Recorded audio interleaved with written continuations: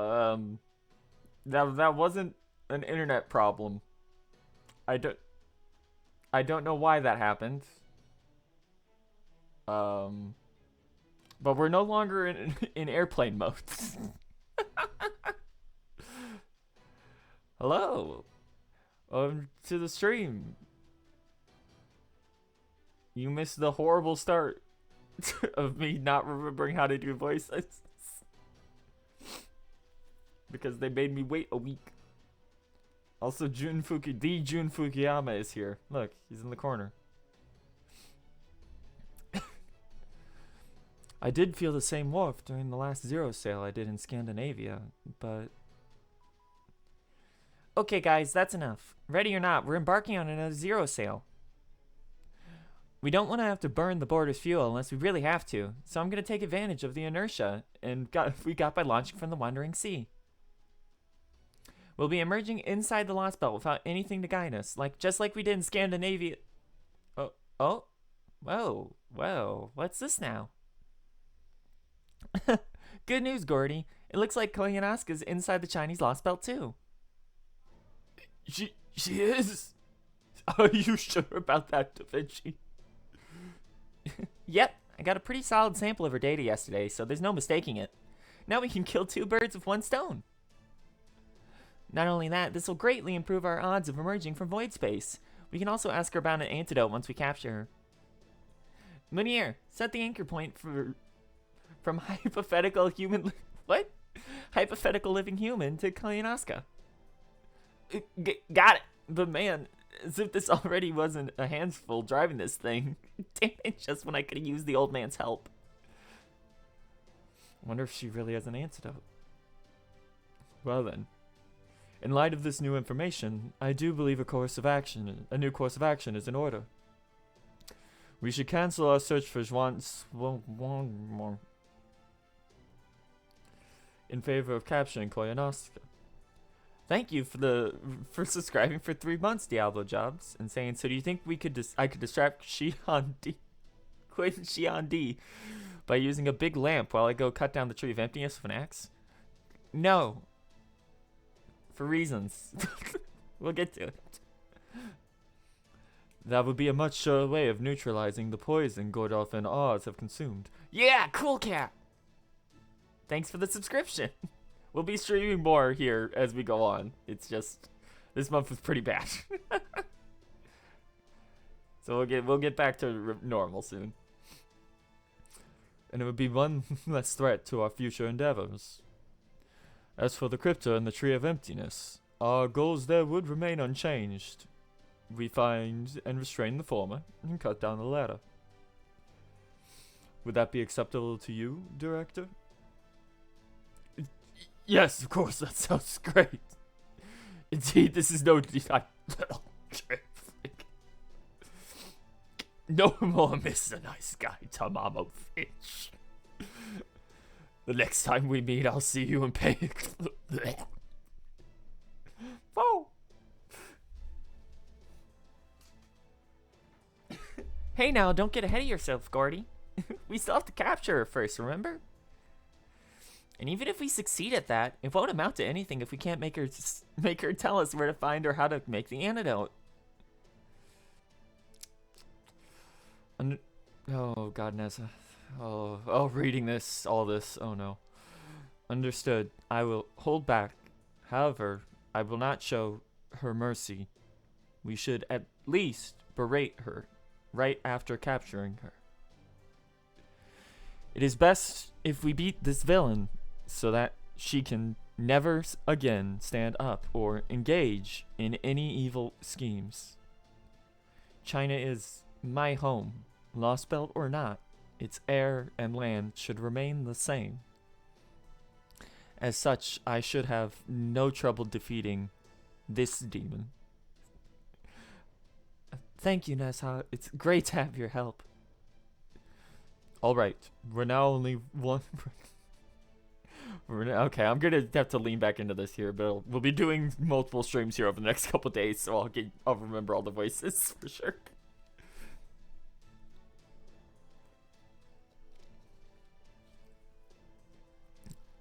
Alright, We're only 100 meters. We're only 400 meters away from the storm wall. Do it, Da Vinci. Expanding logic formula on Shadow Border's external armor. Removing existence verification for reality space. Future prediction. Hypothetically proved mirror world plane in 20 seconds. Relaxing space-time friction. Decompression in 0.4 seconds. All systems are green.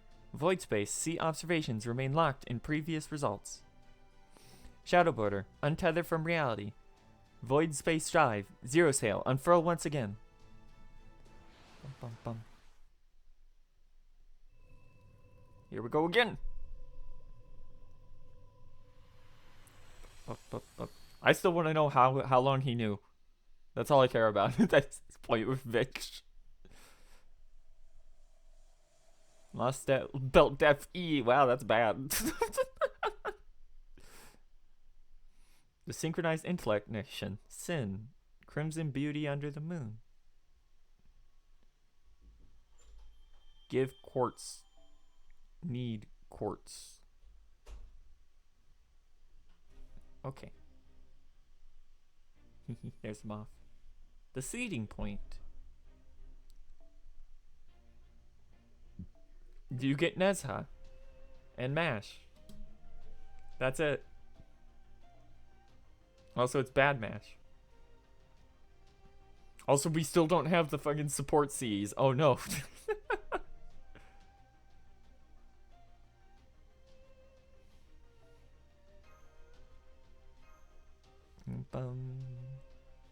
And stream broke for some reason.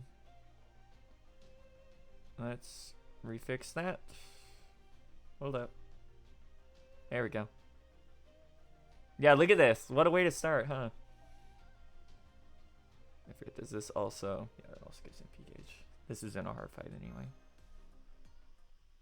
Ba, ba, ba, da. The third Losbelt.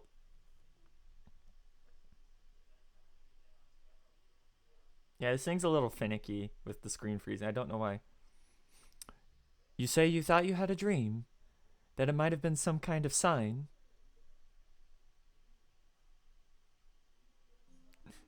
And that absurd reasoning has you drinking poison from a chalice? Oh no. This should be him, I think. But we'll find out. So, you think it's foolish too? My wife said the same thing. His Imperial Majesty himself. Okay, no, it's not him. Good. Give me all this poison. I need to do is drain it in a single gulp, and I will displease him no more. Okay. Oh, God. Okay. I have slain far too many for one in my position. You might say I've outlived my usefulness. I don't understand. None of this would have happened if not for how petty the Emperor is. How can you... He's petty. How can you be willing to lay down your life for a man like that?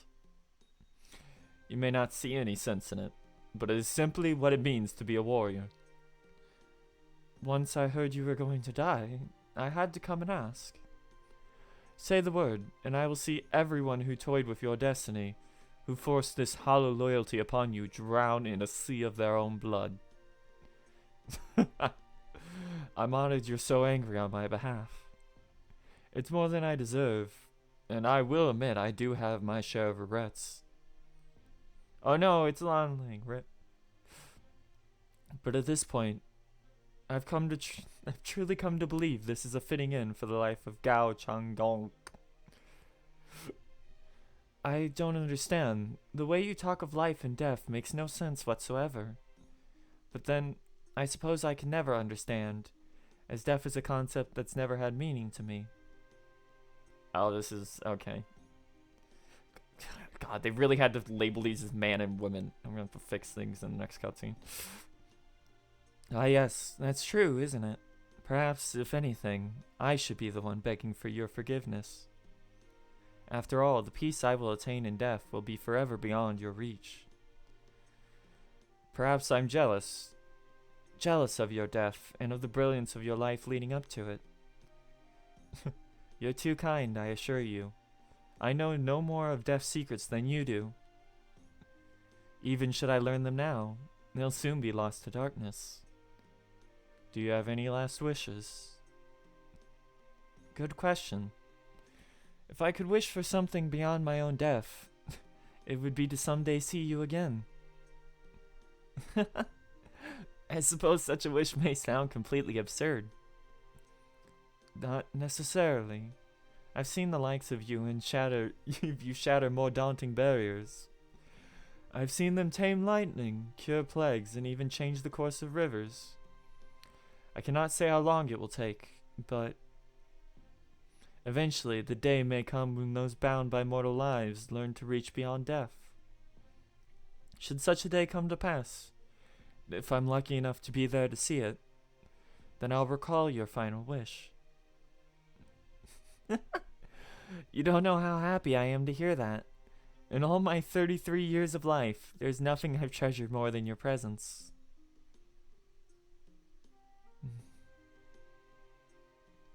Rip. At least he died pretty. Weird how they threw that at us right there. Yeah, thanks Story Notes for all the free XP.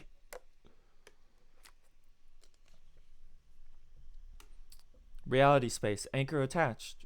Reality verification confirmed. Proper human history resemblance. A. Losbelt death. E. Establishing Shadow Border's existence within Lostbelt.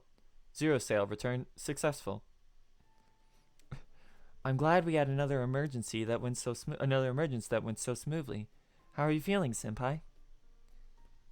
I know the poison isn't causing you any pain right now, but I also heard you're not feeling entirely yourself. I'm fine, just a little short of breath is all. So cold symptoms are the worst the worst of it for you, huh? I can't do Gordolf.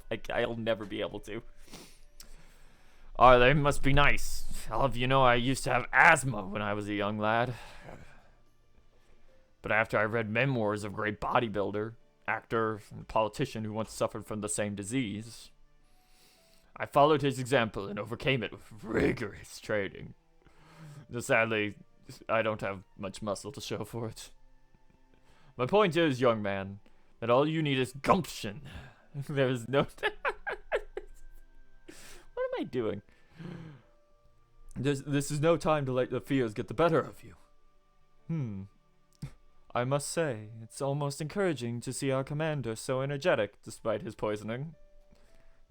Yep, we still got plenty of time to find a cure. And Gordy's a mage, so he's pretty well accustomed to dire threats like this. Now, let's see what things look like on the outside. Fall? 18 degrees Celsius. 30% humidity. Gentle breeze. No unusual magical readings. I'm looking out the window right now, and it looks like a field.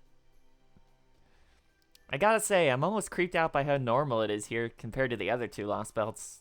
I'm not quite sure what to make of it. Are there any hostiles outside? Not according to our instruments. Since it looks like it's safe, why don't we all go see for ourselves?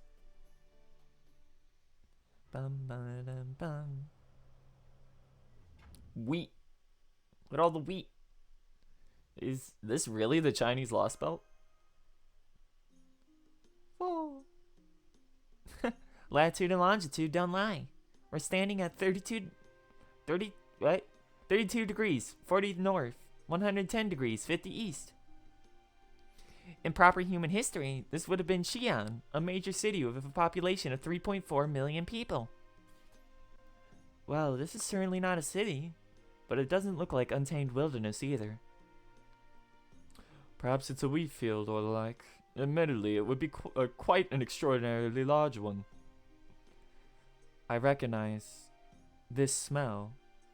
In the air here, this is my homeland. And yet, I have no memory of this strange landscape. How confusing and depressing. It seems I am useless as a guide for you, after all. Hey, don't worry about it. All bets are off when it comes to Lostbelts. Besides, we have a much bigger role for you to play than just a guide. For the moment, I've picked up a ley line, only a kilometer away from here or so. Between that and the surprisingly safe and how surprisingly safe this area looks to be, I'd say we're off to a pretty good start. Now, what do you say we take the shadow border over there to the ley line and set up a summoning circle? Got it. I'll go warm up the engines then. You can never be too prepared for combat in these Lostbelts. I wonder if there's going to be combat in this first node. Okay, the ley line's right around that well. Go ahead and park it up here. It certainly doesn't look like a dangerous area, but something feels off. True. If anything, it's too peaceful. And considering how expansive this farmland is, it's weird we haven't seen a single piece of architectural machinery. The buildings here seem a little crude too. Yeah, I've never quite seen anything like them before, though I guess you could say they kind of look like collective housing. You mean like an apartment building? That's right. Though I'm not sure building is the right word for that. Structure?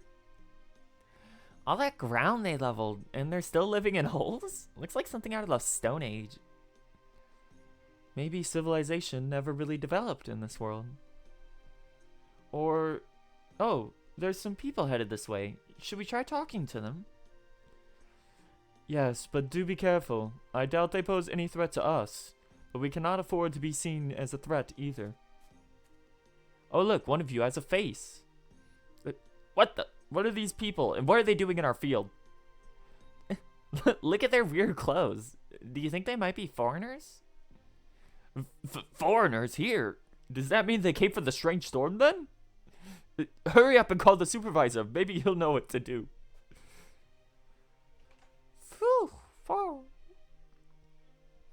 At least the translators seem to be working fine. According to our linguistic analysis, they're speaking Middle Chinese, a language that predates the Song dynasty. Conversation is a good starting point, however. We have frightened them. This pattern is not good. Hey, did you really see foreigners? Yeah, they're right over here. See for yourself, supervisor. They just popped in my field out of nowhere. They were riding around in that weird box and wear really strange clothes, and I think they got weapons. Ah, crap. I don't like where this is going. Help us out here before things turn violent. I'm not going to be able to do that. Tell him this is all just a big misunderstanding. If Holmes tries to explain, he'll just make things worse. And what is wrong with my explanations? All right, let's... you talked. If you don't mean any harm, then why'd you show up in the middle of a field dressed like that? Go on, supervisor, get rid of them for us before they ruin any more wheat. You got it. These voices don't matter for them. They've all taken up weapons. Now what do we do? It seems their rather bare-bones lifestyle has not lent itself to open minds. I'm afraid we'll need to pacify them before we can begin negotiations. Is now really the time for a denatch? I can't do him. Is now really the time for a denatch analysis, Holmes? Can't you use charm on them or something? Gordy's the only one of us that can use charm spells. Well, he says he can anyway. Even if he's telling the truth, we still comfortably holed up inside the border right now. It'd be best to summon a servant with a powerful innate charm skill, but that would require access to the ley line, which we don't yet have. It would seem we cannot avoid this battle. Fortunately, our opponents should be willing to listen once they get it out of their system. Well, this would be an ideal situation for my Baritsu. I'm afraid I'll have to sit this one out. Alright, you still haven't fully recovered yet. Guess we got no choice then. Mash, Nessa, go ahead and fight them if that's what they really want. Just make sure not to harm any of them. Understood. Just read aggressively French. No. It's scary. Understood. I also would like to avoid excessive force. I will be careful. Yes, we'll do as all great gentlemen do. In the true spirit of Baritsu. I forgot she's a Sherlock Holmes nerd.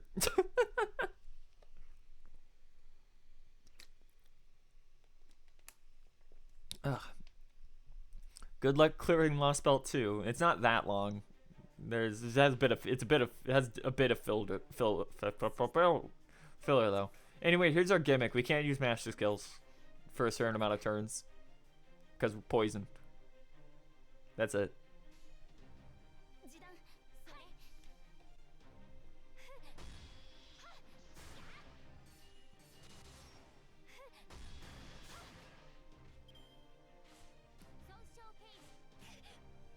Okay, I'm gonna have to turn up game volume a bit. Now that we're actually in here, it's really quiet. Let's...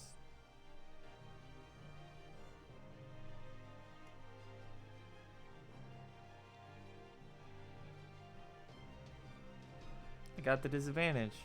But they also only have 5k HP, so it doesn't actually matter.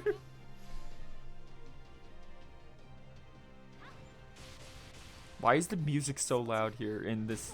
Did they rebalance stuff?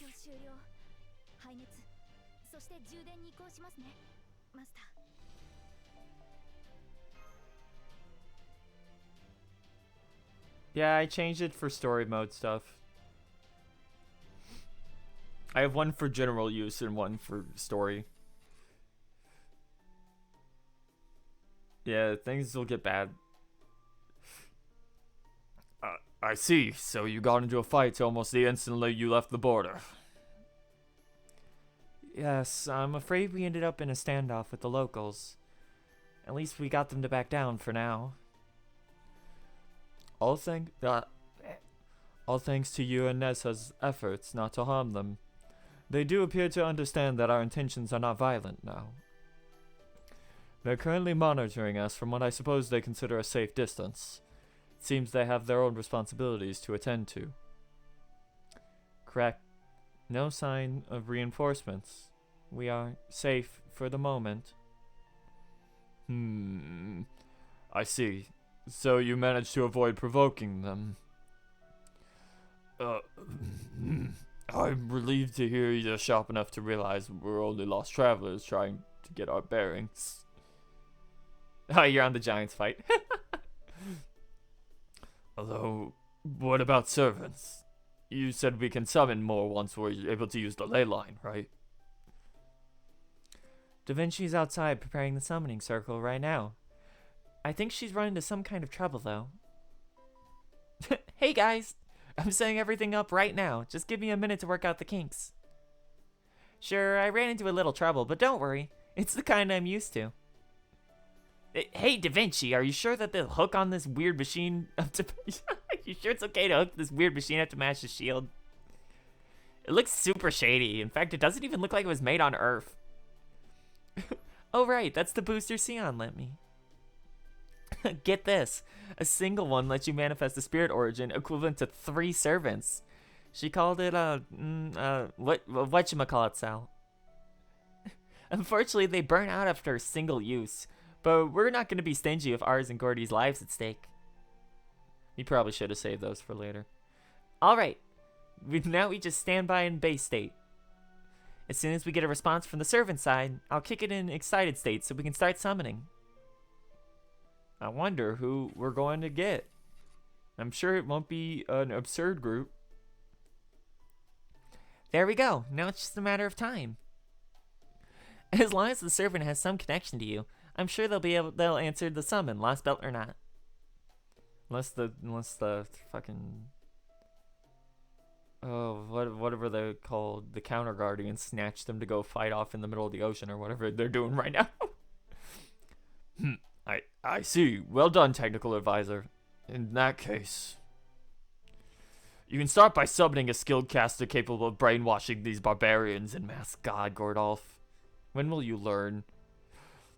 This is an emergency, and an urgent one at that. We need to start making progress post-haste. Are you alright? Are you alright with that course of action, Oz? Easy there, Director. Let's calm down. calm down. How can I be calm when I'll be dead in days? Have you forgotten this concerns you too? It really doesn't concern me. Regardless, the summoning will take time. It would be in our best interest to negotiate while that proceeds. Sometimes, Mr. Goldolf, there is something to be said for not letting sleeping dogs lie. Alright then, who's gonna lead the amicable negotiations? Ours already tried and failed, remember? Where are we gonna find an angel with a smile cherubic enough to win over those barbarians?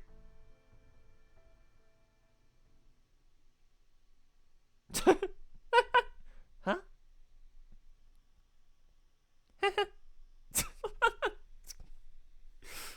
Don't let Da Vinci do it. That's such a bad idea. That's right. We're just poor, hapless travelers who lost our way. Oh, you poor thing. That must have been so hard. We didn't mean to ruin your field, I promise. Do you think you could forgive us? Oh, don't worry about that. We would always till it again. Hell, just get to talking with such a pretty girl as you makes me want to till the field now more than ever. Oh. Da Vinci really is a force to be reckoned with, isn't she? She's not technically lying, but she's not being truthful either.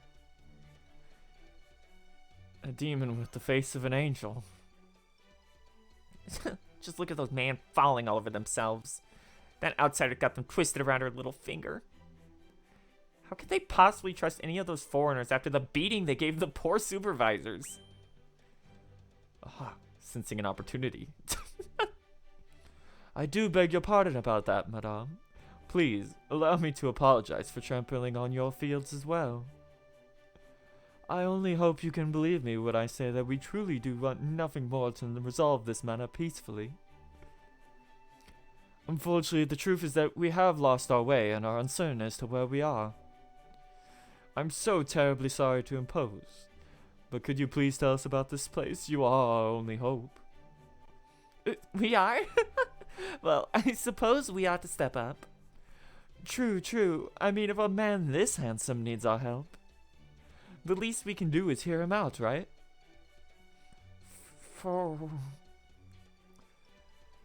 You think that getup would raise more suspicion, but whatever. Agreed. I do not know why we fought earlier. Congrats, you did it. You only had to be a certain amount. Well, the important thing is that we've reached a peaceful resolution. It looks like they were all just scared more than malicious. It seems they seem to be good people at heart. Ba-bum-ba-da-da-da.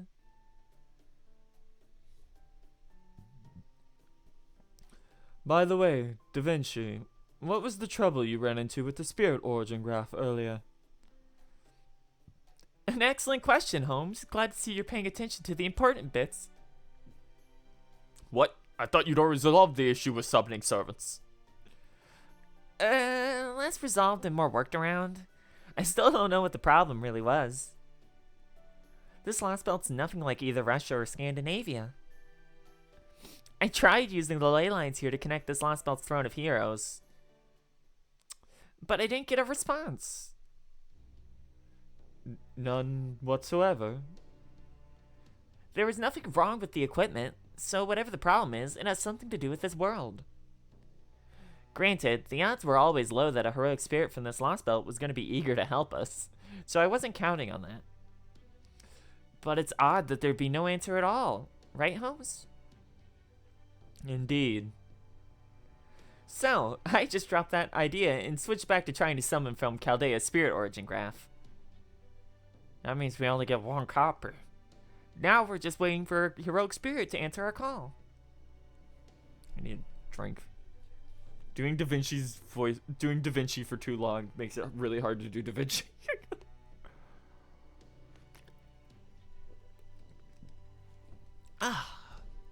In fishing terms, we bait our hook and cast our line.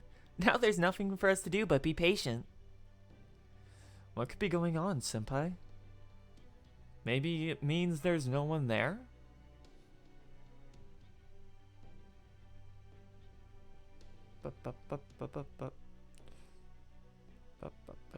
Close that.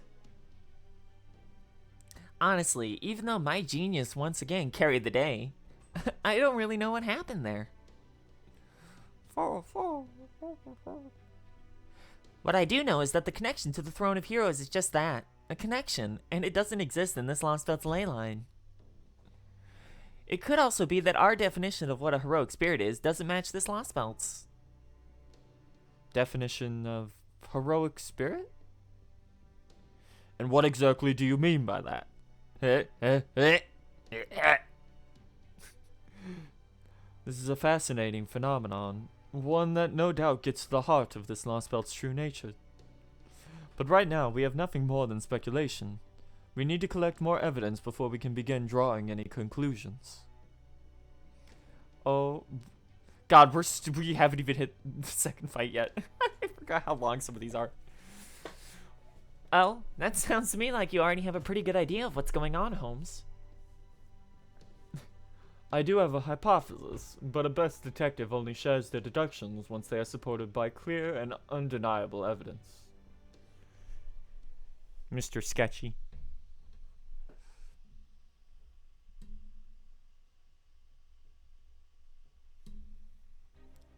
Losbelt. Same thing again. Bum bum ba-dum. The air is so clean here. It is, isn't it? It feels like it's been forever since I was last able to breathe this easily. Since the other Lostbelts, the border was really the only safe place we could go. Oh, I almost forgot we have the Chaldea base now, too. Anyway, being surrounded by a natural landscape like this really feels like... Huh? What's that up in the sky above us, Senpai? It's some kind of streak? Oh, I know what that is. I didn't notice it during the night, but that's definitely strange, right? I guess it must be normal here, since none of the locals seem to take any notice of it. Da Vinci still has them all practically enthralled. Hey, so what's the name of this era? Era? What's that? Oh, I was mostly just wondering what year it was. Well, I'm turning 22 this year. We all start working when we turn 5. Oh boy. And I've planted these fields 17 times now, so that adds up, right? Thanks. I was thinking more along the lines of a calendar, though. Muff. It's time to plant the seeds and harvest the last crops. Of course, you can tell by the moon, you see. Well, let's try this then. Who's the foremost leader of the world right now? Why, that would be the most glorious and majestic heavenly emperor, of course. And what is this emperor's name? Name? Why, most glorious and majestic heavenly emperor, of course. You might as well ask me what the sun and moon are called. The name's right there. Well, where might we find this emperor then? In the capital. Where else? And where's that? They say it's way, way off in that direction. This is China. Have you ever been there? Me? Why would I go there? We only worship from afar with gratitude. None of us would exist without the most glorious and majestic heavenly emperor's blessing, after all. I'm gonna keep speeding that up. Gestures in a random, vague direction. Huh? What's up, Mash? Senpai, do you smell that? Are you talking about my eau de cologne? I did switch over to a more wild American brand after we got here. No, I don't mean that. It's less of a human scent and more beastly. This presence, no mistake. Bloodthirsty creatures are headed this way. Oh no, it's reused enemies probably because they're lancers. What is that thing? It's another one over there. We don't know why Nezza talks like that. That's just why she talks like that. What the? Are those Krichat like we saw in Russia? What are they doing here? We can figure that out later, Da Vinci. Right now, we need to evacuate the villagers. It's Krichat. Yay, reused models, except I think they're black and purple now. No, it is actually Krichat. I'm thinking of later on. No, those are in Atlantis that we get the reused models. These are the ones with tattoos.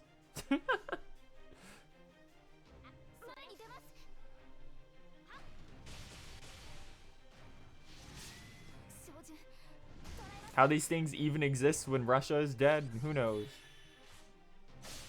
Oh. Thanks, Koyanosuke. Kore. Okay, so that's what she sounds like. Yeah, I'm gonna have to mess with the volume settings in this. They're different now. The voices are way quieter and the music's way louder now. Unfortunately, I don't think I can do that from in one of these still. Nope, don't have that. That's great. Love when that happens.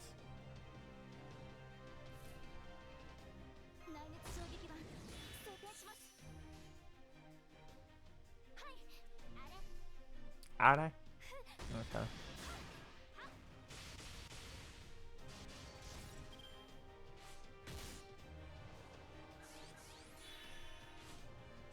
Rude.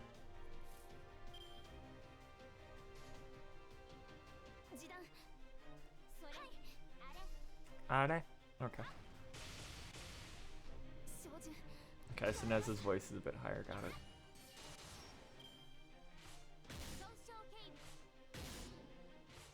Oh no, Mash, don't die.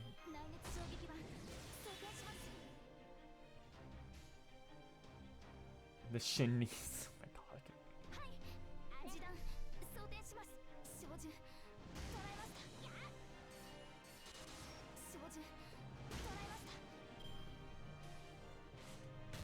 You're doing it, Mash.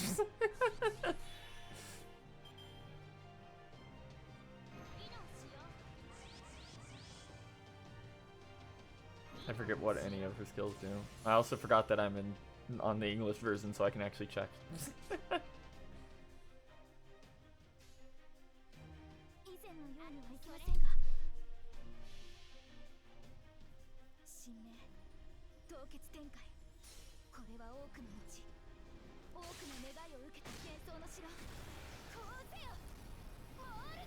Pokemon. What if we just made Ash's MP Mash's MP from the beginning of the game? Wouldn't that be funny? God, if that killed Mash, that would have been so good.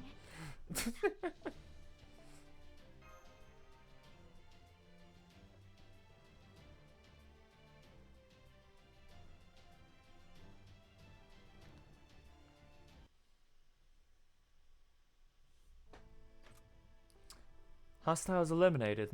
That said, those were from the Russian Lostbelt. I can't believe we're seeing creatures from an entirely different Lostbelt here. It's just too bizarre to be coincidence. Oh yeah, Lostbelt Mesh is so bad, it's great. You there, have you ever seen creatures like this before? No way, I've never seen a monster like that in my entire life. Me neither. Those are the worst things we've seen till now were wild boars that they used to chase off. If we ever run into those things before, we'd probably be dead now. Don't worry, we'll help you as long as we're here. It's the least we can do to make up for ruining your field, right, Master? Of course. What are you two saying? We didn't come here to serve as this village's bodyguards. No, Miss Kylight is correct. Those Krachats should not be present here. If they have made a sudden appearance, we should investigate it. Yeah, she's still bad. The only reason she's even remotely good there is because they slap a bunch of extra fight-only buffs on her. How are you feeling, Ars? Okay, I remembered his voice finally. I'm fine. I'm really not feeling anything bad yet. Great, your vital signs are all looking good too, so your condition's definitely not too serious yet. We still gotta keep a close eye on it though, of course. But I don't think we need to worry too much just now. I must say, you're looking a tad pale, Commander. Are you sure you won't lie down in the command room? Oh, be quiet. Just because I have a little heartburn from eating too much cake, that's all.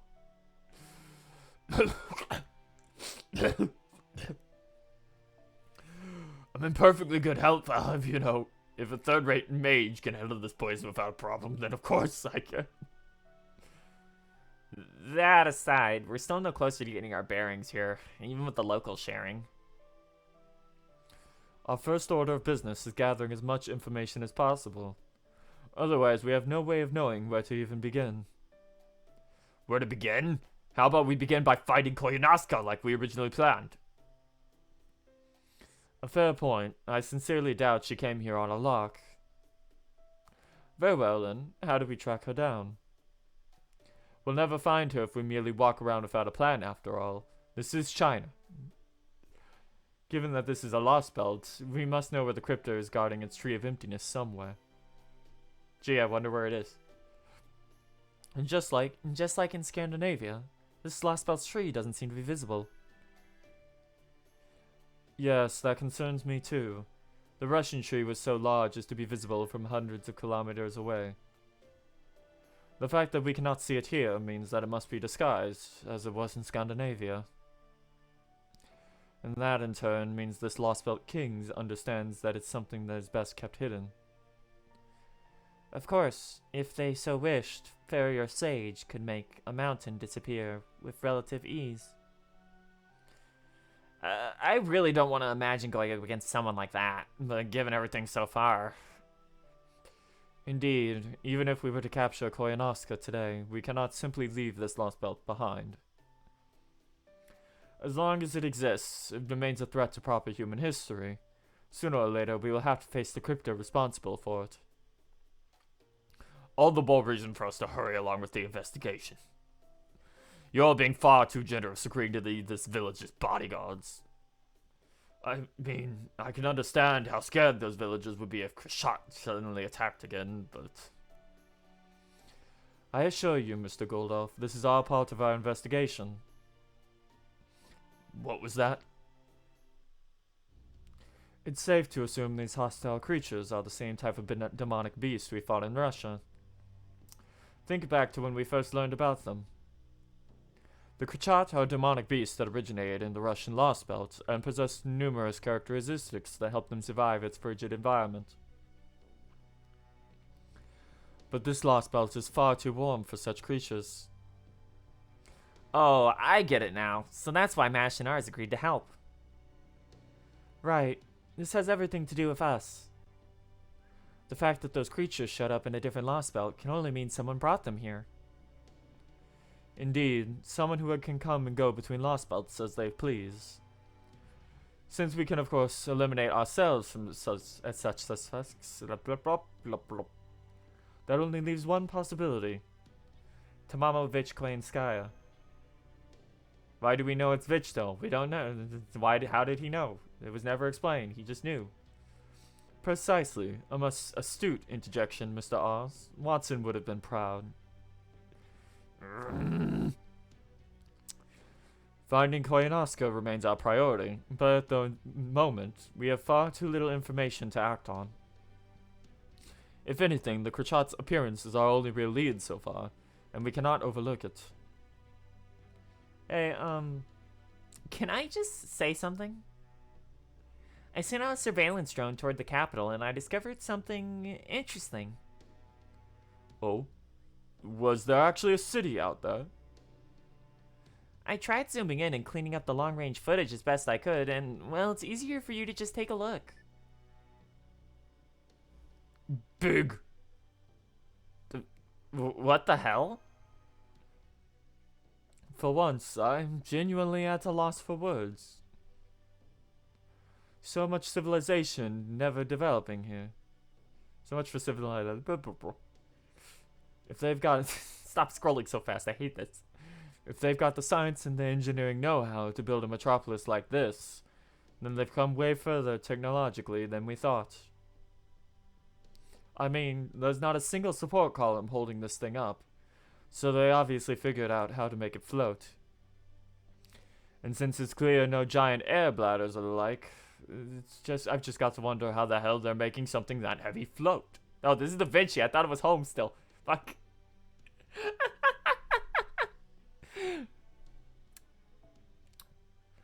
I mean, there's not a single support column holding this thing up, so it's obvious they figured out how to make it float. And since there's clearly no giant air bladders or the like, I've got to wonder how the hell they're making something that heavy float. Weird that they ended 2 paragraphs on that.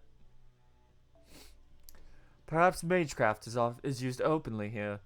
Either that, or they really have advanced scientifically to the point where they can control gravity. In the later case, it would be well ahead of proper human history, at least in terms of technology. Oh, and while I was at it, I grabbed some footage of that weird, perfectly straight line in the sky, too. Here it is at max magnification. Peacock. What is this thing? Well, for starters, it's about 2,000 kilometers above us, and it's just barely in lower orbit. By my estimates, it's more than 5 kilometers wide. That's not even the best part. It stretches along the entire observable sky of the Lostbelt. Wow. Then how come we couldn't see it before entering this Lostbelt? If it's 2,000 kilometers up, that's gotta put it above the storm clouds, right? That must mean that the Lostbelt's borders prevent anything within from being seen, storm or no. Anything built during their history, no matter how big it might be, is impossible to observe from the outside. Forget measuring size and mass. From the outside, there's no way to even know it exists at all.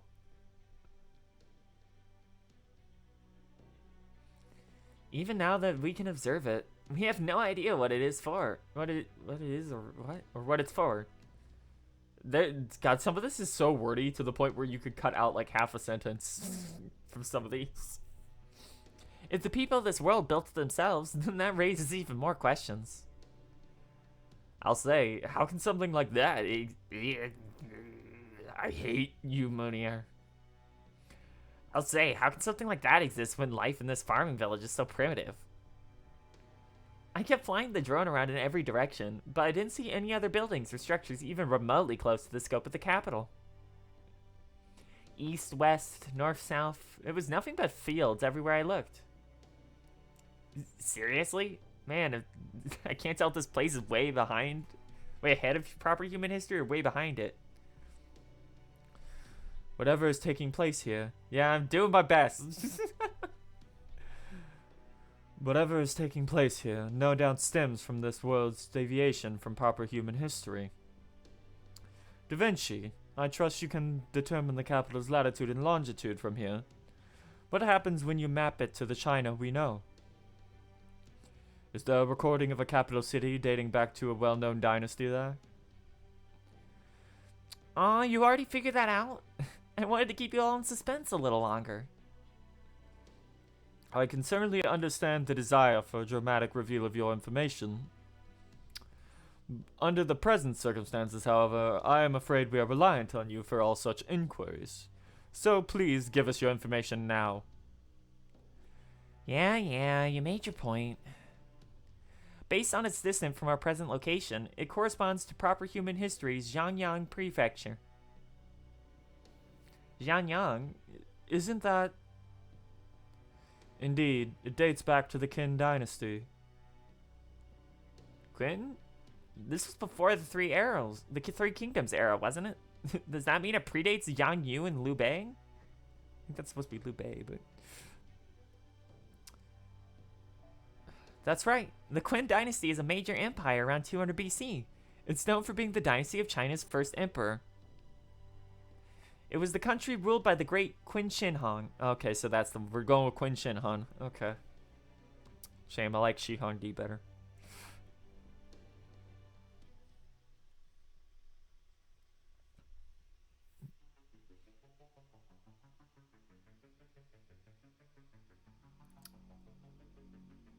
Oh god, this could be like 5 different people.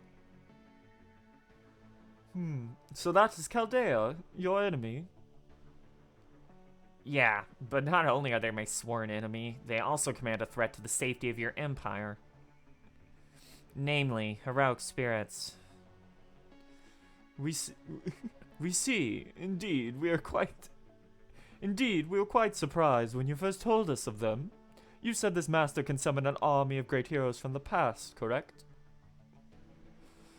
We find this difficult to credit, indeed. We are certain you would not lie to us, but how could a few mere soldiers ever hope to overturn our eternal reign? We cannot even imagine the possibility. You underestimate historic spirits at your peril. Those whose souls are offered to the counterforce are given tremendous power to ensure the continuation of humanity. They've not acknowledged Holmes having an opium addiction, but it is Holmes, so yes. Trust me when I say that a single servant is easily the equivalent of 1,000 ordinary soldiers.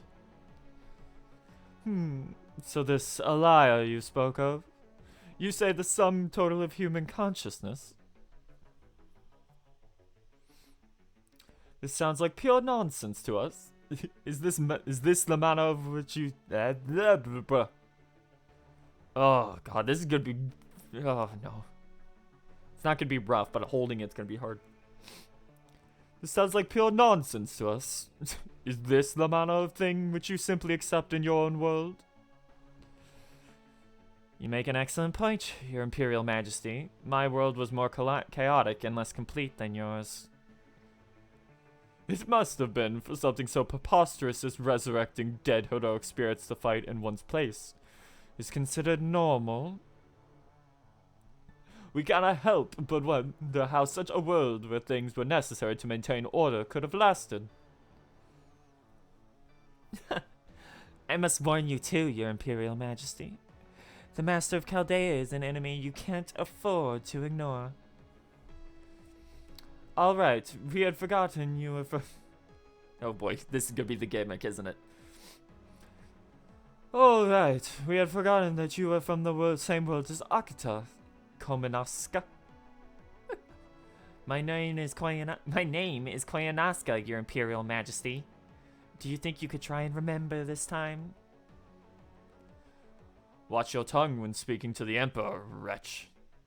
Moth, moth, moth, moth. No matter, these visitors come from a world beyond our domain. Of course our customs elude them. Oh, thank you. Oh, I gotta line back into being a complete bitch when I voice her. It's gonna be hard. Thank you, Your Imperial Majesty. I do understand that you may find it rude and presumptuous of me to warn one so omnipotent as you.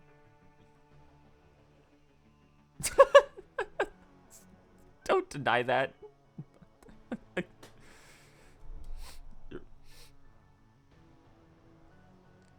We're doing good so far. I'm choking on a couple voices. But we're gonna, because I have to get reused to some of the voices I already did, which is gonna make it a little difficult.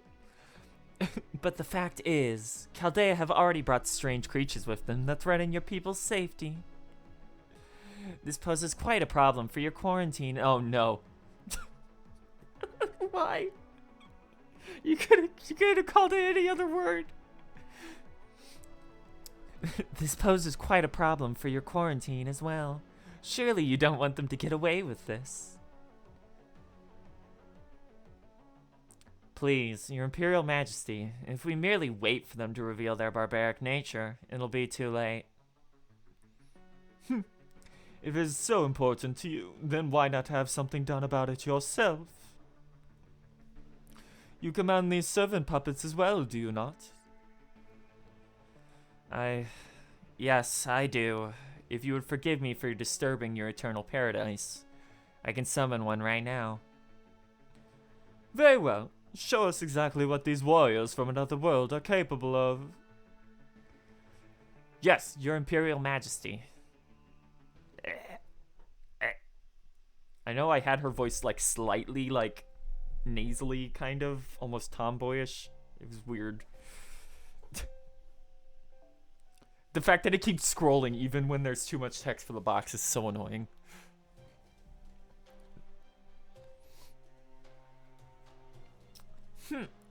This emperor is much more laid back than I thought. I expected a bit more eagerness to take down the threats of their empire. I had hoped for the same. Nothing ever seems to go as planned with the emperor, but oh well. That isn't going to change. Well, sorry, you ended up having to do all the work in consequence.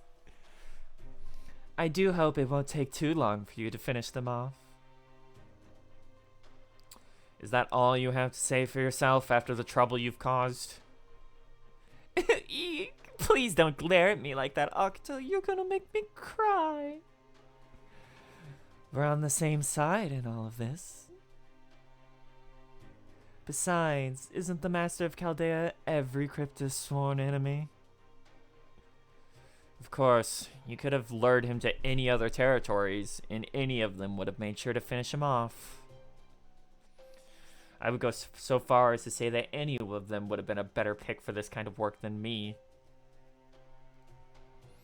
So, why did you bring them to China? They're only here because they're following you, right? Thanks for that. Oh, don't be so hard on yourself, Akita. I really thought you would be the best fit for the job, seeing how you're so good at defense and all. You see, I actually tried to assassinate him as a favor to Beryl. But I'm afraid things didn't just go as planned. See, the poison I used is called Zhanshua Mingmai, and, well, I don't suppose you already know what it is, do you? You are unbelievable. So you do know about it. You're one smart cookie, aren't you? In that case, you can see where this is going, right? Including where they'll try to find an antidote. Koyanosuke, did you do this on No, I didn't. This time I only had about 10% of a plan. That's why I wasted no time coming to warn you, Akita. I only wanted to take responsibility, you see? I mean, Chaldea's got the world's greatest inventor and the greatest detective on their side now, right? I knew it wouldn't take them long at all to figure out where the poison came from. I thought, instead of wasting time trying to sweep this under the rug, it would be much better to fortify our defenses now. So, here I am, warning you about the danger and taking responsibility. It's not like you and I are complete strangers, right? So I could help you out by getting rid of Chaldea. Besides, we're both misanthropic outcasts. It'd only make sense for us to join forces, don't you think? True. That much I know we have in common. But that still doesn't explain why you brought these dangerous pets of yours along. Pets? Perish the thought. They have their dignity, at least as far as wild animals go. So you didn't order them to go around killing people? Of course not. Why would I rob myself the pleasure of torturing and killing humans? No, they're just doing their best to survive and find food in an environment they're not used to. Don't you find that far more endearing than a bunch of defanged livestock like this nation's people? That's not the problem, and you know it. How could you set demonic beasts from another Lostbelt loose here? If the Emperor finds out you're the one responsible for that, you'll find yourself in real trouble. Oh, that? You might say that's just part of a lifelong project for me. Don't worry, I promise I won't make any trouble for you. You have your own life's work you've devoted yourself to, don't you, Akita? So, I think we'll both be happier if we just stay out of each other's way. Fine. What's done is done, after all. There's no way I'm letting Chaldea mess up my nice, stable Losbelt. Don't you dare go easy on them, Saber. As you wish, Master. I promise I won't let you down. Huh? When did you summon him? I can tell he's got a beautiful face under that mask, too. No fair, Akita. How come you're the only one who gets to have a certified hottie working for her? That's not why he's here. Just shut up, damn fox. No, Koyanagi can go between Lostbelts, so she just stole them from the last two before they blew up.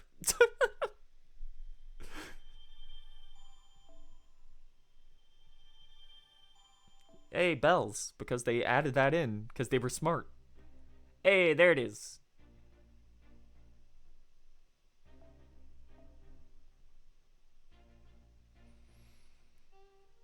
Oh, is this the fucking... It's more holding it properly, because I gotta get used to it again. I was better the first time I did it. I gotta lean into being bitchy again. Let me go look up. Because I think I remember what this one is. But we don't want to accidentally waste fucking... I'm gonna go off memory for the gimmicks. But I think this one is just our boy. Yep, it's just our boy.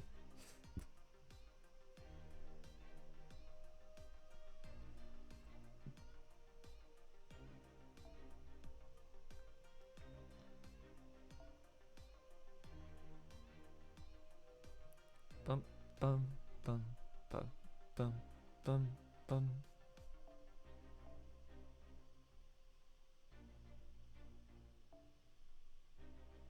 Jean has a lot of health. Or Jean. It's Jean. I'm too used to Genshin.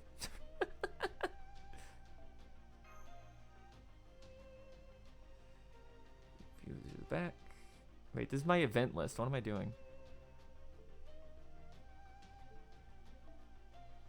Go over to main. There we go.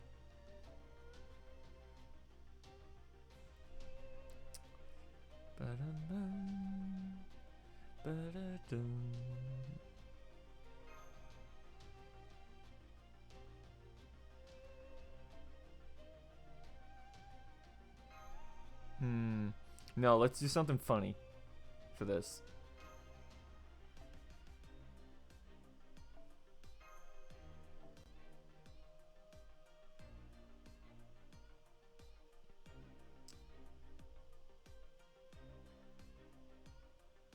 Why do I have two? Because I've rolled a lot of them by sheer luck. Yeah, this is why I only have one on JP. You're right.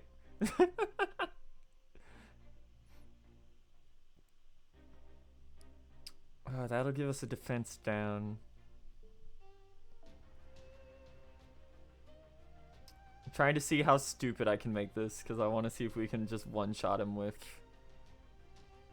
Moriarty. Where's my black grail? I know it's here. There we go.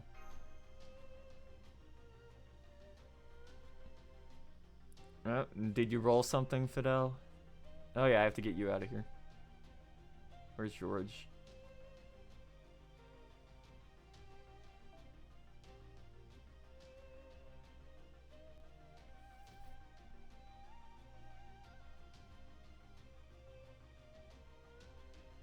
Yeah, I figured you might have rolled on a few things. So this is already bond 10, I think. I think all of my Buster C's are already maxed out. Let me check.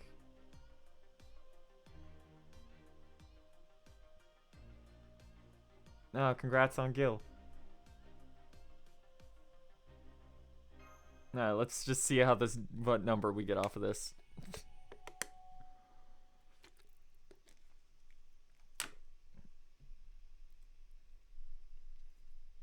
Oh god, you were rolling a lot. Okay. Qin Shin Han, the Emperor of Qin? Or Qin? How is that pronounced? Hold on.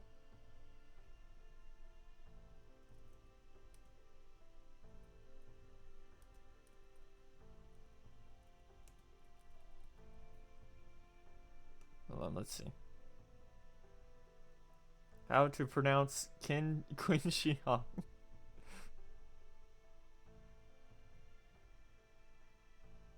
Qin Shi Huang. Qin, okay, Qin.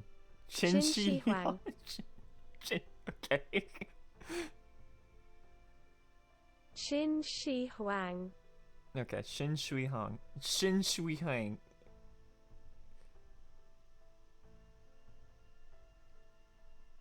Okay.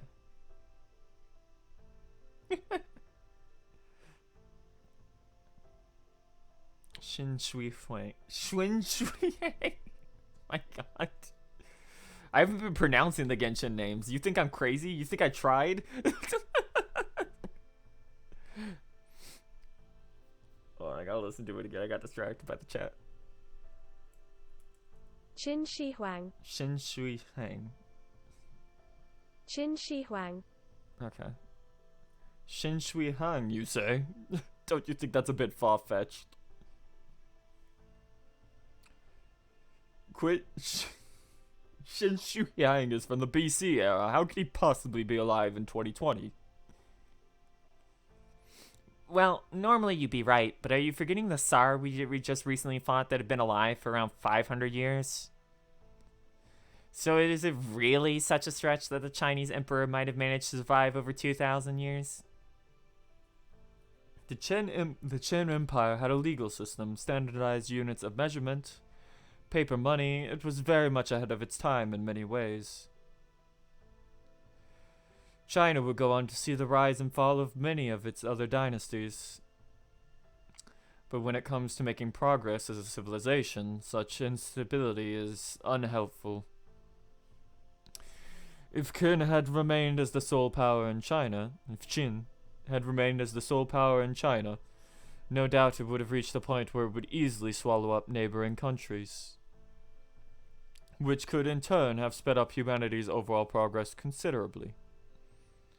Yep, I could easily see like something like that happening if someone like Qin Shi Huang had been running content on keep that. I'm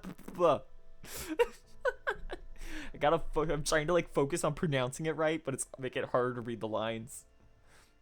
Yep, I could easily see that happening if someone like Qin Shi Huang had been able to keep on ruling. In fact, he actually spent a lot of his later years searching for ways to achieve immortality, and then we'd write a side story about that. But then it would make him look bad, and everyone got angry, so now it's no longer canon. Isn't that a shame? It would have tied into Summer 5. Qin collapsed due to political instability after Oh, I'm gonna have to undo years, literally years of saying that wrong. Qin collapsed due to political instability after Qin Shi Huang's death, right? In which case, if Qin Shi Huang had somehow succeeded at becoming immortal in this history, much like how Ivan the Terrible did so by becoming a Yaga, it would theoretically be possible for China to skip all its years of instability and civil war and go straight to modernization. Enjoy your shitty board game. See ya. Thanks for coming out. That could definitely explain how they were able to build something so huge along a satellite orbit path. Hell, I wouldn't be surprised if this was the sort of thing Qin Shi Huang wanted to build all along. One thing we do know about this nation has not seen the kind of societal change that typically accommodates scientific progress. The advancement of science inevitably makes authoritarian regimes obsolete past a certain point. But just look at that village. I'm not so sure about that.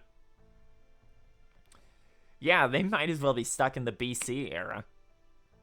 Regardless of who this most glorious and majestic heavenly emperor residing in Yongying may be, it seems clear that he has no intention of sharing the benefits of all this progress with his citizens. Hang on. Some sort of projectile was just fired from the capital. It's heading in this direction. In fact, it looks like it's gonna land right in this village.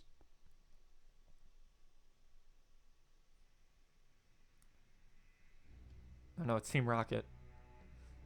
I can see it from here. It looks like a rocket? I certainly hope it's not some sort of intercontinental ballistic missile. Oh, that's a benefaction. A benefaction? Yeah, the most glorious and majestic Heavenly Emperor uses those to grant gifts whenever there's a celebration. We know exactly where it lands, so it's perfectly safe as long as you keep your distance. Why would there be one now, though? Is today some sort of holiday? I don't think so. Then it's not an attack after all? That's a relief, but it still seems like a rough way to send a package. I'm afraid we're not so lucky. I'm seeing vital signs inside that thing, along with a magical energy sign we're all too familiar with. That's a master and their servant. No mistake. Ugh. If they mean to attack us, we will respond with due force. Foul. Oh, come on. You're telling me they're making their way here and that? That does seem like a somewhat less than ideal conveyance. No doubt it will be a rough landing. Not a problem there, since the master traveling with their servant. They can just jump out before it lands. Exactly. I knew you'd know how to make effective use of a servant. Here it comes. Everyone, brace for impact.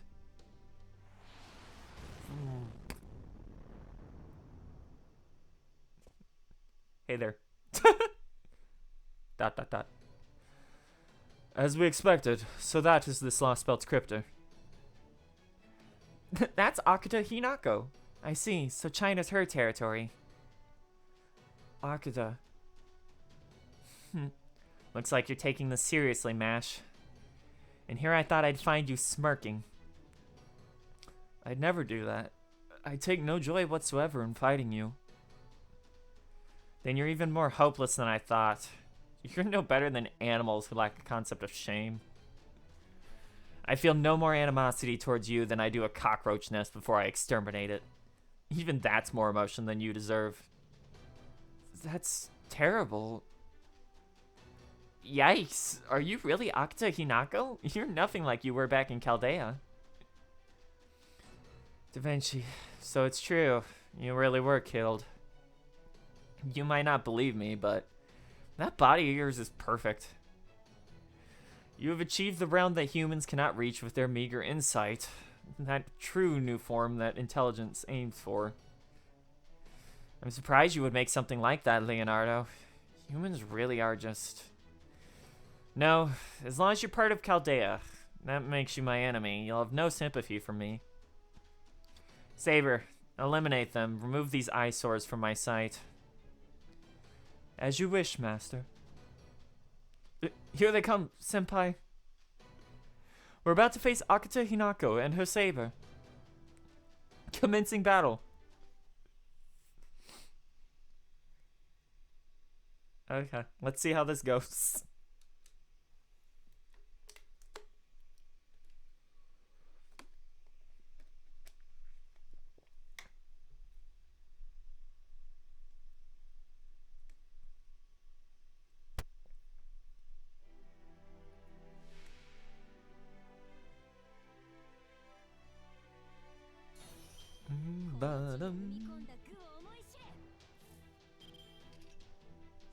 I forgot it fucks with your stuff. Okay.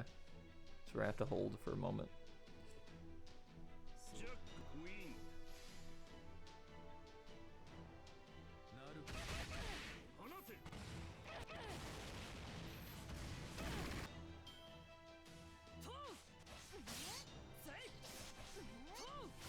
Didn't it used to display a damage modifier on a special damage modifier if you have Black Rail equipped?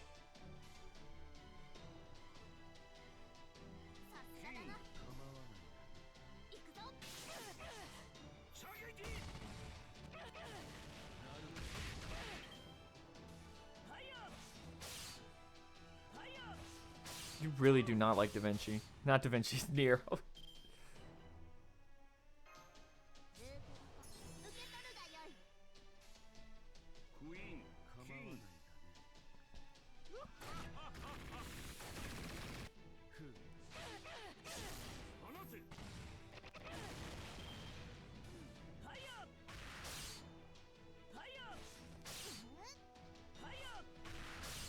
Okay. It's done. Spider's web. Evil charisma. Flowers of the earth. Illusionary buff. It's a big gun. Heal you.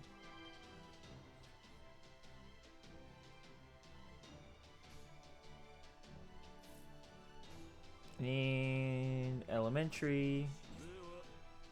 Dynamics of an asteroid.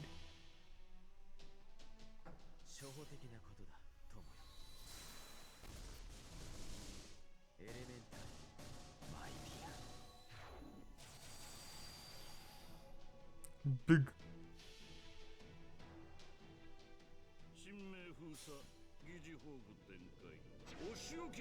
I forgot that the poison thing is literally just there to keep you from, like, turn one-ing some of these guys.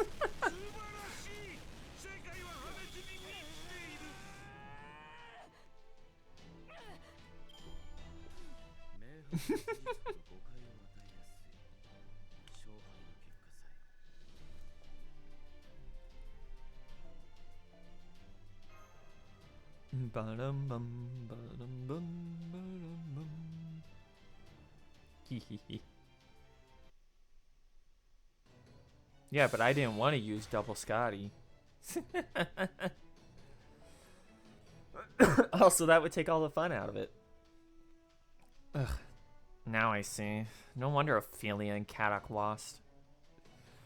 You're obviously used to fighting with servants. That experience has given you quite an edge. Master, it would be foolish to continue this battle any longer. I suggest we make a temporary retreat.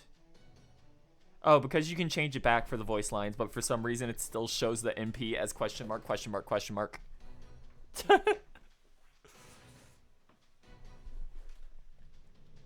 And you want the Subarashi. It's great. Damn, I really underestimated them. Let's go, Saber. Yes, Master. Whoop. They'll be back. Akita. The enemy has retreated, Master. The battle's over.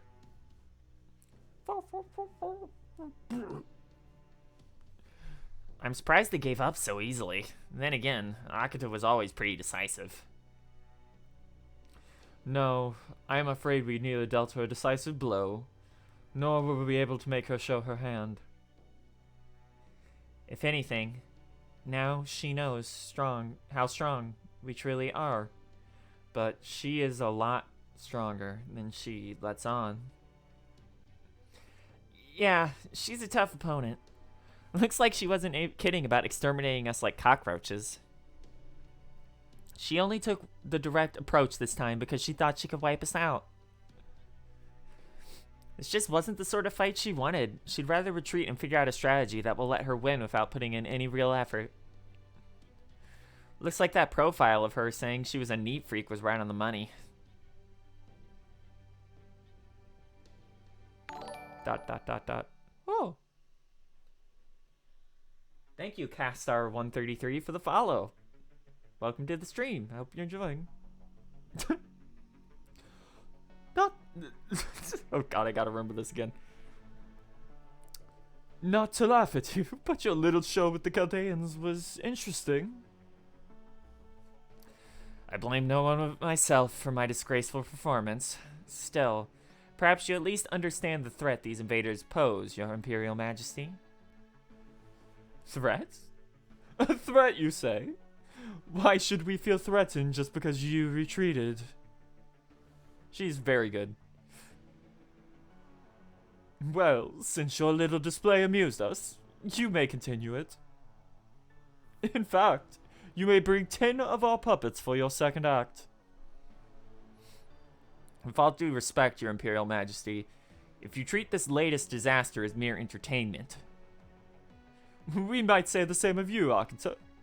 Given the reluctance with which you engage in combat, we can only conclude that this is some sort of game to you. If you are going to fight, then fight to win. There is nothing to be gained from running away before you suffer so much as a single loss. Understood, Your Imperial Majesty. I won't fail again.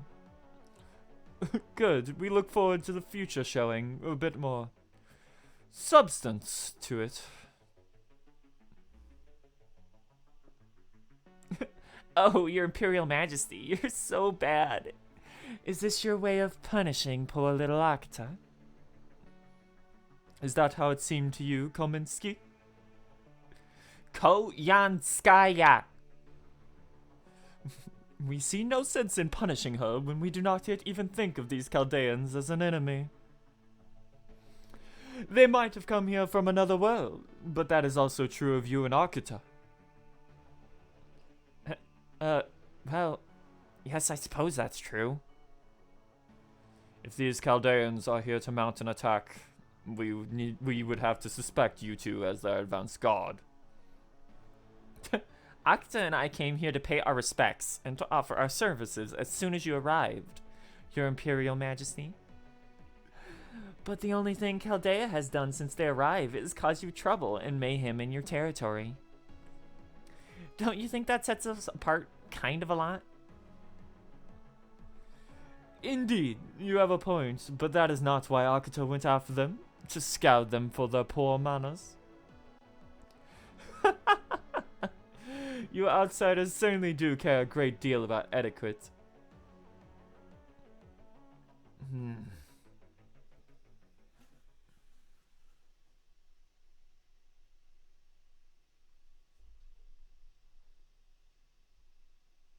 Alright, hold up. We're gonna go back here and boost voice. Why is voice volume that low?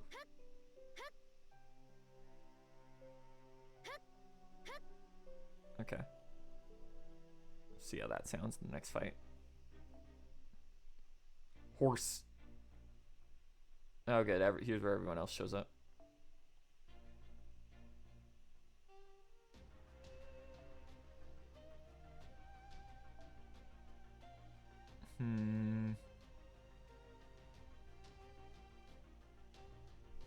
I think this is just... If I remember right, this is just 2 waves with riders in it, and then it's fight Sword Boy again.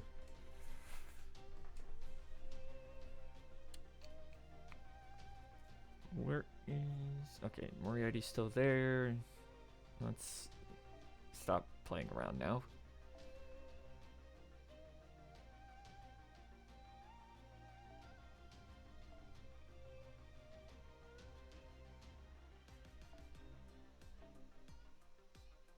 No, not you. Where is she? There's Cleo.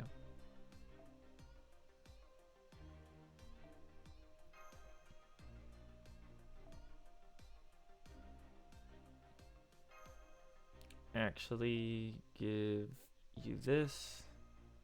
You have a question? Go ahead and ask.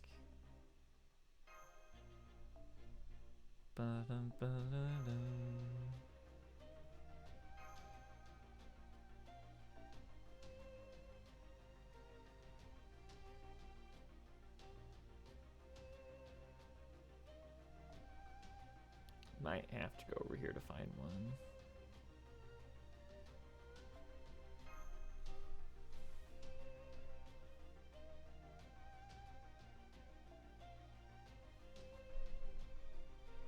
Counter dragon traits? Sigurd, Siegfried, or Sieg. These are your best choices.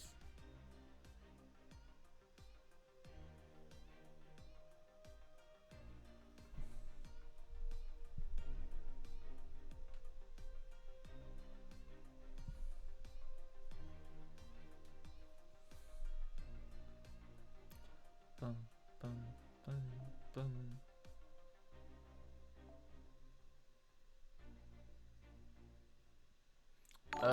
In that case, you're gonna want to go with Sigurd, since Siegfried is not leveled up.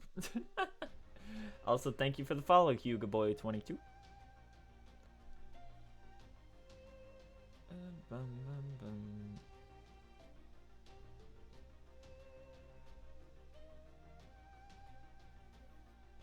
Yeah, he exists. We're gonna get there. Actually, just give you that. Let's see if my memory was right. What's Akita Hinako like? Well, the latest version of me wasn't too involved with Team A, so I can't speak from experience.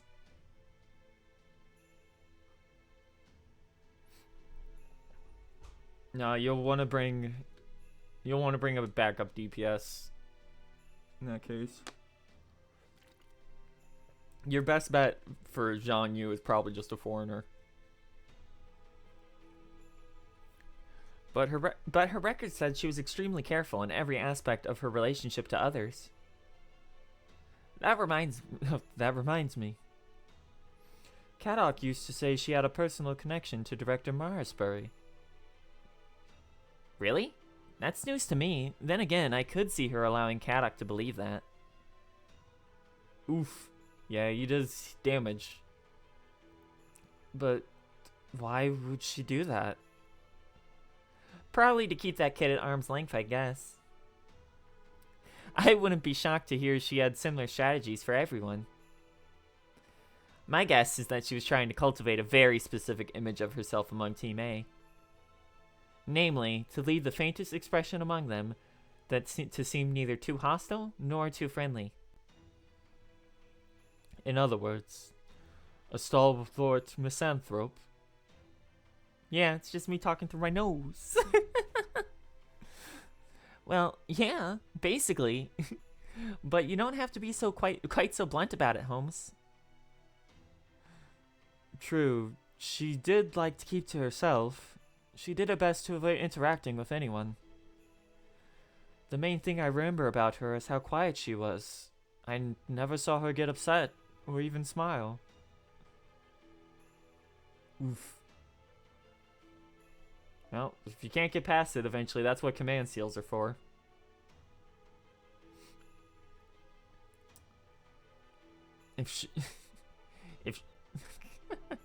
Yeah, leveling Kualter is smart. He's a very good hang-on tool at the end there.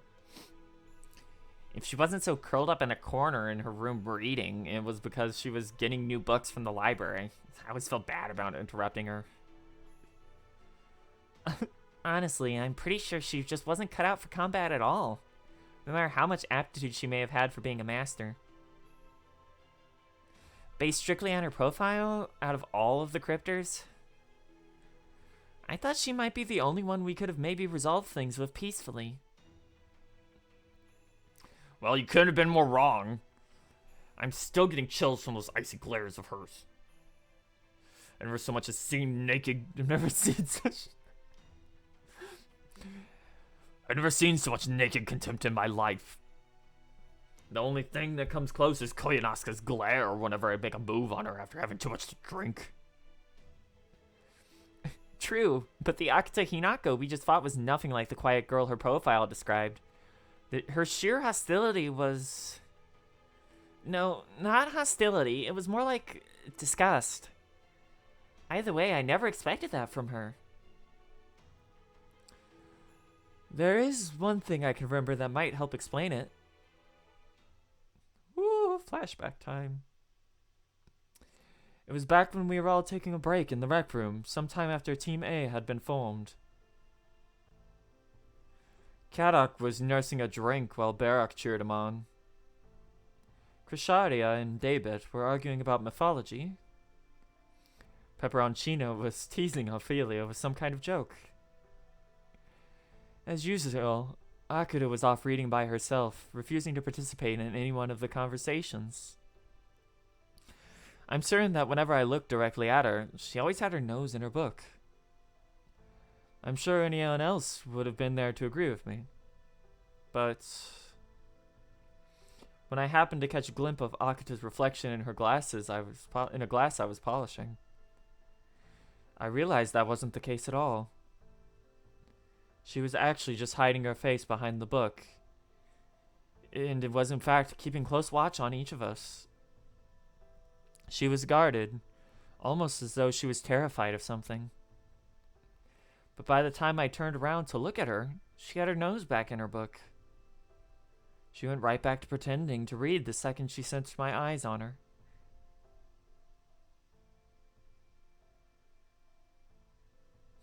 Well, that's kind of unnerving. Akita wasn't disinterested in her teammates at all.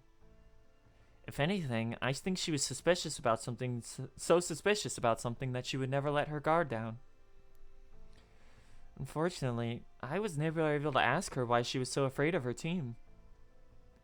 It seemed like a subject I should avoid at all costs. Sounds to me like she was more guarded about people in general than her teammates specifically. Maybe there was something she was trying to keep secret. Well, we still have her background file, along with results from her selection exam. Maybe we should take another look at it. Want to handle that, Holmes? This was the sort of thing that you detective types are all about, right?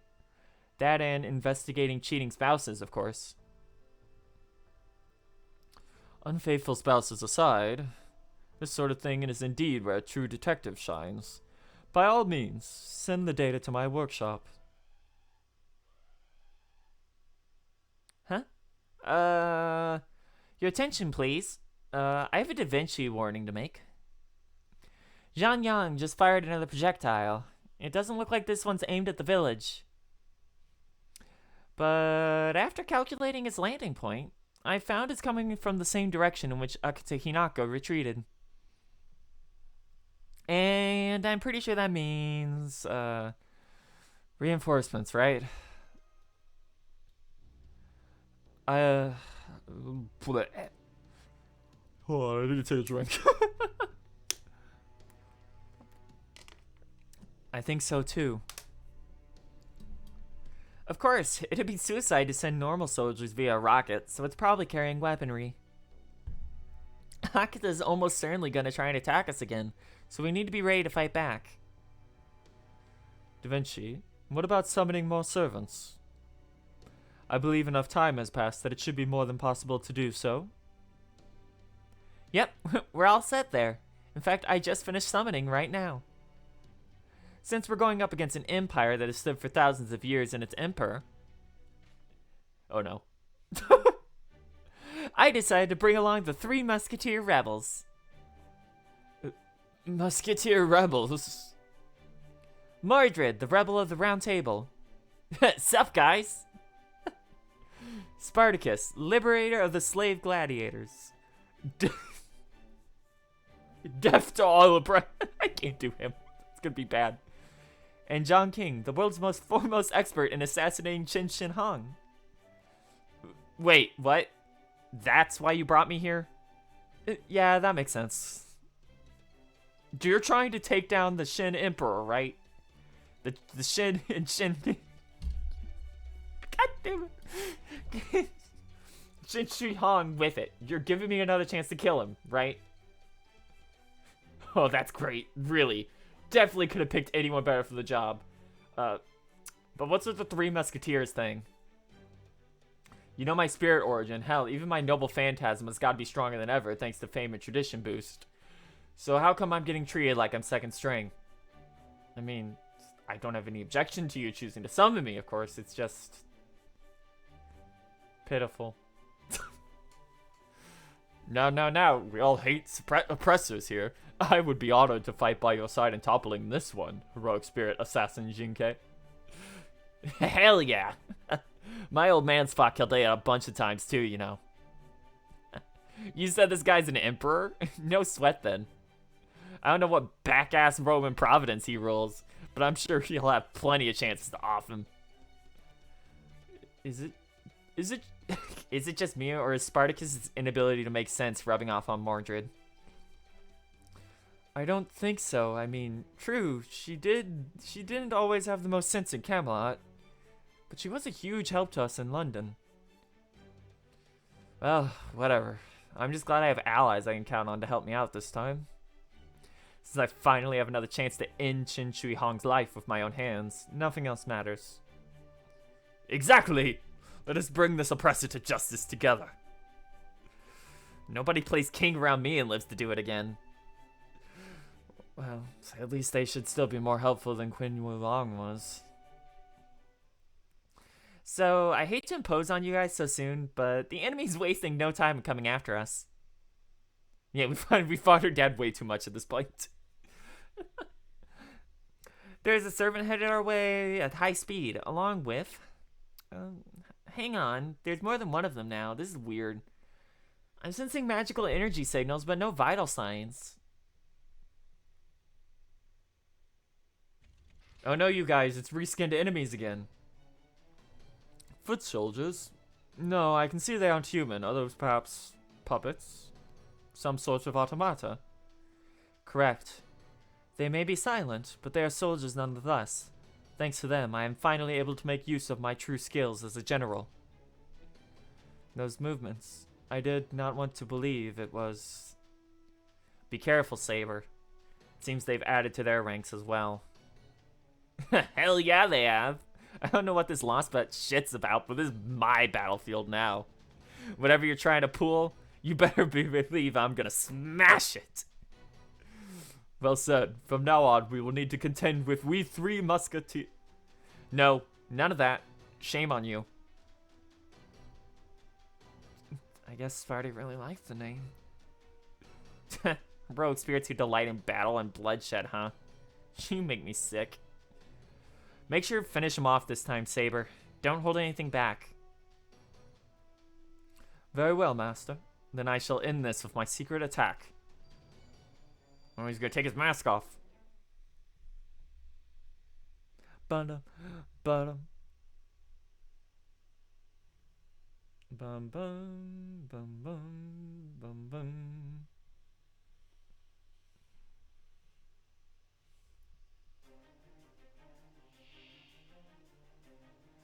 I forgot we had Moriarty out. No, Cleo, you.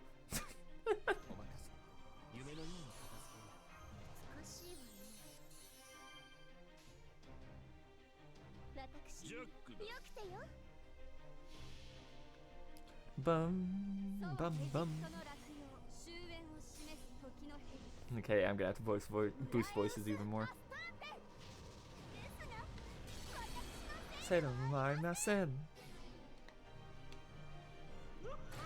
Okay, yeah, Cleo does a lot more damage.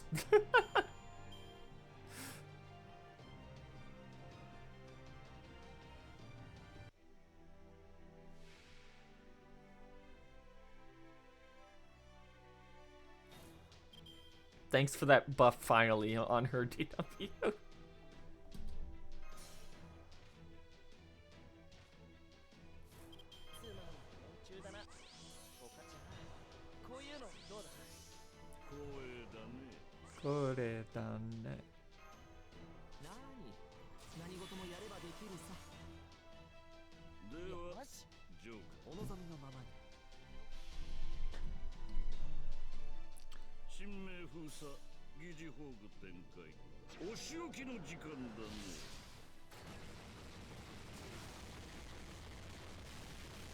Balashi! Sekai no Michi today. Subarashi! Yay! Oh no, he's gonna MP.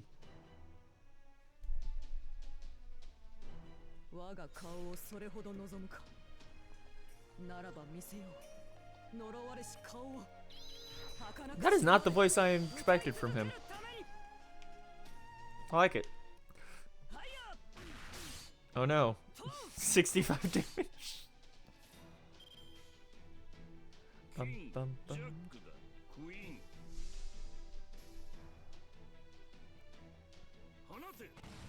Pop, pop, pop. Pop, pop, pop, pop, pop. Oh, look at that. We're about 50%.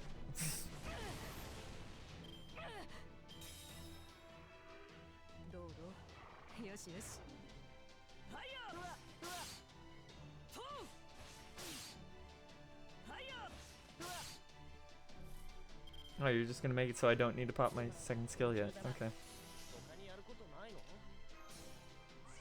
And let's stun you. Nope. Okay. King Jack da.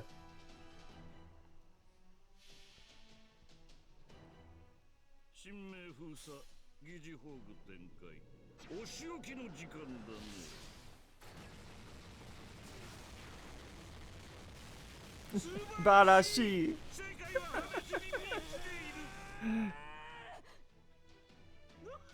Oh. Dead. Anyway, buff Moriarty's MP.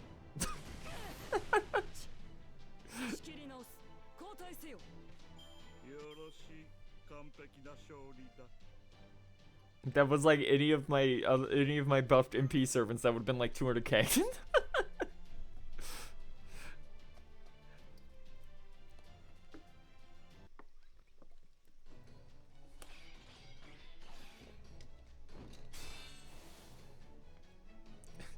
Curses, I cannot believe that even my leadership is not enough to defeat them.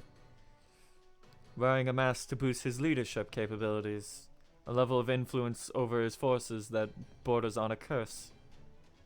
That saber's true name is the Prince of Lan Ling, also known as Gao Chongrong of Northern Qi. That's not how you pronounce that, but whatever. Saber, stand down, we're gonna regroup. But... we cannot win this battle after your noble phantasm failed. We need a wholly new strategy. As you wish, master. Whoop. The enemy servant and master have retreated. Looks like we managed to survive again.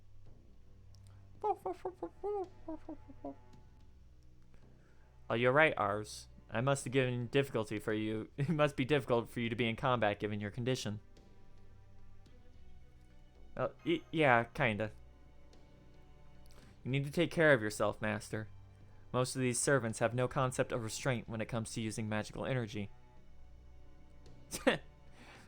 Those soldier robot things turned out to be pretty frickin' pathetic, huh? Can't believe this king uses them to fight wars. I've seen scarier dolls. I thought they were supposed to be weapons. Yeah, I figured they'd never send reinforcements by rocket like that. Obviously, I was wrong. No normal flesh and blood soldiers could have survived the impact, but it's no issue with these things. Would it be possible to collect the remains? I would like to study them further. At a glance, they do look like the same kind of automata we... At a glance, they do look like the same kinds of automata we fought dozens of times before. I'm interested in their energy source. I think it may shed some light on this world's inner workings. What is it, Nessa? Something on your mind? Yes, possibly. I would like to take a look at the remains as well. Lonling getting clowned. We saw your battle from here as well. You should need not bother a third attempt. Your servant alone is clearly no match for them. I'm afraid not, Your Imperial Majesty. Then we shall provide you with further assistance. Although these servants are indeed formidable foes. Another 100 or 200 foot soldiers are unlikely to make much difference. And what of you, Zhang Yu? Lord Zhang Yu, but he's... Indeed, even now he remains one of our most hopeful retainers. But it is when facing an unknown enemy that he shines brightest. Yeah, the Lostbelt gimmick is you being poisoned, so you can't use mystic codes right away. It deviates from 1 to 5 turns as you get further in. Under these circumstances, so we shall lend him to you. Make good use of him. I will, Your Imperial Majesty. Such unexpected delight. You were far too kind. Still, sending Zhang Yu out to the front line will require some time to prepare. In the meantime, keep a close eye on Chaldea and continue to ensure they do not attempt to take any action against our empire. Yes, Your Imperial Majesty. Well, I've never seen Akta get flustered before. Who knew she had a girlish side to her? That said, I'm surprised you're bringing out Zhang Yu now, Your Imperial Majesty. Don't you think it's time you stop playing around? What a strange question. Do we appear to be treating this as a game to you, Koyanskaya? It's Koyanskaya. Wait, what? Didn't she say? Koyanskaya. Koyanskaya. That's a weird one. That's pronounced pretty much the same way. If you truly see Chaldea as a threat now, the sensible thing to do would be to wipe them out in a single overwhelming strike. And in your case, Your Imperial Majesty, you could accomplish that merely by lifting your little finger. Yes, we could do so if we desired. And yet, you sent Akita Hinako out instead. This latest decision may have seemed to like you taking things a bit more seriously, but you actually have no reason to believe it will be a decisive blow. Be honest, Your Imperial Majesty. You aren't testing Chaldea, you're testing Akita Hinako, aren't you? Indeed, we can see quite clearly that the threat the Chaldeans pose stems from us being backed in from Indeed.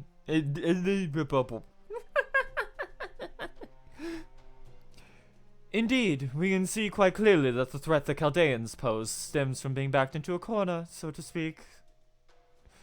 What we have yet to see is how Akita will behave when she believes she has found a means to defeat them. Still doesn't trust Akita or me one bit, huh? Well, I guess that's the kind of thing the King of Lostbelt wouldn't be a fool. But I can't tell how serious this whole thing is being taken. It's so much harder to read someone when you can't see their face. That aside, we underestimated these servants. We thought it would be little more than ghosts, but it seems they are quite skilled. Yes, they are. The magecraft they use is very different from the sage arts your empire has cultivated. So, there's going to be more to using servants than summoning the souls of Hold on, I gotta take a water break real quick.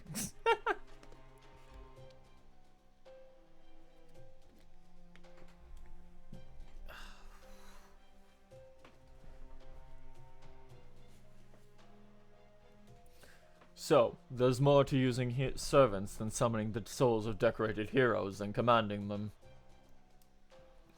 The difference between mere necromancy and heroic spirit summoning is that heroic spirits make contracts to serve their masters of their own free will. So, these dead souls lend their strength in response to the existential threat faced by their world. Would you say that is correct, Koya and Chihuahua?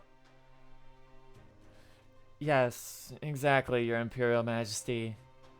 And once again, my name is Koyanskaya. What a horrific proposition.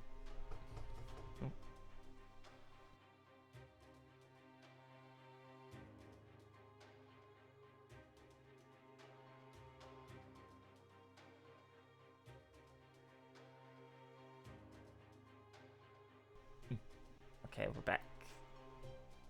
Yeah, an invader. To think your world is so perilous it could not even let the dead rest in peace. We would never permit such things to exist in our domain. Those who meet glorious ends would never think to threaten the peace of our world. I'm sure. I doubt something like the counterforce would ever take root here. We dislike the idea of these guests trapezing about with their ghosts, doing whatever they please. Fortunately, we have heroes sleeping here who are far more ferocious than these mere ghosts. Is that not correct, Captain of the Guard?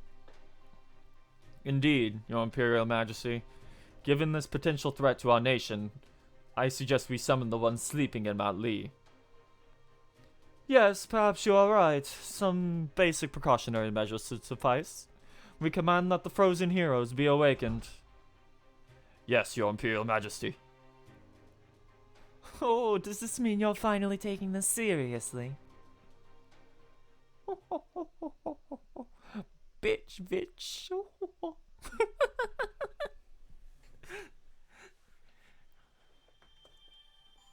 It's a Saint Quartz.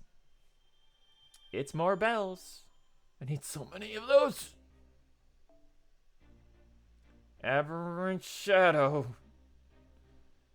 It's time for this, isn't it? I don't know.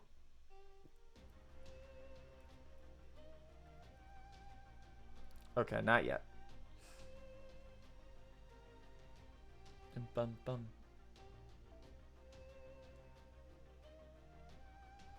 Fuck it, Jose. You can just stay in the back. Bum, bum, bum.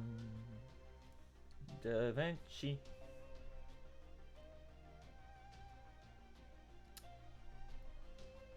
Abby.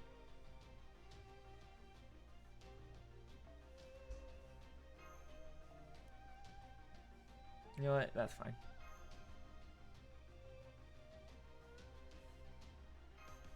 Ba-da-dum, bum, bum, bum, bum, bum. Congrats. Yeah, Sigurd does some real boy damage against dragons. It's just keeping him going. Man, that was a hell of a quarrel. Keep this up and one of you is gonna end up dead. A quarrel? Oh, I think you misunderstand. We were genuinely risking our lives. Eh? Why's that? For that matter, why'd you hit those guys so hard anyway? I mean, I know they started it, but still, you guys must really hate each other. Pardon me, forgive the interruption, but have you ever seen these automata before? Nope, never. What are those things anyway? At first I was freaking out because I thought you killed them. But then I saw they didn't even bleed when their limbs broke off, so I thought they might be scarecrows. But making scarecrows that complex seems kind of pointless, so I don't know what to think. Come on, what kind of scarecrow would go about picking fights? Good point. Mr. Oz, could I have a word with you on the shadow border? So much wheat. Tell me, what do you make of the villagers' reactions? They're pretty laid back. Indeed, they seem completely oblivious to the danger. They were far more worked up when they found us trampling their fields. I can understand how they might regard our fight with Akata as something that doesn't concern them. But the same cannot be said for those mechanical dolls. Akata Hinako did not bring those over from proper human history. This technology is foreign to us. What's more, Yang, hold on. It's gonna keep coming up.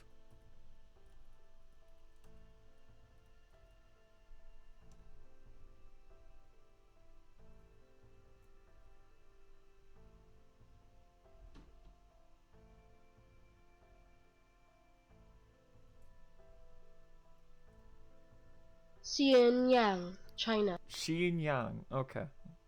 Yep, but now I guess that. What's more, Xianyang clearly sent them to her to reinforce her. All this leads me to believe that these automata are a type of weapon native to this world, and yet the people who live here claim never to have seen them before. So what? Maybe these are just a bunch of backward country bumpkins. We can assure that Akata has formed an alliance with this world's ruler, just as we've seen in previous Lostbelts. For the moment, let us further assume this ruler is in fact Qin Shi Huang. If true, it is certainly sensible that he would send these automata to aid her in battle.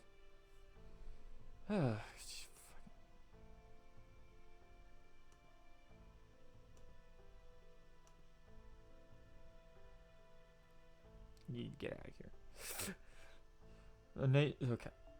Then it stands to reason that, on seeing us fight their nation's armed forces, these farmers would see us as a threat and treat us accordingly. And yet, that proves not to be the case. In which case, I can only draw one conclusion, which is that these villagers are so wholly ignorant of war that they do not even know weaponry. Say what? Is that even possible? It is. We all saw that their fight or flight reflex tended toward the former on our initial encounter. So while I doubt that this world is completely devoid of danger, do you hear that rocket outside too?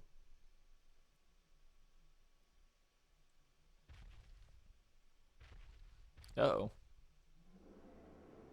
Big steppy. Oh, it's more of those strange monsters. Why are you freaking out? Isn't it the supervisor's job to get rid of things like that? How the hell are we supposed to chase those things away with a stick? Please, travelers, you've got to help us. Indeed, I believe we should lend a helping hand here as well. Right, moving to intercept hostiles.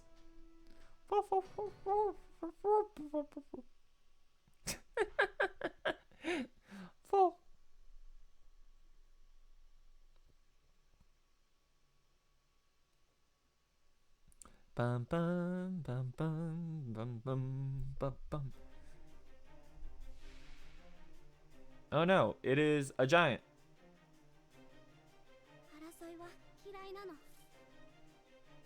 Pop. Pop. Pop.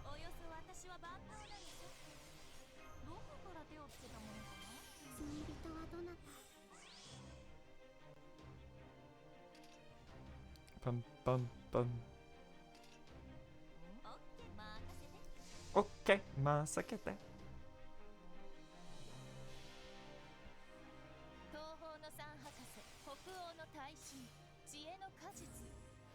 And she Wagamansho. It's got sizes. Umo Universal. Die.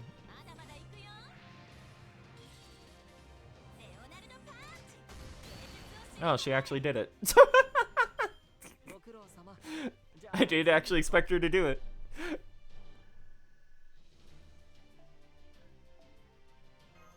Bum bum bum ba da dum ba da dum.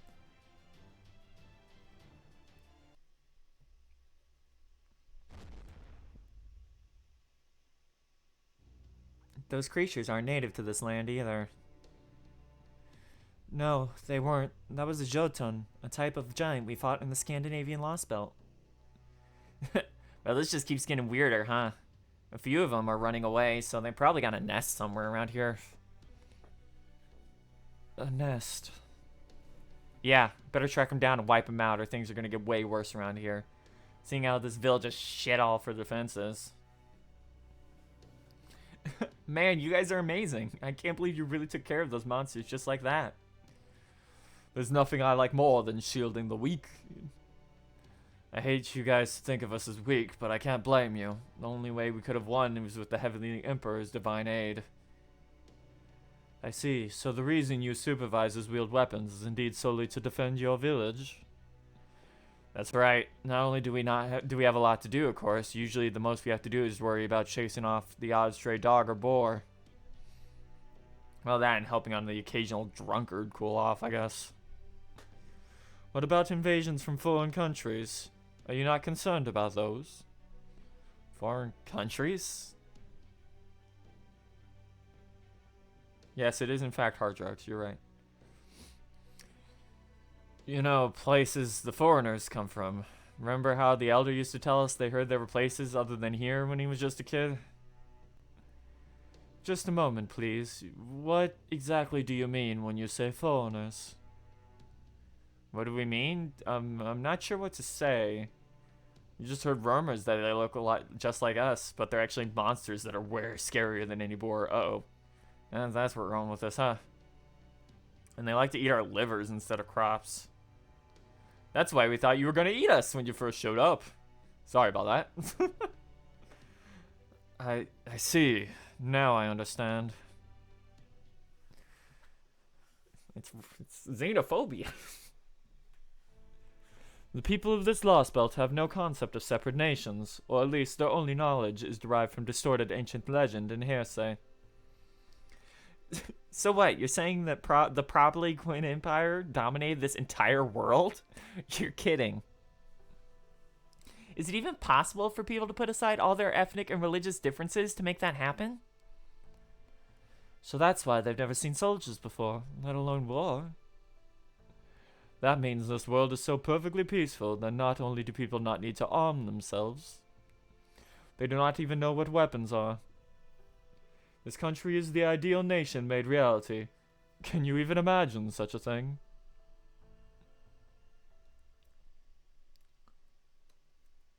Oh, spooky. Terracotta. I have arrived at Mount Lee, Your Imperial Majesty. Which warrior would you like me to unseal?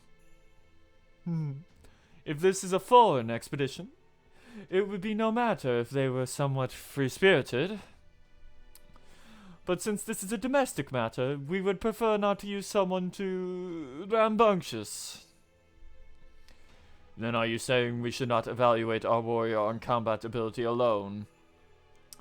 Thanks for stopping by. Happy Thanksgiving, Silver Quartz Spider. If they were to incite a rebellion, we could not keep an eye on them in Chaldea at the same time. For example, do not even think about releasing anyone like the Tao Yong brothers. They could get carried away and to take over the Empire for themselves. We need a warrior who is not only brave, but also kind and modest. One who is fiercely loyal to this Empire and to its people, and will defend them at all costs. We would like you to choose this warrior, Captain. Me, Your Imperial Majesty? Are you sure you want me to handle such an important task? Why else would we send you, our Captain of the Guard, all the way to Mount Lee? Surely you are aware that reviving the frozen hero carries some risk. Well, yes, of course. Something could even go wrong with their mind during the unsealing, causing them to fly into a rage. It would be bitterly ironic if we were to release a hero for the purposes of preventing a war, only for them to transform into disaster incarnate. So, we deemed it prudent to have you present for the unsealing in such an event danger did present itself. Do you understand? So you're saying you want me to deal with them in case they happen to go berserk?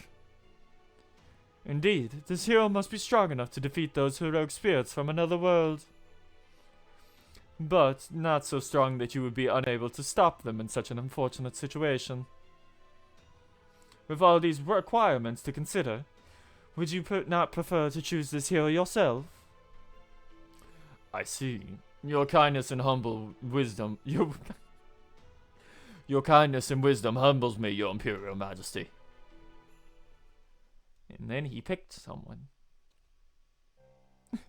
Frozen heroic spirits, Interesting. I see you have yet another impressive card up your sleeve. Mount Lee is the jewel of our empire. It is the mausoleum where the brave warriors who once fought by our side now sleep in peace. True, it's always tricky figuring out what to do with the brutes you use to establish a new regime. Short-sighted, short-tempered rulers tend to go the whole "you've outlived your usefulness" route, and then just off their servants. But not you, Your Imperial Majesty. How clever of you to literally keep all of them on ice so they can be useful to you again. These warriors deserve to be praised for all eternity for their help in establishing peace. That said, we cannot bestow all of them with the same immortality we possess. While there is little that can be done to cushion the shock they experience when they are awakened and see how much has changed, fighting on a new battlefield has become a common enough occurrence for them that they now are accustomed to it. What do you think? Do you not agree it is a much cleaner system than your heroic spirits? Oh yes, I can't wait to see what happens next. I've always loved the word freeze. Oh, she horny.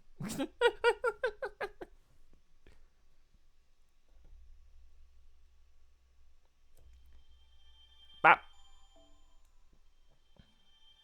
Yeah, it's your grassel seeds. Oh no, we're out of AP. Whatever we like. Oh, look at that.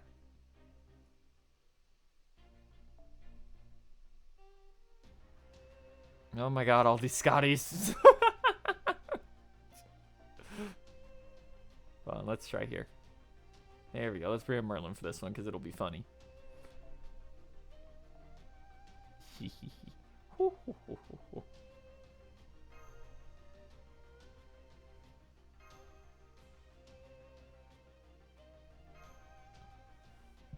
Ba-dum-bum, ba-da-da-da. let's real quick. We're gonna quickly tweet out again that we're still going.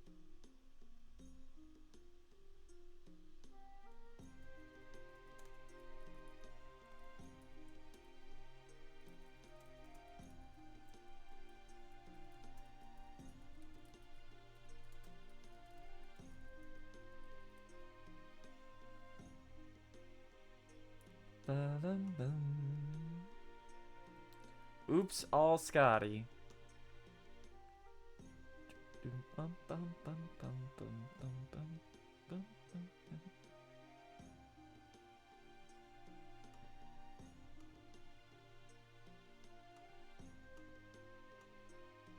on, we gotta. There you are, cool. Die. Perish. Gone. Okay. I keep forgetting Mothman is there. And I look back on the stream. I did this. Yes, both types of monster have been attacking recently, hail from frigid climates. It stands to reason, then, that they have fashioned a nest somewhere that is suitably cold. Could you think of any such place? Probably a mountaintop. Can't really think of much that's here. Maybe he means a place beyond the village border fence. Hey, Coded! Welcome to the stream. Well, it's hard to say since nobody's ever really gone there. That reminds me, you're around often enough. Hold up. How do I do this?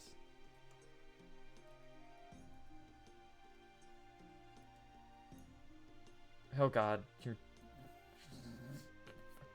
nickname. Hold on. You had to make this more difficult.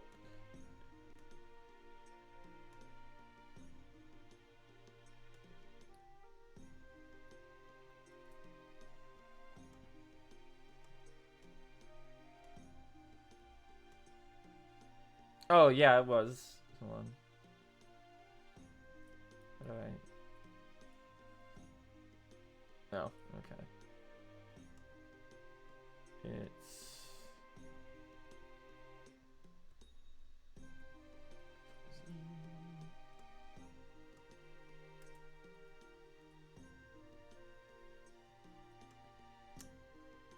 Starting with 280? Okay. Hold on. Oh, in order to do this, I gotta go back into Google Chrome.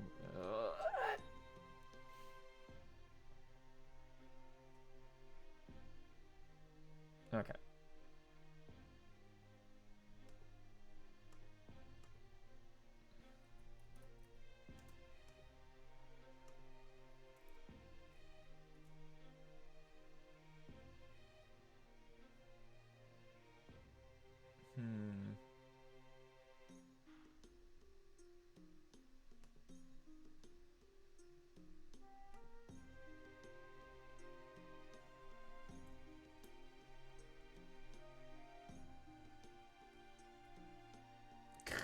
Coded, you've made this so much more difficult than it needs to be. I hope you understand what I'm doing right now.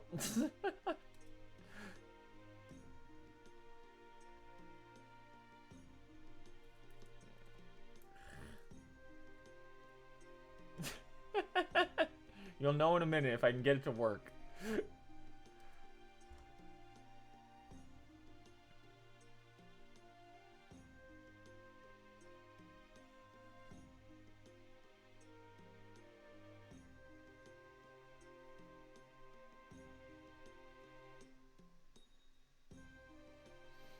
I can't get it to work. Sorry, Coded, but you're not getting a sword.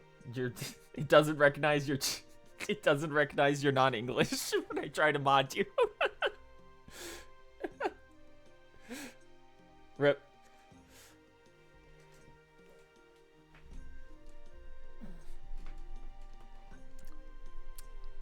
Okay.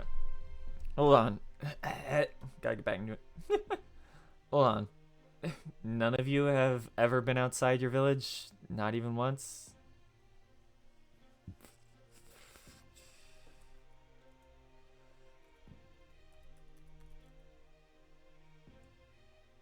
Okay, apparently that just works.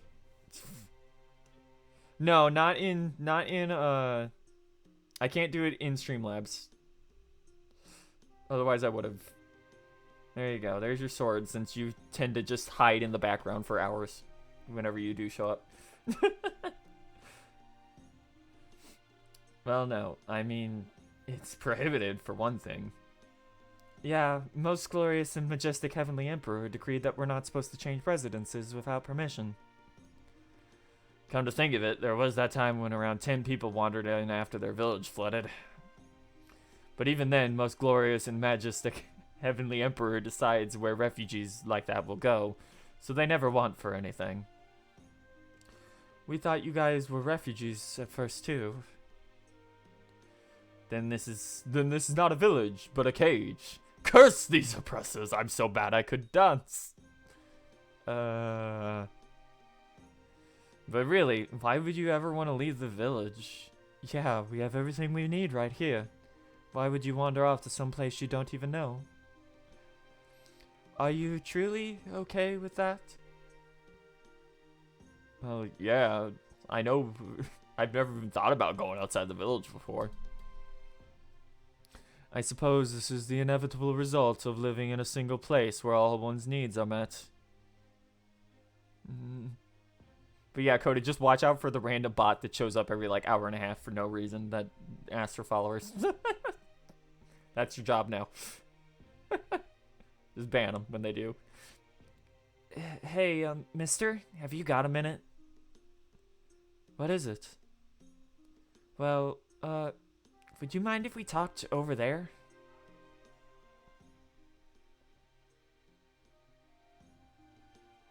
Yeah, I gave you responsibilities, so you aren't allowed to just die in the middle of the stream. So what's this about? Okay, so don't tell the grown-ups about this. But I might know a cold place nearby. You do? I know it's wrong to break the rules, but I can't help it. I want to know what it's like outside the village. So sometimes I sneak out to go exploring when everyone is busy working the fields. I know just how you feel. There's something enchanting about the outside world. Really? Do you like exploring too, mister? Yep, love it. I knew you would say that, senpai. You always enjoy meeting new people after all. I see. I guess you and me are a lot alike then. So, what can you tell us about this cold place? Well, I haven't been there in a long time, and I only went once. But I remember there's a really dark and chilly spot in the forest not too far from here. I remember it being really creepy. If I was a monster, I'm sure that's where I would live. And then we go fight monsters. Oh, so you found a lead on the Krachat nest, have you? That should be very useful. Well done. This puts Koyanosuke squarely in our sights. I've got you by the tail now, you little minx. I agree that we should take care of this nest sooner than later. But, what about Akita? I'm pretty sure she's keeping careful watch on all of us and just waiting for another chance to attack. Wasting time in a deadlock will not help her. For the time being, we need to focus on any possible lead to bring us within reach of Koyanosuke. If we leave after dark in the opposite direction, in the opposite side of the village where Akita attacked, we should be able to sneak out. Someone will need to stay behind to protect the shadow border while we are gone, just in case. Even so, it is worth the risk of dividing our forces to investigate this possible demonic beast nest. Well then, all we gotta figure out is who stays and who goes. You should be part of the expedition team, Holmes. No point in a detective holding down the fort, right? Setting aside for a moment that armchair detectives are to use in modern parlancy. Very much a thing. I am forced to concur that this investigation must be conducted on site. Very well then. I will go and investigate this nest. Fortunately, my wounds have completely healed now. Mr. Oz, I would like you to lead this expedition. Left to my own devices, it is entirely possible that I may become so engrossed in solving the mystery, I take a tumble over a waterfall. I'll come along too, Senpai. Please say you'll do it. In that case, why don't you choose the last expedition member, ours? We've got no short of options. Who do you want to bring?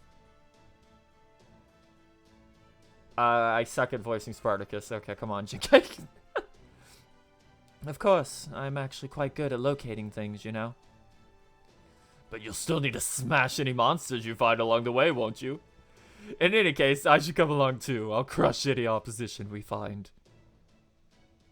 Then Mordred and I, yeah, we didn't have a choice. It was a lie. It was a ruse. We were befuddled. Then Mordred and I will hold the fort. Ha!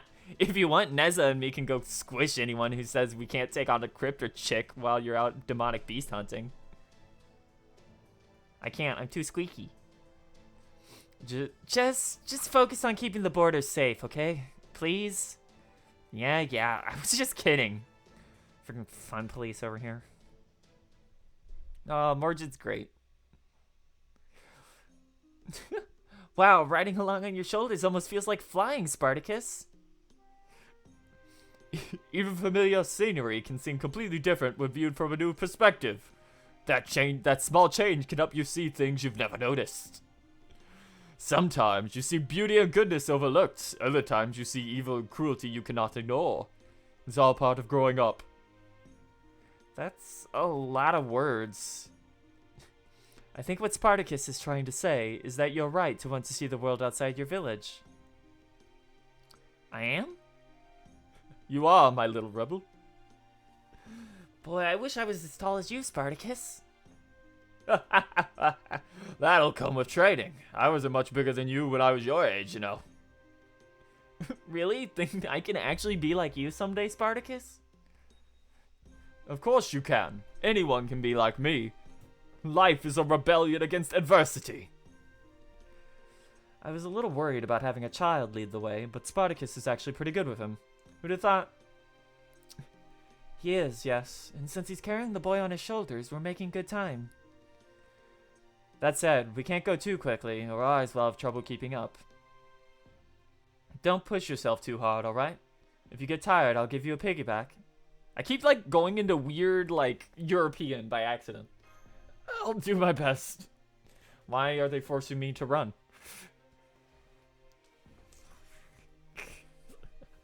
I can see more farmland up ahead. Is this a neighboring village? We could save time if we go through it, but it'll get troublesome if someone notices. Maybe we should go around. Hey, do you smell that? Yes, there's a definite scent of blood on the wind. Ah, yes. I suppose that would make sense. If the monster nest is in fact where the boy is taking us, then we are moving along the same paths the monsters themselves did. Any village along the way would surely be subject to these beast depredations. Sets Boy down. Boy, go find a safe place to hide and stay there until we get back. We won't be long. Okay. Be careful, alright? Rebellion! This is awful.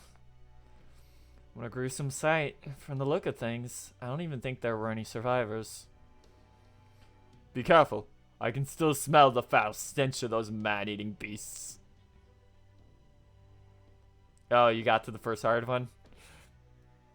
Yes, they're still close by. They will have no doubt noticed our scent as well. And there they are. Seems there's a lot of them too. Just as well. If we don't take care of them now, they will go back to hunt for prey in the other villages. Let's do it. Your orders, please, master. My orders is Arthur do big MP. Haha, funny.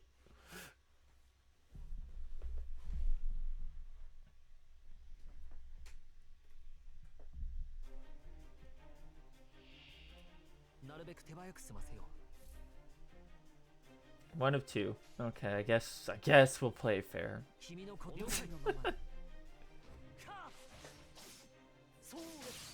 Yeah, I did that one. That was fun back. Well, I haven't done it on stream yet, but that was fun.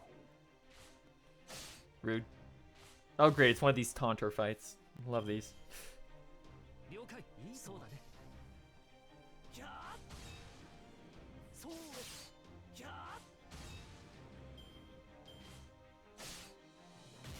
Arthur will go very burr in a moment. Stun you because you're hitting Merlin too much.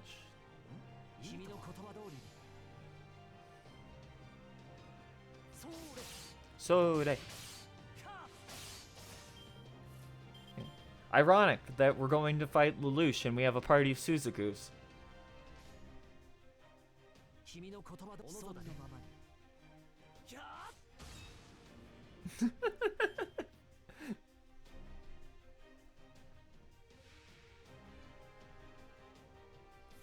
Okay.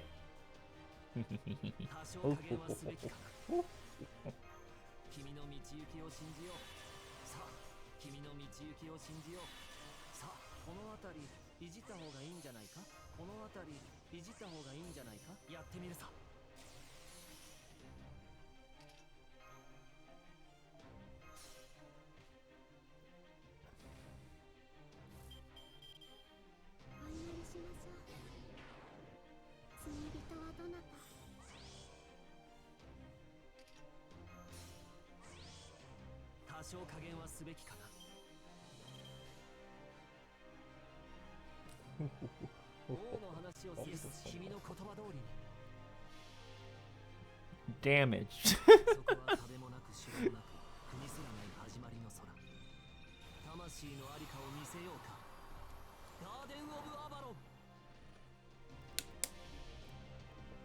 Here we go. She didn't start though. Sekai no Scoop Tatsukeyaru. Excalibur. There it goes. Look at him go. They're all dead. 1 million.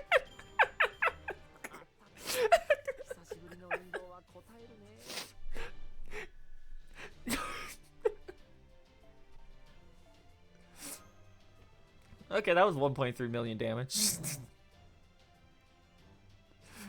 But I even have equipped on him.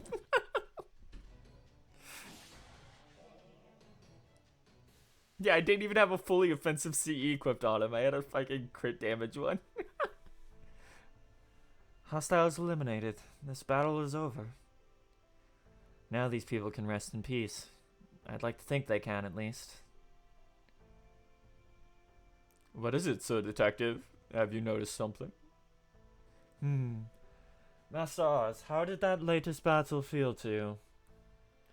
I thought I saw some weird tattoos on those Krishat. Yes, those markings were so odd that I can't form a clear picture of them in my mind, but I did see them.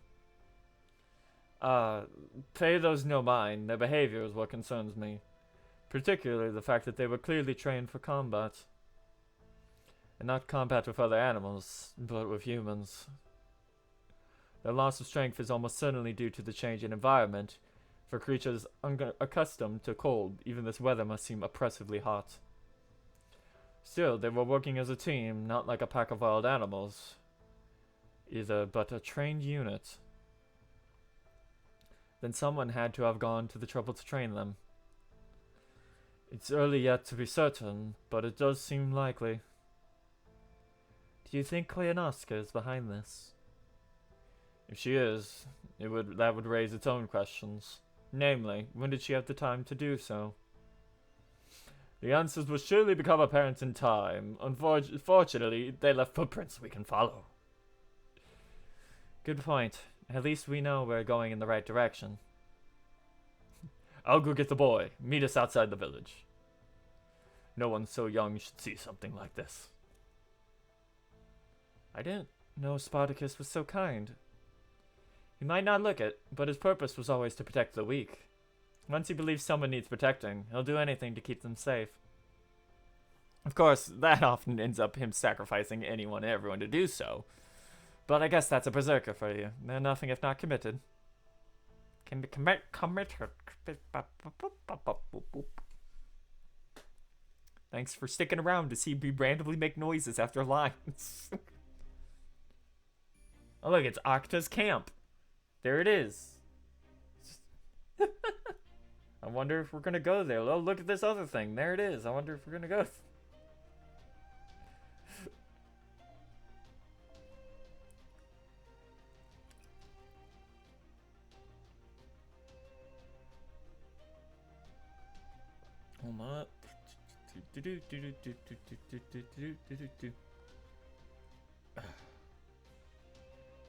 Me.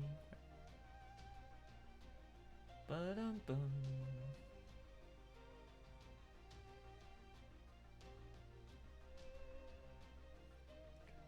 Okay, yeah, this is clearing out the...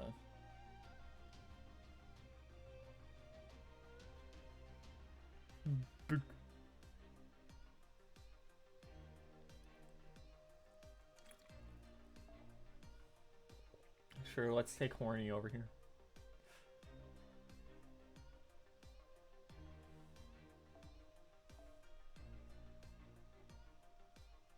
Screw it.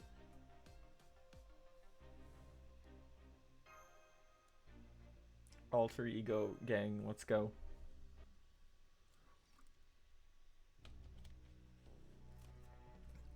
It's just up ahead. There's this huge hole in the ground, but you can use... What? There's this huge hole in the ground you can use to get inside. I see, so they've taken up residence in a cave. It's really cold and dark inside. I got scared, so I didn't go very far in before I turned back. It seemed like it was really deep, though, because it was echoing like crazy. That does sound like it would work as a good home for monsters who prefer the cold. Forget sounds like. We're obviously in the right place. I see, we're surrounded. How exciting. I'm so sorry, I should have been more alert. Well, you were an absolutely superlative navigator before returning to the front lines, Miss Kierlight. I cannot blame Mr. Oz for relaxing his guard now that you are back at his side once more. Aren't you guys scared? Oh, don't worry about this. Our journey would have ended ages ago if everyone here couldn't crack a joke in the face of mortal peril. Wow, that was incredibly short. What is this, London? What's going on here? At least that means we're getting cutscenes now that aren't 30 minutes long.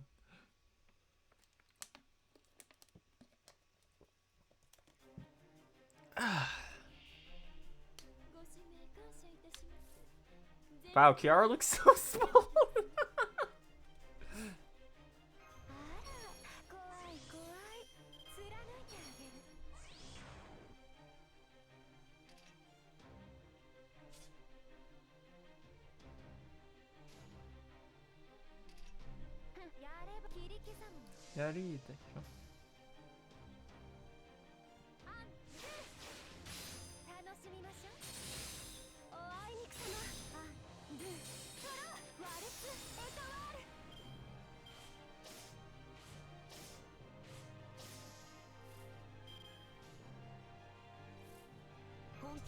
Oh.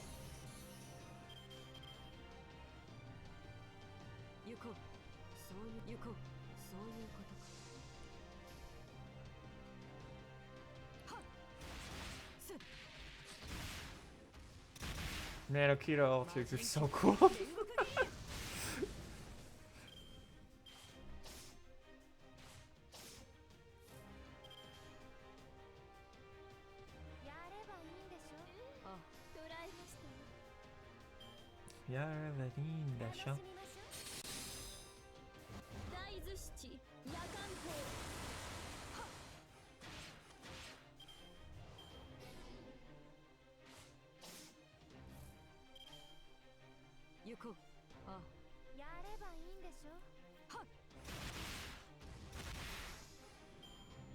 There we go. Okay.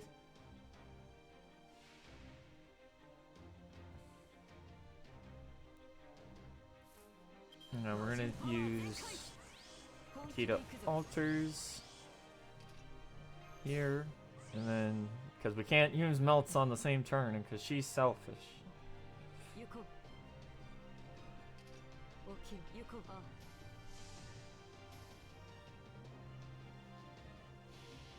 Bum bum. Damage, damage, damage.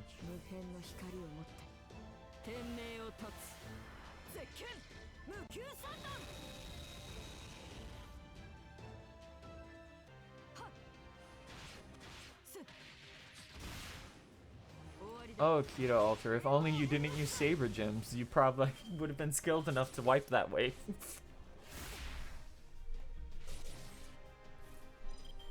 Anyway, pop.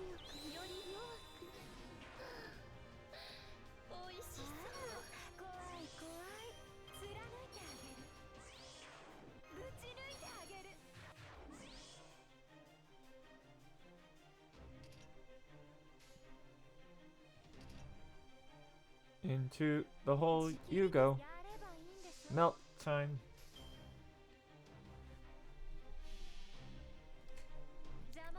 Bum bum bum.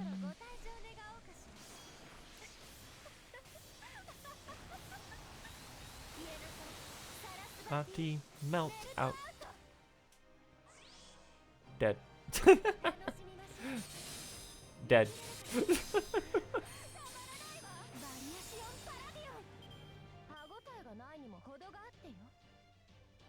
Bum bum bum. Stelt's team. Muff, muff, muff, muff.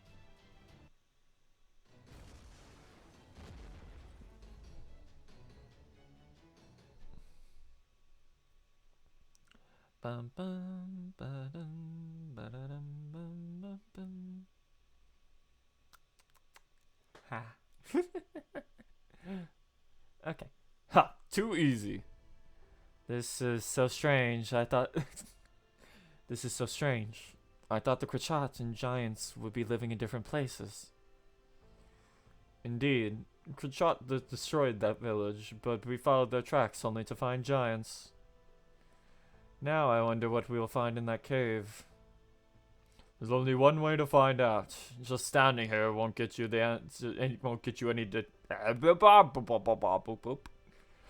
only one way to find out. Just standing here thinking won't get you any answers, said Detective.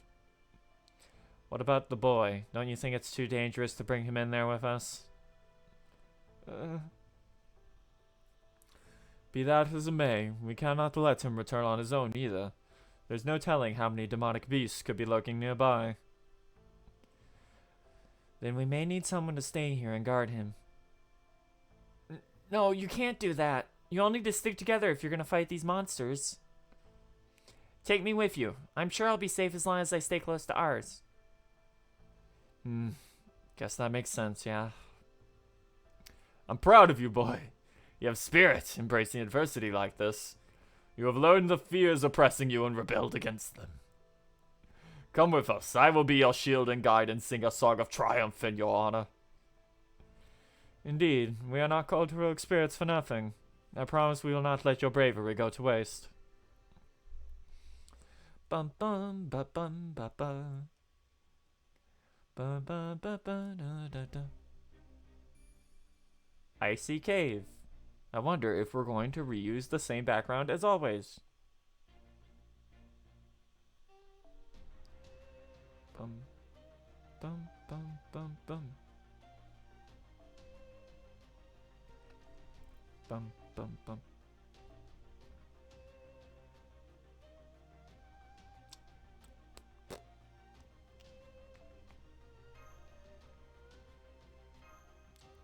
Bum. Well, this answers one question. Take a look. Over here we have giant tracks, and over here we have Krachat. Does this mean they've been living here together? Much as I would like to laugh the notion off, we seem to have ample evidence of their cohabitation. These demonic beasts have been quite thoroughly altered. So much that they have begun sharing their territory with altogether different species. So, someone's been going around domesticating the same beasts that led their Lostbelts getting pruned away. Pretty horrible hobby. And of course, there is yet more significant question. To what end? Maybe they don't have an end in mind. You said this Koyanskaya went around the other Lostbelts tormenting innocent people for kicks, right? Maybe releasing man-eating beasts into powerful architectural villages with no defense is just more of that. Uh-oh. I think they've spotted us. Preparing for combat. Combat? Hey! Oi!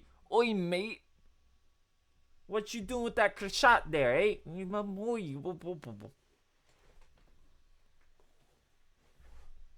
Fuck the British.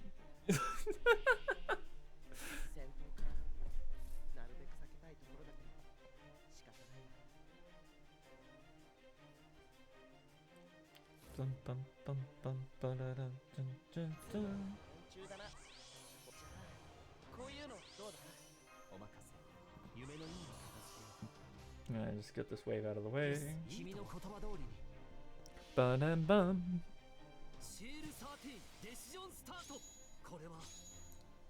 Sakai no Skuta Takearu. X. There it is. What? Oh no, it didn't play it. DWY.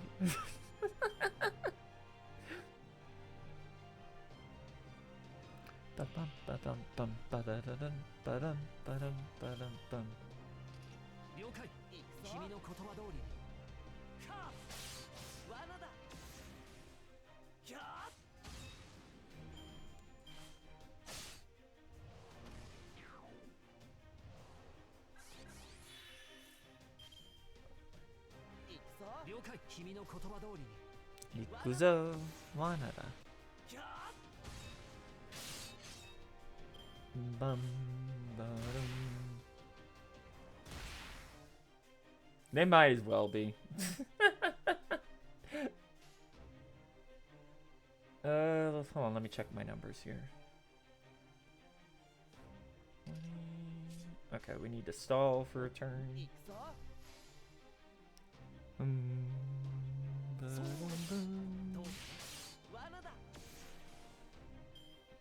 There are NFF tattoos. That's Koi and Sky's company. Okay, there we go. Nope. There we go. Up. Up. There we go, that's enough.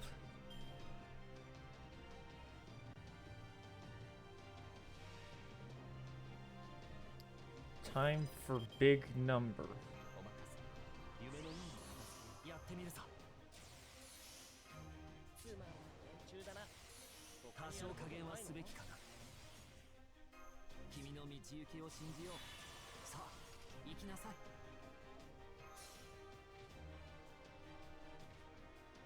Hey Abby, doing me a favor.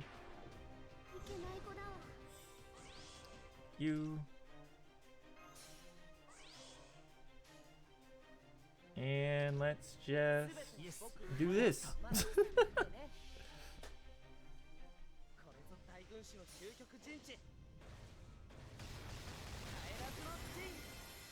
Unreturning formation.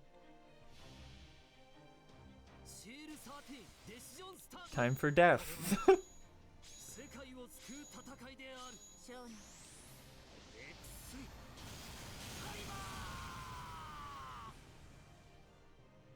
They have met death.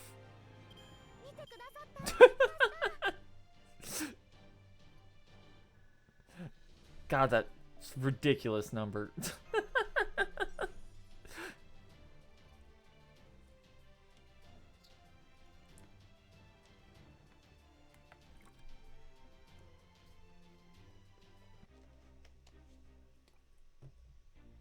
Ooh. Ooh, give me that. Oh, yeah. More quartz for my fun.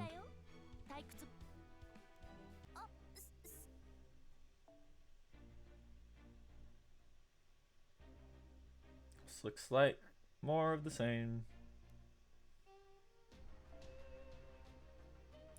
Find anything in here that is not. Nope. Oh. All just people with their bonsies.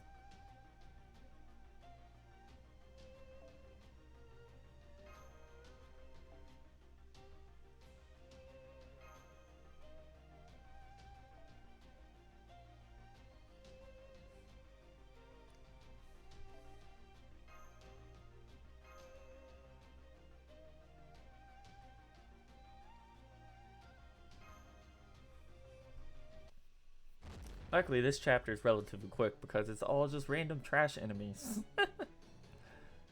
Damn. Yeah, it's not easy fighting so many of them at once.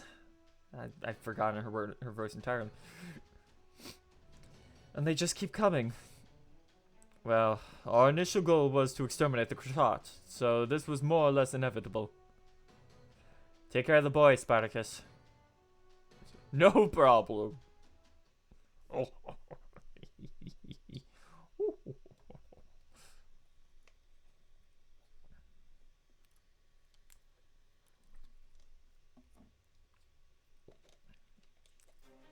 Bum, bum, bum, bum, bum, bum, bum, bum, bum, bum.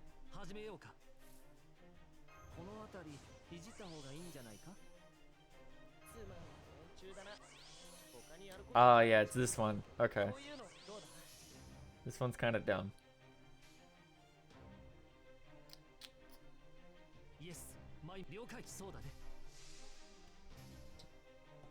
Do you guys like waves of enemies? Just in a row with no breaks?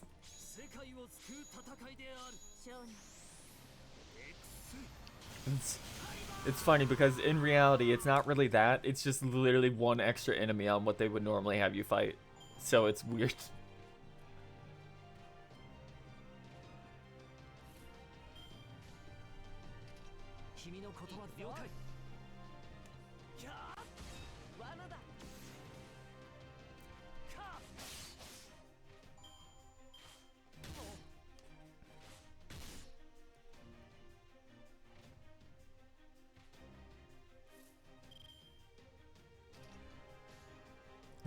R for hit giant, smack 100% crit button.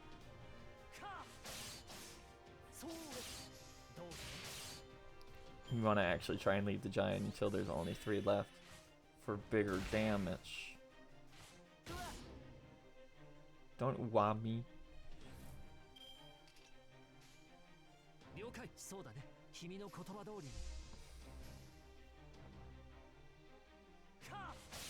Ooh-ah.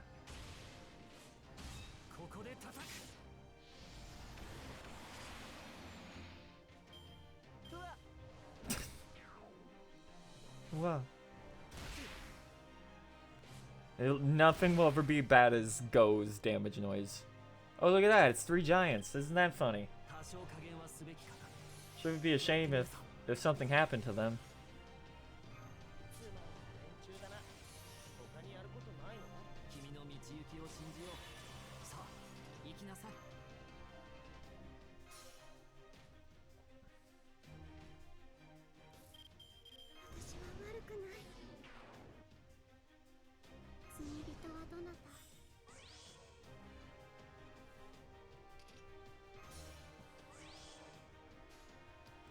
Okay, pop this first for the extra MP damage. Okay, time for a very big number.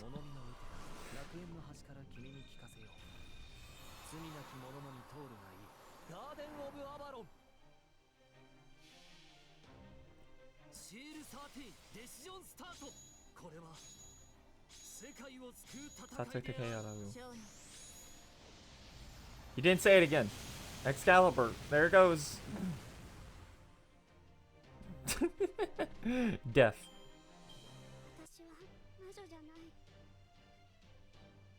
Bum bum.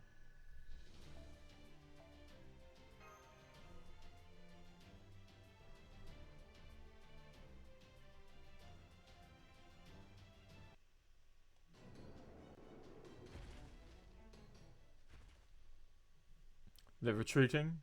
That can't be right. There must be more to this. I agree. In fact, their whole system of their whole style of combat was odd. Yes, this goes well beyond sharing territory. They're even fighting as a team. We can now be certain beyond a doubt that someone is controlling them. Then, do you think we'll find Koyanskaya further in this cave? I do not imagine we will be quite so fortunate, but we should go meet whoever called them off.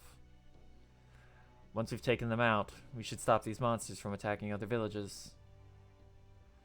Do you mind if we continue onward, little rebel? Okay, you'll keep me safe, right, Spartacus?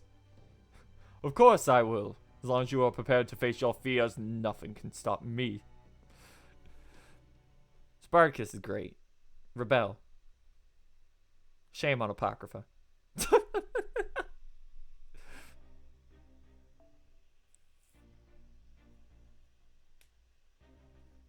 Bum. Ba-da-dum. Bum, bum.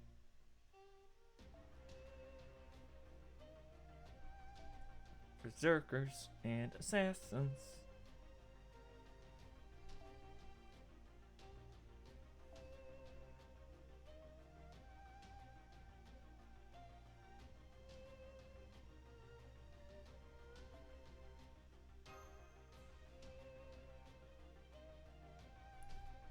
Bump. No, if she's gonna be the main DPS, we still want that. Okay. It's Da Vinci time. The Ortonax sensors are picking up an impossible amount of magical energy up ahead. Don't tell me it's the Voltron. No, far stronger. Unless my instruments are completely broken, there are two of them. Does this mean we finally found the boss? I'm not sure. Their spirit origin patterns tell me that they must be demonic beasts. What's more, they're almost identical to the data of Devoltron and the fire giants we fought before. But the sheer amount of magical energy they possess is insane. On top of that, the reading is still going up. Hold it. Do you hear that? What an awful sound. You think those monsters we fought earlier came here to feed?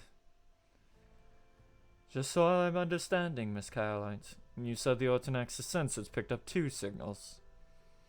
Yes, that's right.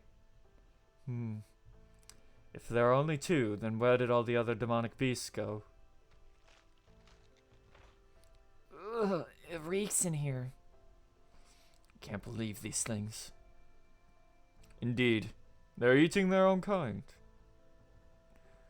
The Voltron is eating the crit shot, and the Muspel are eating the other giants. There's ample precedent for capitalism.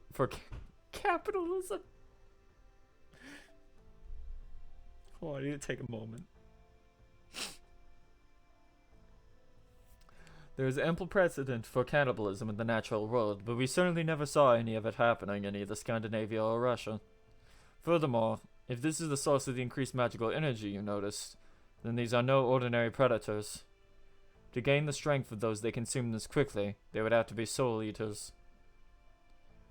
Then they had the ones we were fighting retreat, so that... Yes, most likely it was make these more powerful for the final battle. Though it remains unclear why these 2 giants gave the order to retreat themselves, or if those who retreated did so of their own accord. Roar. Looks like they're done with their meal, and they're looking at us like we're dessert. Dessert. Stop leading into that accent.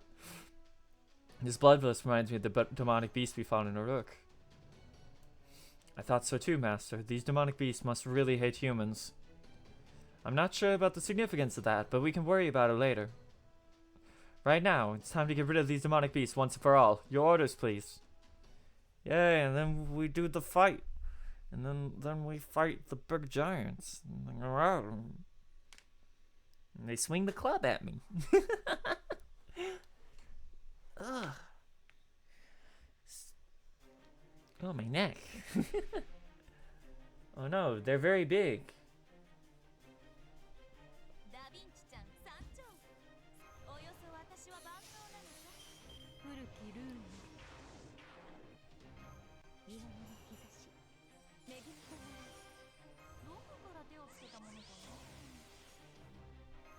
That. You are the big issue. Bum bum bum. Bum bum bum bum.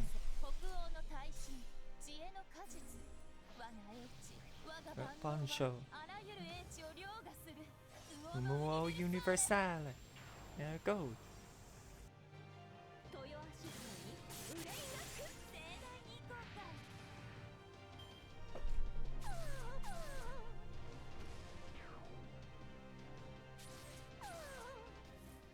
wow, wow.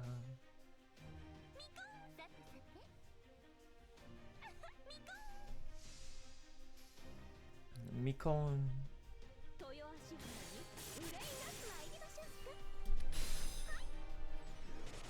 So bad to Mama. It's fine. She gets her buff in a little bit.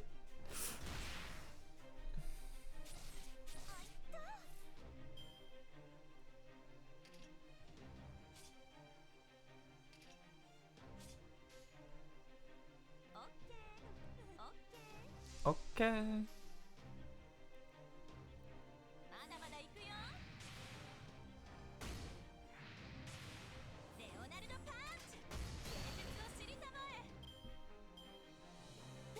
One month until Tom is done, and then she gets replaced later.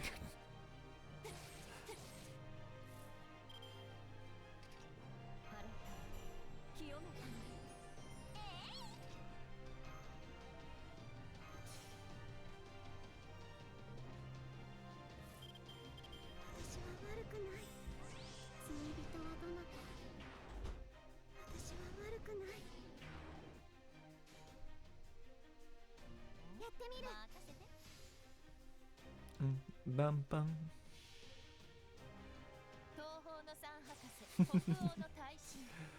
Okay, you say that, but no, she does. I haven't seen anyone using Tamo in months in GP. It's pretty bad.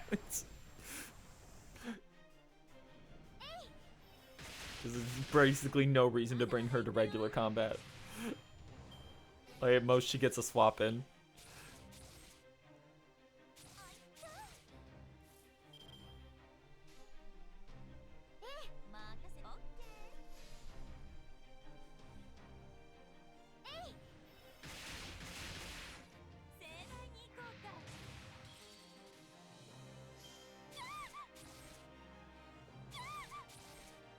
Stop bullying Abby.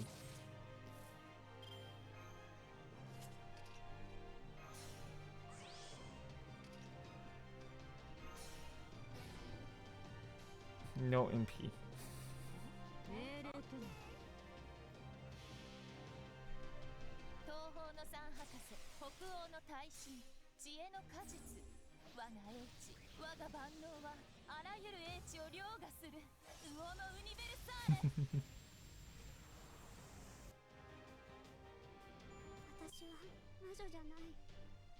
Bum bum bum bum bum. Anyway, Da Vinci good. Bum bum ba da dum ba da dum.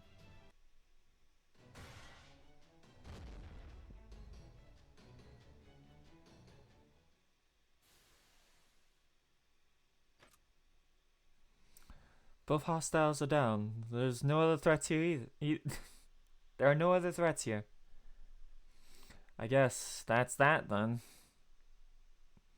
I'm afraid not, given that we are still no closer to finding Koyanskaya. I believed it was possible that she may be the one training these demonic beasts, but the evidence is as yet inconclusive. I never thought I would see demonic beasts cooperating like this. Yeah, I was so sure we would find Koyanskaya control. Russian names! But she is the one who brought these creatures here, right? I believe that is the safe assumption, given the lack of alternate suspects. But we still don't know why she set them free after doing so. Huh? What do you mean? Take a look at those piles of bones, Miss Skylight. Those beasts would have been devouring their kin since well before today. They have been sending the runt to the litter, so to speak, out to hunt, then stealing their magical energy for themselves. So, as ecologies goes, it resembles the dead apostles. I wonder what those are. I wonder if they'll be important. No ordinary species would depend on such a twisted survival strategy. These beasts had no other choice. They desperately needed to find a way to survive after being completely cut off from their proper habitat. I don't remember the Jotna or Krishat being able to directly convert their prey into magical energy before. They may have been forced to learn the ability to cope with the massive change in environment, Or perhaps Koyanskaya gave it to them as another form of enhancement. If that is so, then the larger question remains, why would she go to all the trouble of just having them fend for themselves now? What a strange woman. I honestly have no idea what she could be thinking. I was hoping to find some evidence of her motives, but unfortunately, the trail has gone cold once again. I can only surmise that she has her own reasons for traveling between Lostbelts. A formidable foe.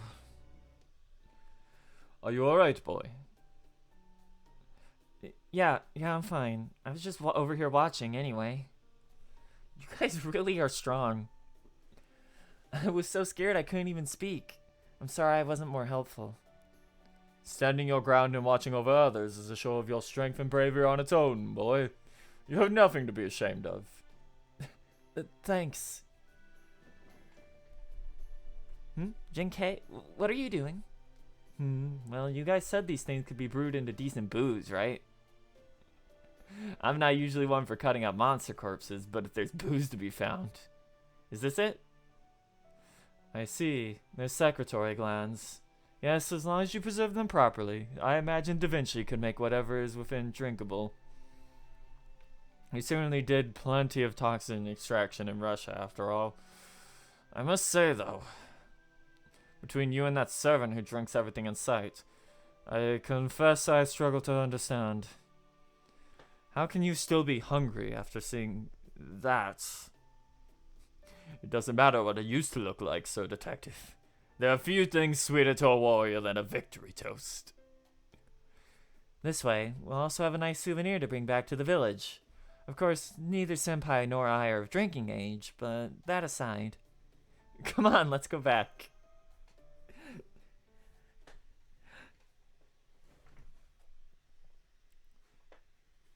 They'll always point out you're not allowed to drink. Every time.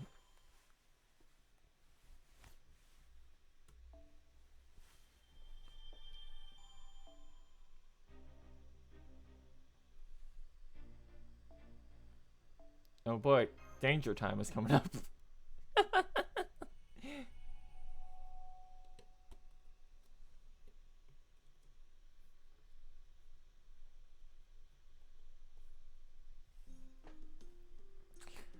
Miss the flowers, a jug of wine. I pour alone. Lacking companionship, so raising the cup I invite the moon. Then turn into my shadow, which makes 3 of us. Wow, lady, you got a beautiful voice. What does that mean?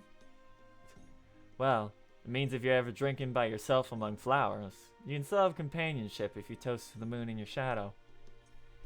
You know, when you're out taking a walk at night and you look up, see the moon, you find yourself craving a drink?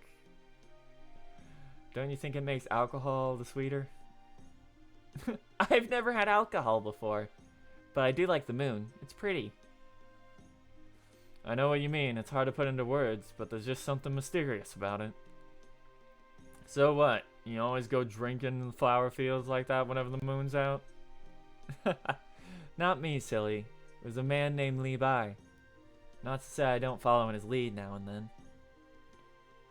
Wait, you said this Li Bai guy was doing his moon gazing alone, right? So how'd you hear what he said? Were you spying on him or something? No, of course he was alone. I just learned how he drank and how he felt in that moonlit flower field later on through his poem. Ah, so this Li Bai guy told you about it later then. No, I never met him. I read his poem well after you first wrote it down and many others had copied it. Wrote down? Yeah, writing, you know? It uses symbols to convey language. It lets you record your own thoughts, ideas, and experiences for others to read, even if they live long after you've died. That sounds awesome. I want to try that. That's great. There are a ton of characters, but it's not so bad if you just learn a few at a time. I know. Why don't we start with something simple, like the ones for father and mother? Father? Mother? What's that? I'm sorry. Does he not have parents? Parents? What are those? I think she probably means whose womb was he born from? I can figure out where I was born by counting backwards. But I don't know who might have been pregnant the year before. Yeah, how the hell are we supposed to remember something like that? Then, who raises the children? We all do. When the kids have questions, whoever is free teaches them to till the fields. How lucky we are that the Heavenly Emperor is watching over us. Oh, and someone teaches them how babies are made when they're old enough. I see, so that's how things work here. Well, there are characters for everything, including things you see every day. So why don't we start with the ones for light and earth? Okay. Oh, how tragic. This world's people have their minds shackled and are forced to live as slaves under the yoke of illiteracy. This is oppression. This is information warfare of a wholly different kind. I will do whatever I must to throw off these chains. Must be nice being a servant and never having to worry about anything. Never mind that incessantly empathizing with these people tightens the noose around our own necks. This is a Lostbelt. We need to defeat its crypta, chop down its tree of emptiness, and cut off the future by sending it back to the pruning theoretical phenomenon. If all this will only leave you feeling guilty when it comes for that, then you're better off not showing these people any kindness at all. Now, if you don't care about any of that and simply enjoy meeting new people, knock yourself out. But I'm not so simple-minded. I'm well aware there's only so much stress I can take. You're wrong, oppressor who has never known oppression. What was that? Vanquishing an opponent after you have helped to keep them weak is only another form of oppression. People who deserve freedom. Spartacus. It's only when they have fangs with which to fight and a hope for the future that competition may begin. I am, of course, our servant. As such, I will do everything I can to fight for proper human history. That will never change. But, as a man who honors people's pride, I must also say this. We cannot judge to assume proper human history is the only one that deserves to survive. Have you lost your mind, man? No, wait. Berserker, this must be your madness enhancement speaking. Easy there. Don't let him get to you. He's just all fired up after seeing how cowardly these people are. He might be taking more than usual, but he's still just saying the same shit he always does. Berserkers can't understand him, can't change him. Humans must ever move forward in search of a better future. Master Oz, you have yet to become an oppressor. Pay close attention to this world and how its people live their lives. You must see for yourself whether it is they or we who are fit to inherit humanity's future. Just as we now fight against our destruction, so too should they have fangs and claws of their own with which to rage against destiny's oppression. For justice can only be obtained when two opposing rebellions clash. So you think we should step in for them? The coming battle will determine that. Once it has, that is when I will take up my sword in rebellion. But if it happens that true human dignity is to be found here in this Lostbelt, then I shall bend my knee in service to China. Should that come to pass, the souls of those here must still not be bound by the chains of oppression. If they are to inherit the hopes and dreams of proper human history, we must teach them about our poetry and our feelings. So please, do not admonish Genkei for her actions. While I cannot quite agree with everything Spartacus has said here, there is certainly no harm in being on good terms with the locals. I cannot imagine Miss Genkei could merely stand by idly either. Seeing these people toil away in illiteracy under Qin Shi Huang's rule cannot have sat well with her either. Why not let her help them if she so wishes? She seems a lot happier that way too. Whoa, Madness or enhancement or not. Seems you're still a heroic spirit and not shy about sharing your opinions either. You know, I once looked up the immortal gladiator Spartacus myself back in the day when I was a lad. But never mind that. Can't help but notice it's been 2 days since we got here. We're no closer to finding an antidote. We've still got time, right? Right? Oops, forgot about that. As requested, Your Imperial Majesty, I have determined who I think would be best 2 warriors and brought them back from Mount Lee. I see. Well done, Captain. The first is Qin Lang Yu, a fearsome general who hails from Changyu. Oh yeah. Oh, hold on. Oh shit, I'm out of water. I'll have to get more after this scene. Ah yes, the woman who commands the White Cavalry. It is a great honor to serve your spear and shield again, Your Imperial Majesty. We still have such vivid recollections of how gallantly you fought in the Bourgeois Rebellion. We can think of none better than you to fight in defense of our empire. You are too kind, Your Imperial Majesty. Now that I have been reawakened from such long sleeping, I could ask nothing better than to help uphold your reign for another 10,000 years. Excellent, we will hold you to that. Our empire faces an unprecedented threat, using your mastery of the ash sphere to dispose of the clouds looming over our land. I will, Your Imperial Majesty. Next, I brought you a strategist. Oh no. I gave it a lot of thought and decided to go with your most loyal retainer, the one who served you longer than anyone else. Yeah. Han Xin? Hello again, Your Imperial Majesty. It's me, Han Chen, your faithful right-hand man. Oh, our most distinguished Han Xin. We may have many heroes at our disposal at Mount Lee, but few who knew of us before we obtained this holy vessel. You are a living witness to Qin's military history. So I guess you woke me up to fight another war.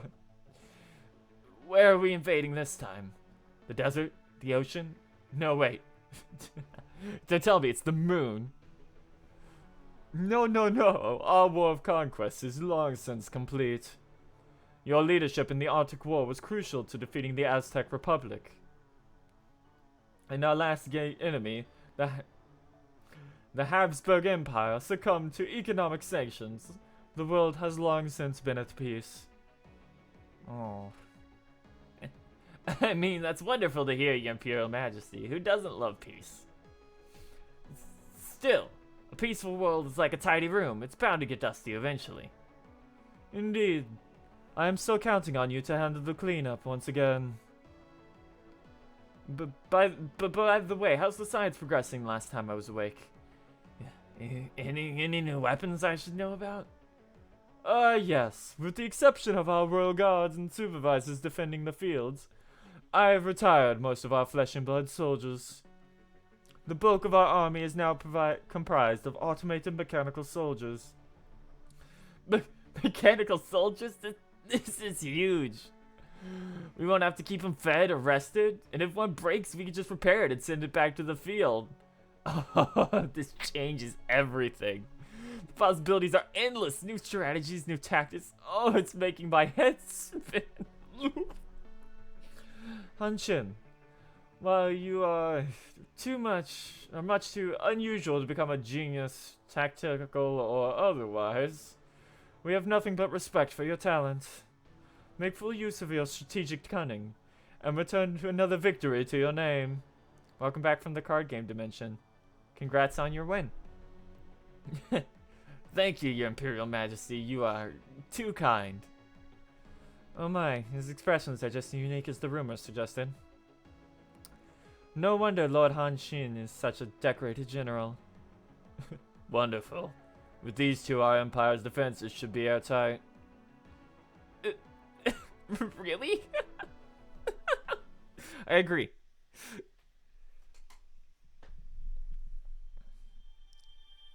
look, it's quartz. Okay, things are about to get bad, so I gotta go get more water. And then I'm gonna grab a snack while I'm up. We'll be back in, give it like 3 minutes.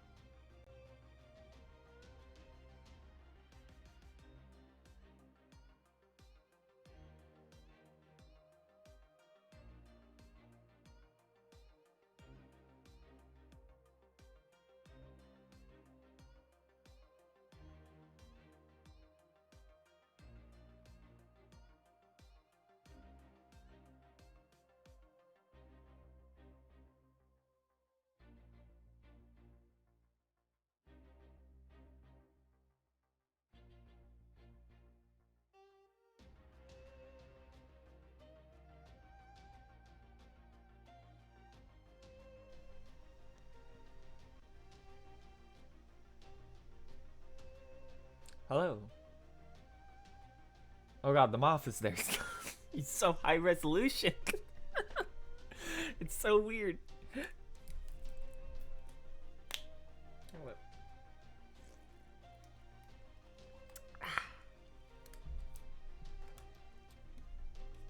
Okay. It's time to fight a really big horse.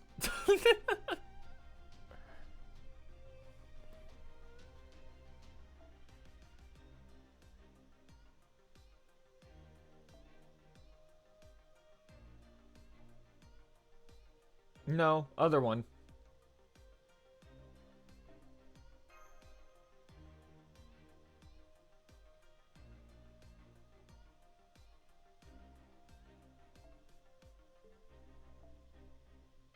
Well, you'll find out in a moment because he's gonna show up. See if we can find a good Merlin. Neither of these are necessarily good. Damn you, Scotty. It's fine, whatever.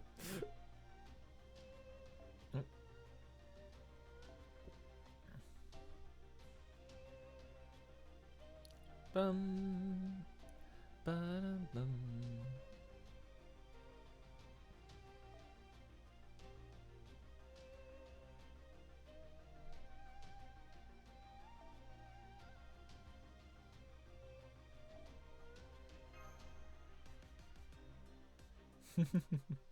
Oh no, that wasn't necessarily about you. That was just in that was just in general because you want casters to just be a 10 10 10.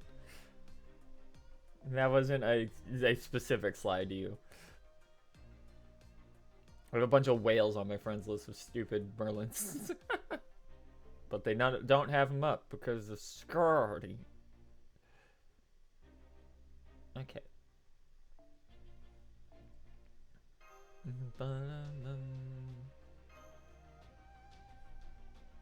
Okay, Abby. It's your time to shine. Oh, it's too late.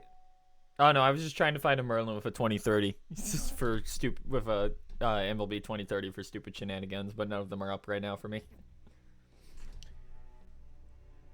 Xiyang just fired off another rocket. Looks like it's aimed straight at us, just like the first one. Think this one has more supplies for Hanako? I doubt it. I'm guessing it's either a direct attack, or it's carrying soldiers that can handle a rough ride. Like when Akita and the Prince first showed up. Given that the I just got up and I'm out of it again. Oh.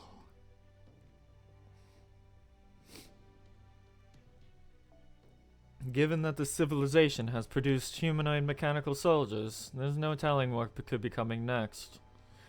That said, there has been something strange about this Lostbelt from the beginning. Really? What is it? Had Kadak and Ophelia came to fight us with their servants, they tended to bide our time, waiting for us to be weakened by other enemies. But Akita hardly waited a moment before coming after us. Why do you think that is? Because there was no one else who could fight? Spartacus, jump. That would seem to be the most foremost possibility. Especially since this world is so peaceful, its people are completely unfamiliar with the concept of war. It may well be that this Lostbelt's ruler has no military force capable of engaging servants. Makes sense to me. I hate you, Gordolf. Standing armies are nothing more than walking money pits. Keeping one around without an enemy to fight just wouldn't make sense. And if there's no army here, this Losbelt will be all the easier to deal with. While we should refrain from getting our hopes up, I believe we are about to see Xiyang's first attack sans Akita. This battle will tell us a great deal about the world's military strength. Horse. Here comes the rocket, guys. Watch the impact. What's even the point of waiting for it to land? We know it's got enemies on it, right, Master? So, Why don't we just smash it out of the sky? Alright, sure, fuck it. This is the evil sword that destroyed my father. Claret Blood Arthur. Ooh, spooky. If this was Lostbelt 5, that would have had a CG. Hell yeah, nailed it. It's not over yet. We're still picking up its magical energy symbol. Something's coming out of the wreckage. Gauging temperature. Evaluating magical energy release. Threat level minimal. Targets located. Is that a person or a horse? Whatever he is, he's definitely not human. But what with these readings? His magical energy pattern is closer to an automaton than a servant, but his values are off the charts. This guy's gotta be as powerful as a dragon-class demonic beast. What? Are you quite sure of that, Da Vinci? You're certain he is an automaton, not a living creature? Trust me, I couldn't believe my eyes either. If he really is a machine, then these readings wouldn't make any sense at all. You're starting to scare me. What's so strange about that anyway? Unlike living organisms, a machine's output rises and falls based on its operational parameters. No one would be so foolish as to fully open the throttle on one merely leaving the warehouse, right? All this to say, the enemy is just warming up. But if it's giving off this much magical energy while it's still warming up... That was a hell of a roar. I trust you measured that waveform, Da Vinci. Oh yeah, we've been up enough against a number of opponents with vast magical energy before. But none of them took on such small forms. Retreat, crap! It's too late! Hang in there as best you can until we find a way to escape. Whatever you do, do not go toe to toe. Uh-oh. Oh, spooky horse.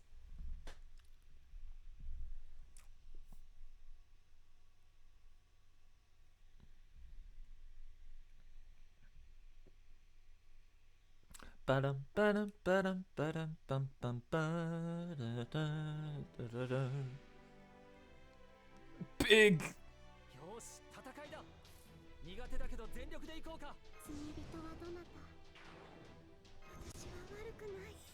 Look at my horse. My horse is amazing.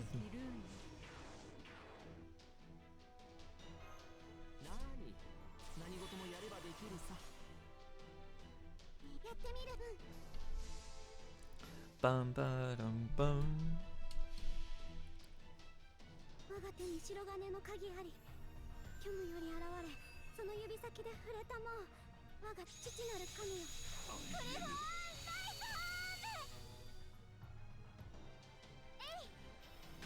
You do it, Abby. Get him. Get him.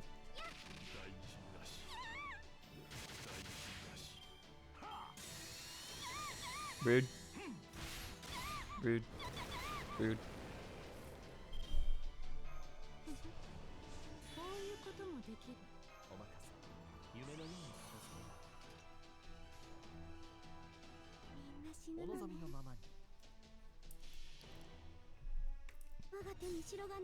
Look at my horse. My horse is amazing.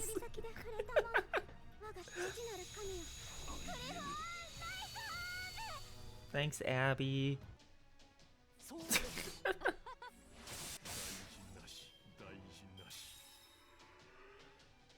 Anyway, that was the fight.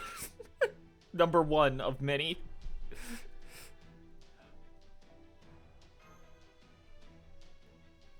Look at my horse.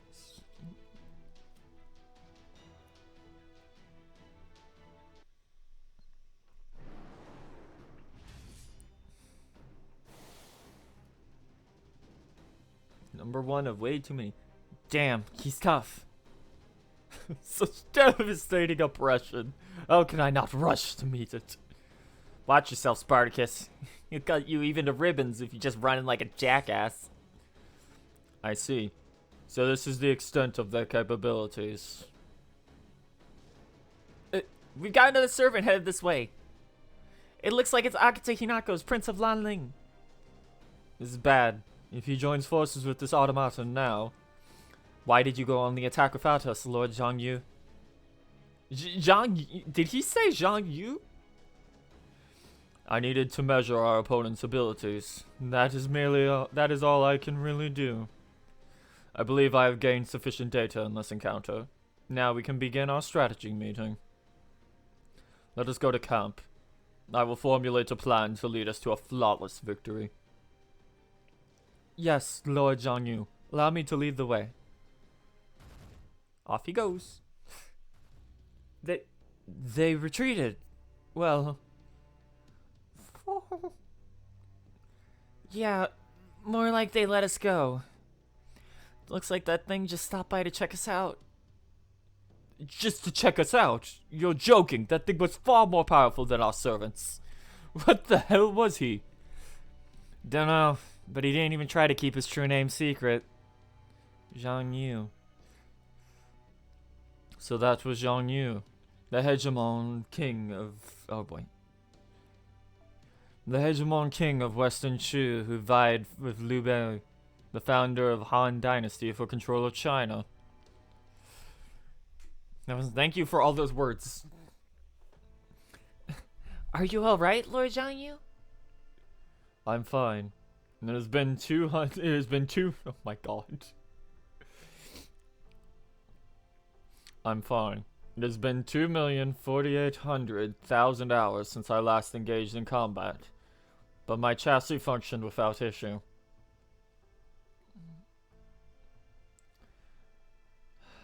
I was hoping you would never need to take up your swords again. The Emperor has decreed I must. Combat may not be my original function, but this frame has since been optimized for it. As such, it is imperative that I use it to destroy the Empire's enemies. Yeah, now that you're here, our victory is all but assured. So, those were the Chaldeans. They hail from the same world as you do. They're our sworn enemy. Oh, God. Oh, that's a long one. Invaders who threaten the Empire's peace and prosperity. We can never coexist with them. Their goals and the Empire's are fundamentally opposed. I see. They did seem surprised to hear that name, Zhang Yu. What you told me sounded impossible, but it seemed it really is true. There truly is a history where I am known as Zhang Yu. Yeah, that's right. A single wayward branch of history led you to be given the name Zhang Yu. And later generations knowing you as a human, man. Me? A human? How could something so bizarre come to be? No matter how many oh my god! Well. Hold up. Oh no.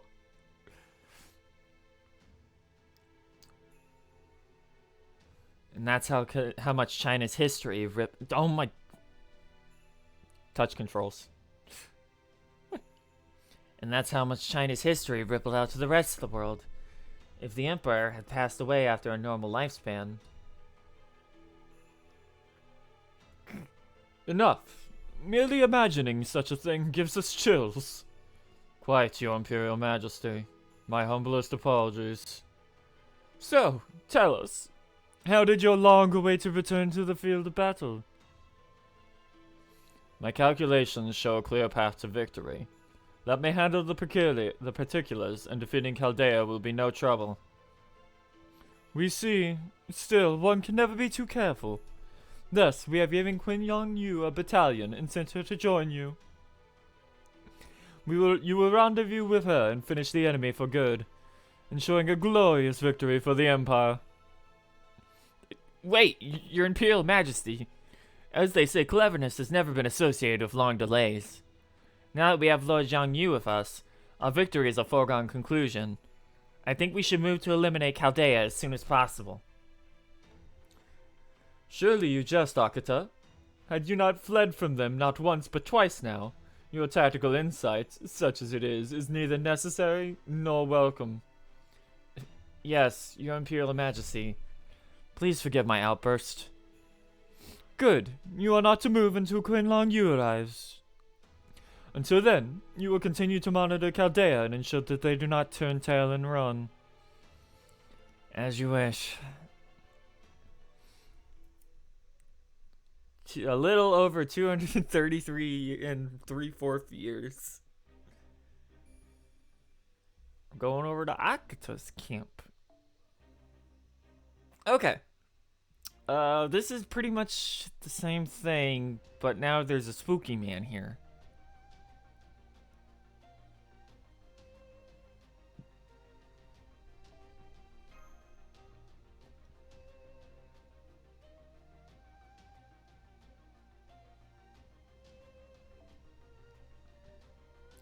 Bum bum bum bum. Da, da. Okay, this fight is gonna look a lot worse than it actually is.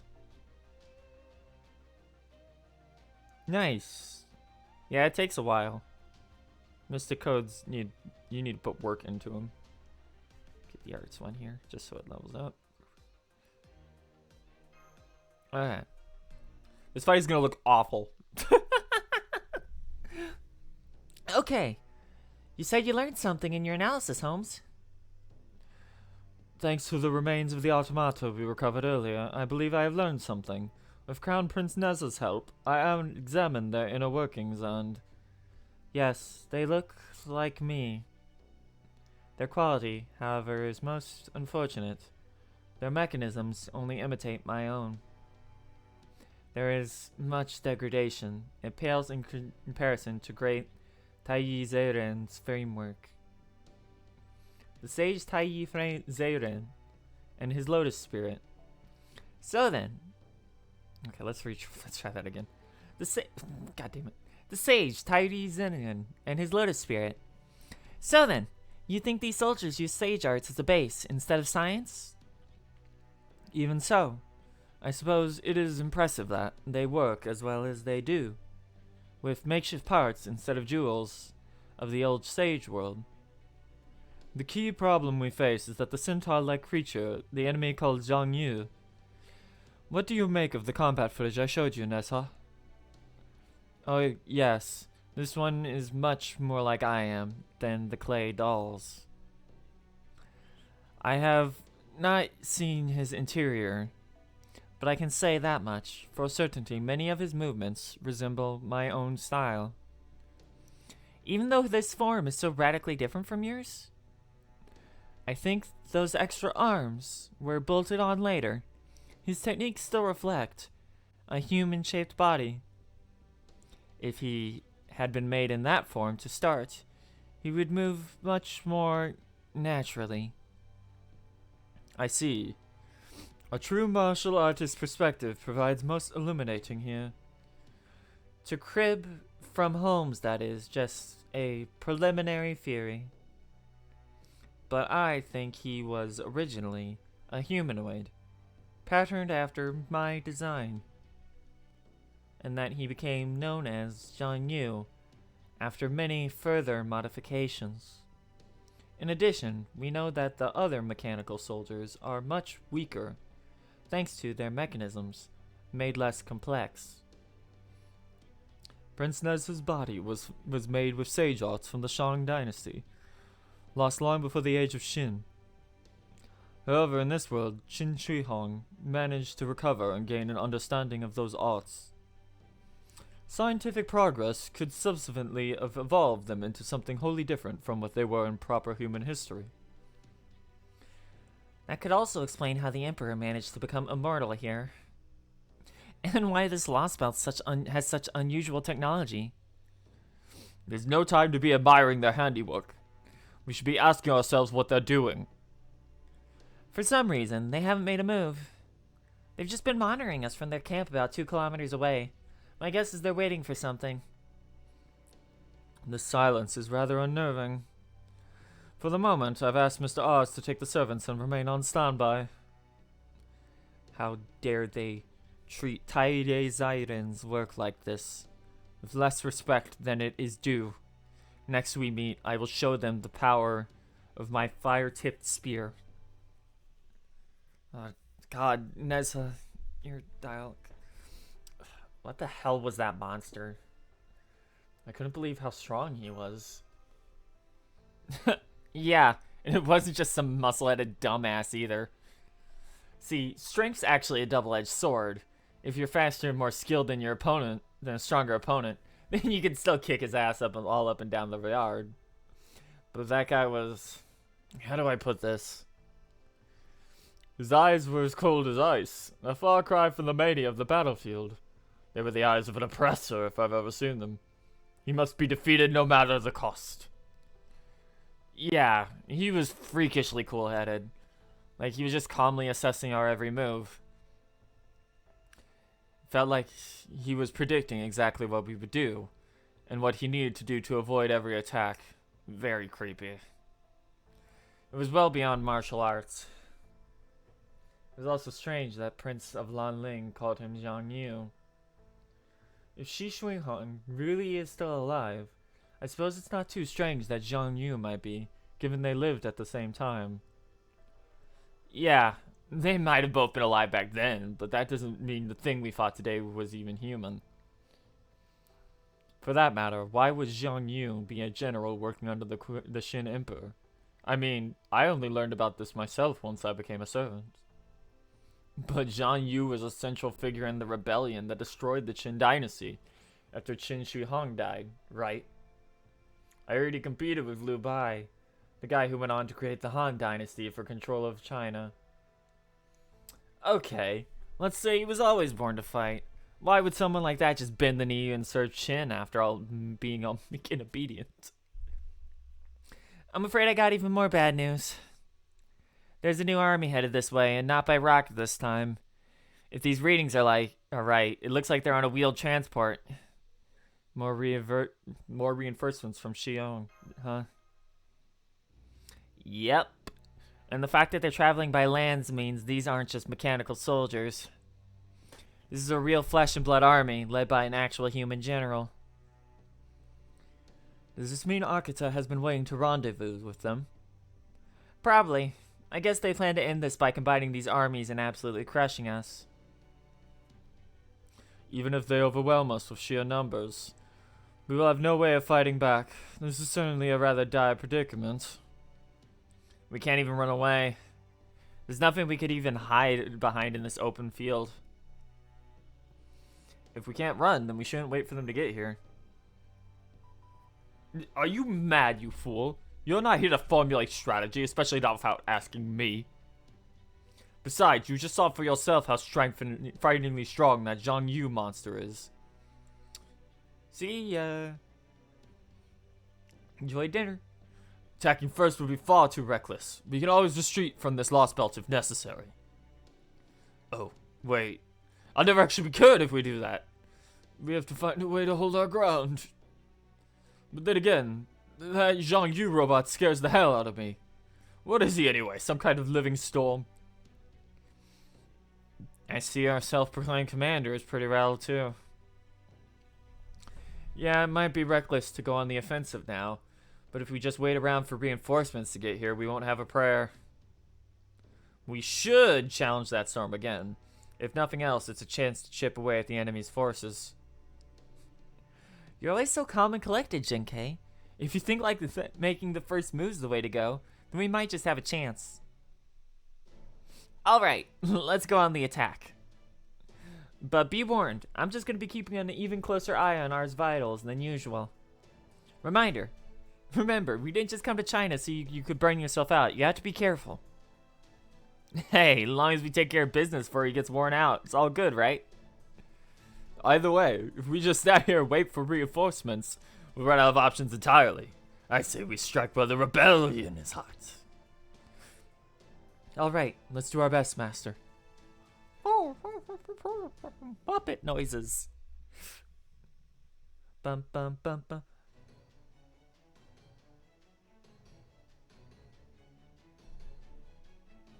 What? They've gone on the attack?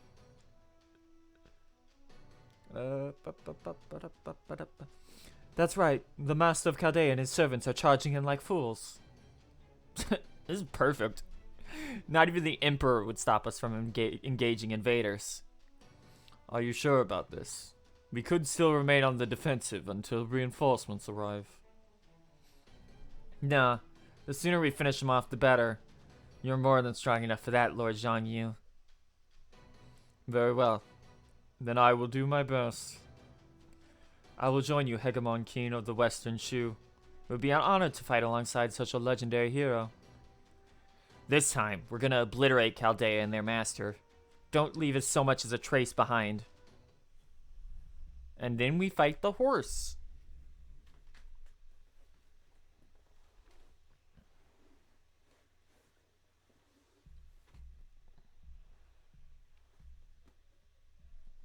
Bum, bum, ba-dum, ba-dum.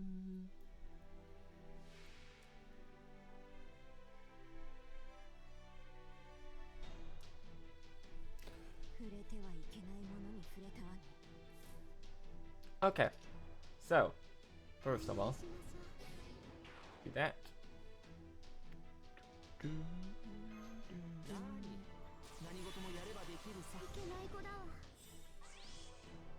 So this fight looks nightmarish, but all you actually have to do is break Zhang Yu's first bar for now. And since Long Ling doesn't really do anything aside from buff, it's not too much of a worry.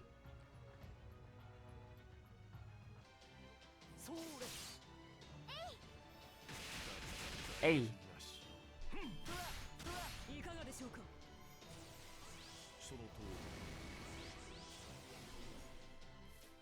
And one actual worry.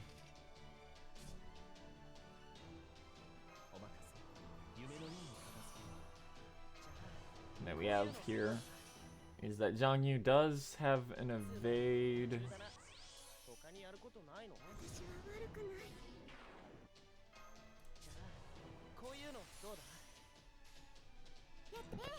Get him, Abby. Get him. Get him. Smack him. Hey.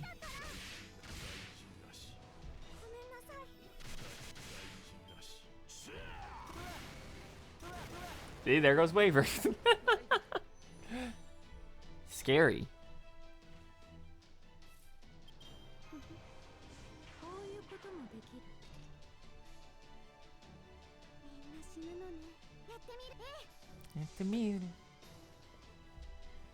Get him, Abby. Get him. Get him. Oh no, the teddy bear turned to dust. Oh no, it's not playing anything this time.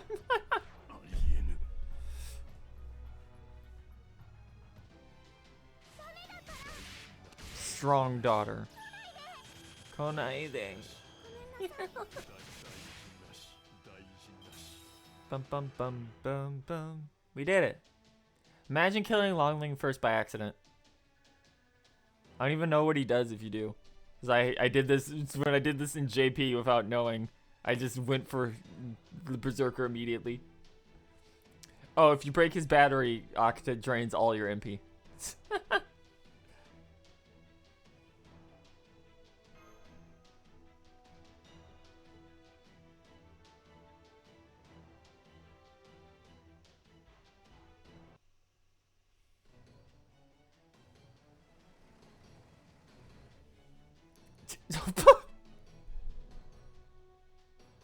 I never expected to see Da Vinci say that.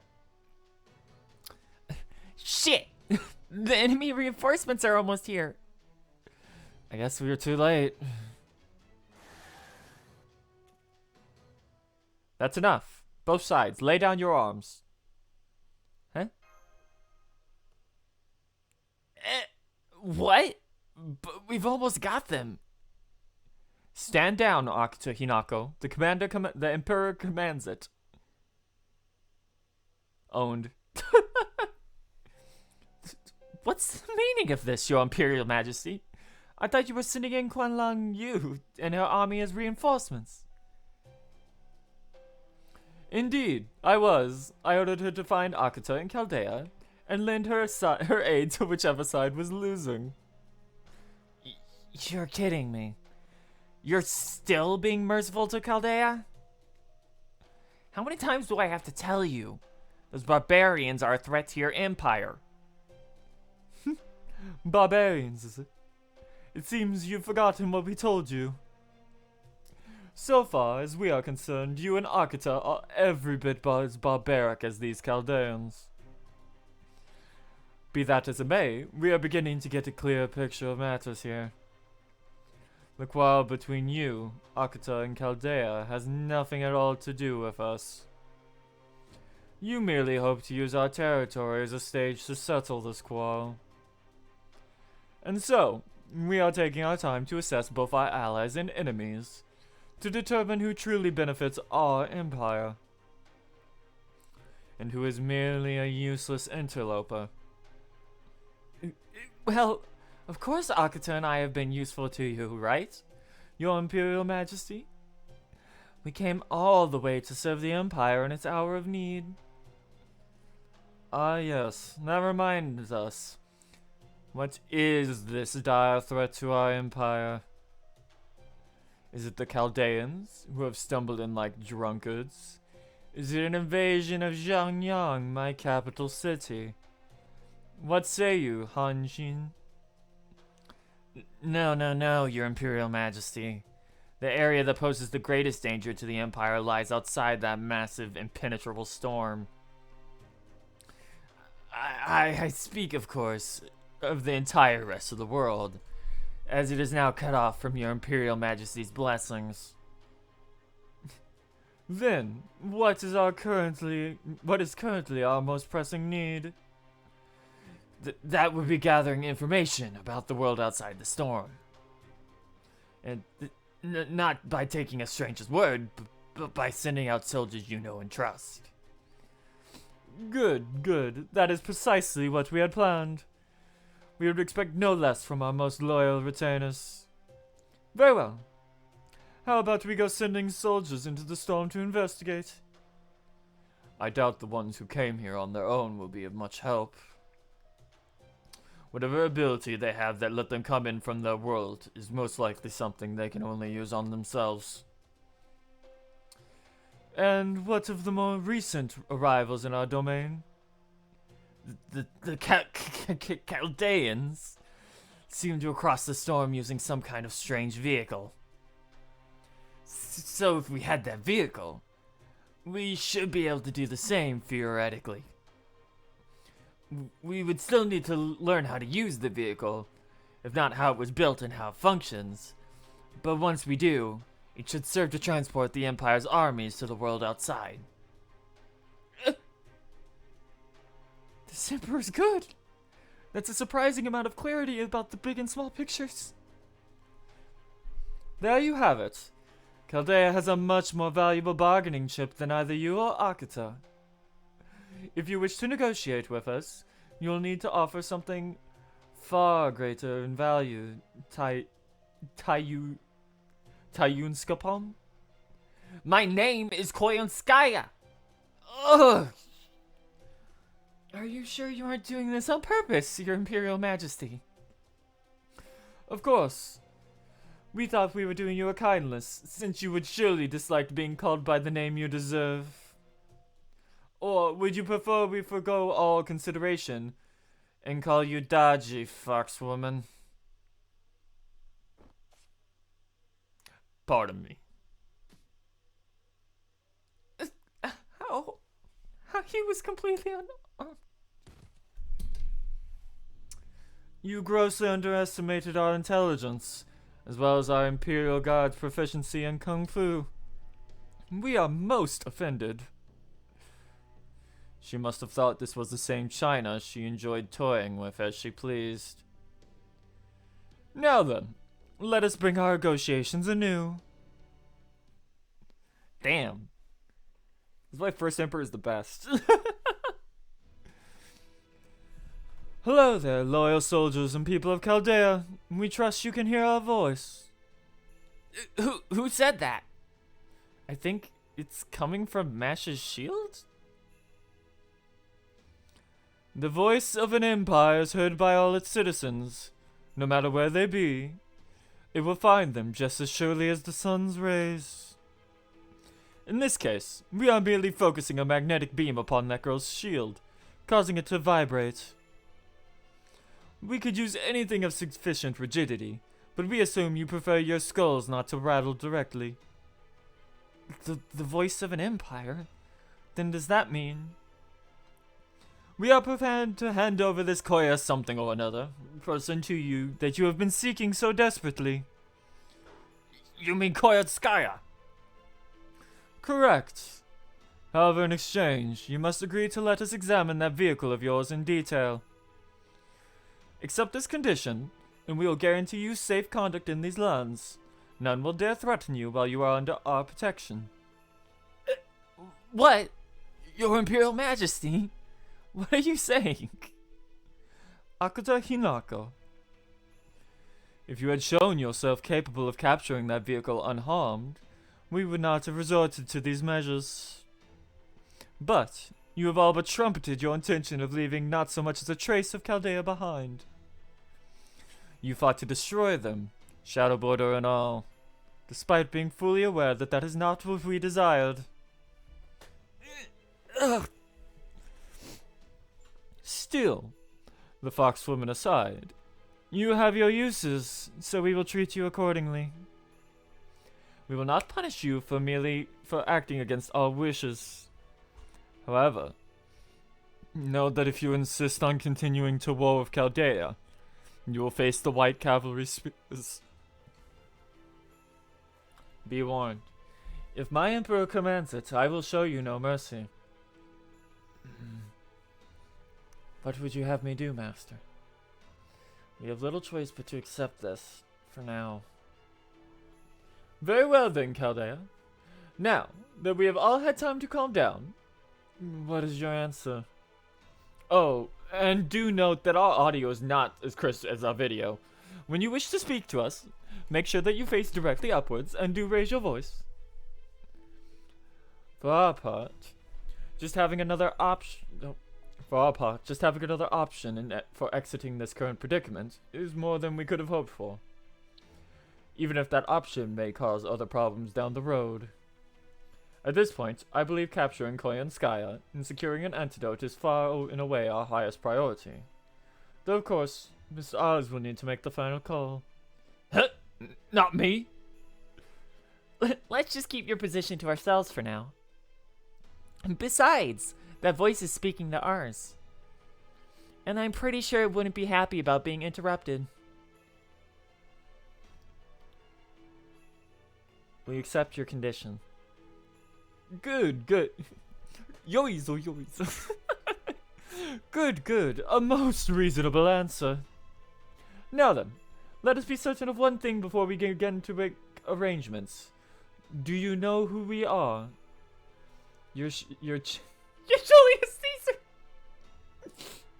Oh my god! You're Qin Shi Huang, the first emperor of Qin. Right you are. We thought we might need to explain all that in excruciating detail. We are relieved to see that these concerns were baseless. Very well then. Now that we know you properly understand our eminence, let us proceed. To begin, Quinlan Yu there has brought her with her a number of engineers. You will admit them, along with their equipment, aboard the Shadow Border. How do we know they won't break anything? Very well then. We will have our engineers conduct their work entirely under Chaldea's supervision. However, be aware that they will not cease their investigation until we are satisfied with the results. We trust that you can work together in good faith. Any other questions? Where are you speaking to us from? Yeah. And I thought I heard you say something about terrifying about magnetic beams. I'm speaking directly from above you, of course. Turn your heads upwards and it should be abundantly clear. Directly above us, you mean? Yes, the Great Wall. The Great Wall? But I thought that was built on the ground. The ground? Oh, you mean that thing we once used to keep the Huns away? Just how out of date is your knowledge of China? There's not been a great wall on the ground since our empire absorbed all other nations. Does that mean this empire no longer has any foreign enemies? Correct. The entire planet is now our domain. As such, any outside barbarians that might pose a threat would have come from beyond the sky. Naturally, we cannot merely sit around waiting for such hostile visitors to arrive, or it would be too late to defend against them, so we decided to fortify our defenses ahead of time. This great feat of architecture was built over the course of 300 years. Perhaps you know the original Great Wall's name meant the 10,000 li long castle. Well, this is far longer. If we were to measure it in li, it would be 131,424 li in length. Man, where do I even begin picking that apart? You say you began space development in the 18th century? That's as preposterous as Gandhi dropping an atomic bomb. Oh, wow. That's a... I was not expecting a civilization call out.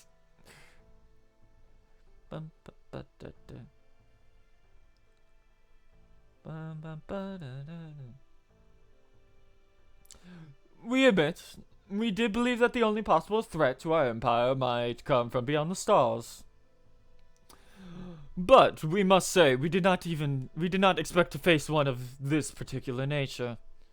Indeed, it was a great shock to see those impenetrable storm clouds, if that is what they even are, suddenly appear around this area of China. We no longer receive reports from the parts of the Great Wall that extend beyond China. Only parts that seem to function are those above China. The light of our glory once encompassed the entire globe, but now those accursed storm clouds have tethered us from our own world, plunging it back into darkness. This is a tragedy. Without our guidance, our people will regress back into a state of chaos and violence. Thus, we must once again bring peace and harmony to the rest of the world. That's why you want the shadow border? Yes. That said, that single vehicle alone is insufficient to our purposes.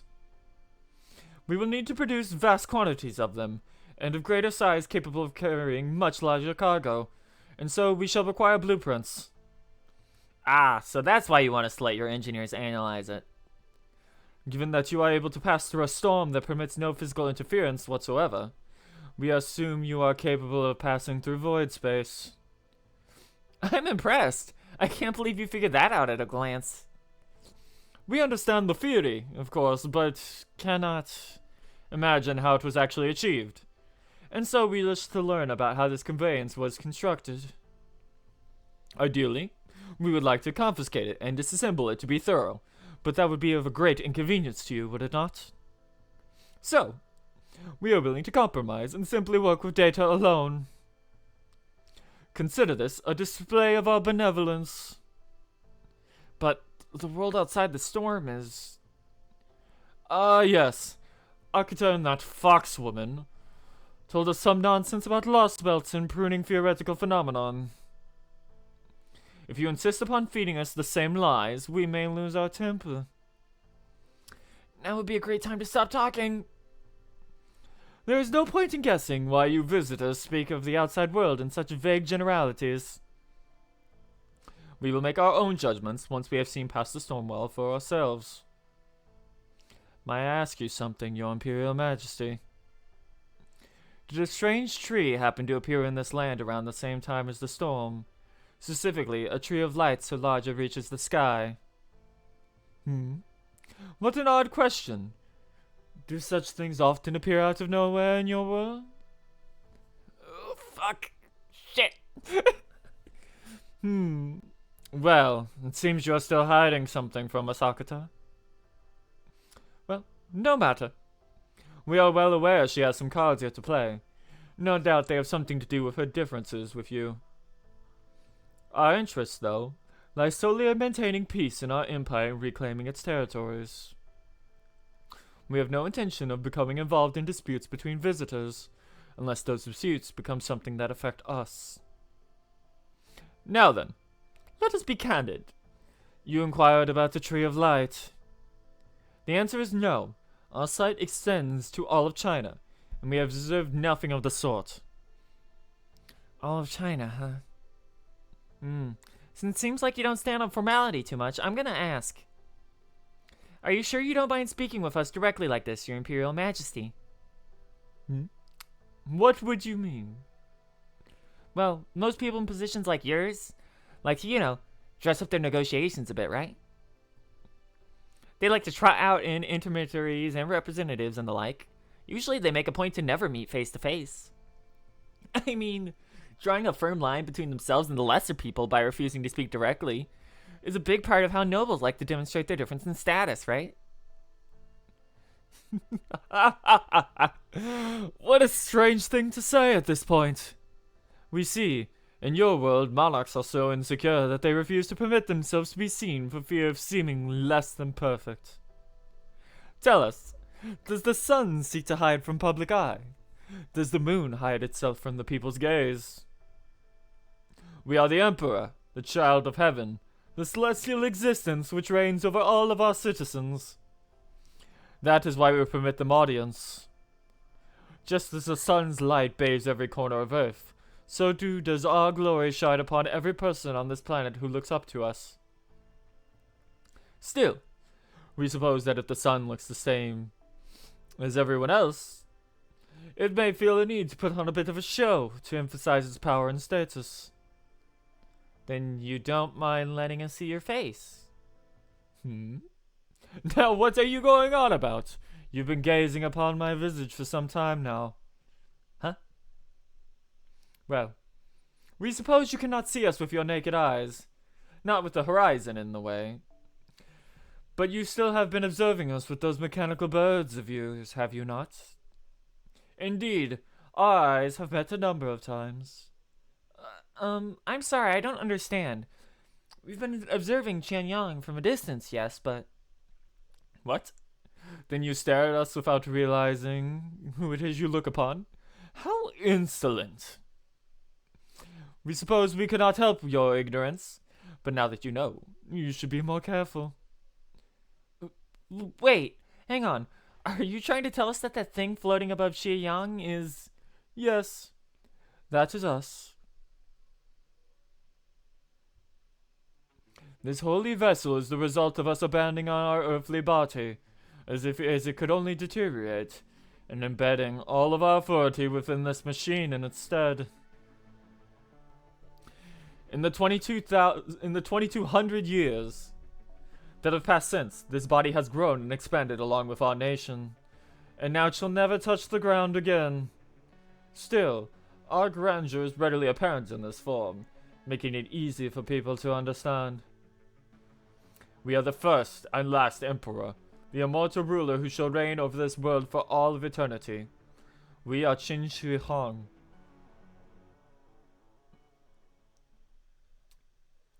He's big.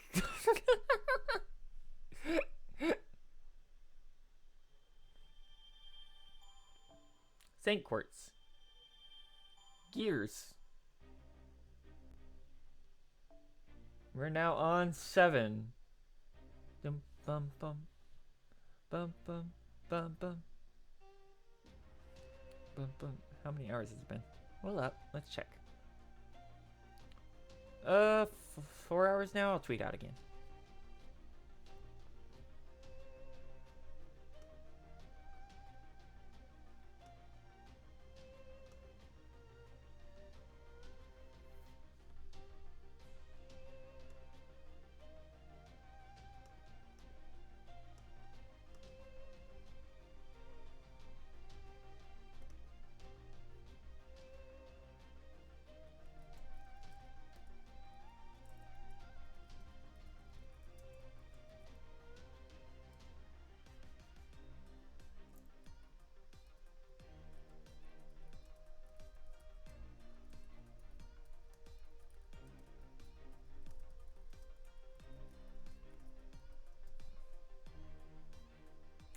Ba-da-da-da-dum, bum, bum, bum, bum, bum.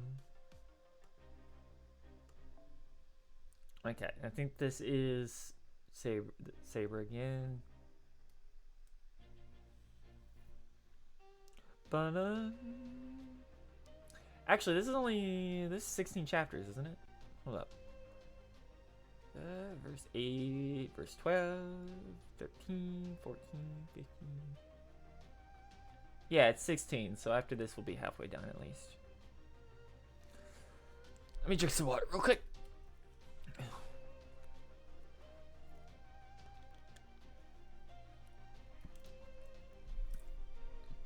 Oh, okay. Just tweet it out. Face rig, thank you. I'm gonna get another snack here, and then we'll be right back.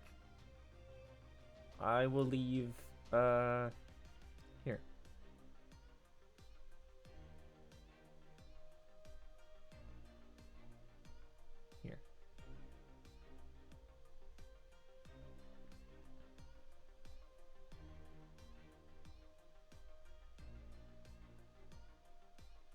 Here you go. Moth will entertain you while I'm gone. Be nice to him. I'll be right back in a moment.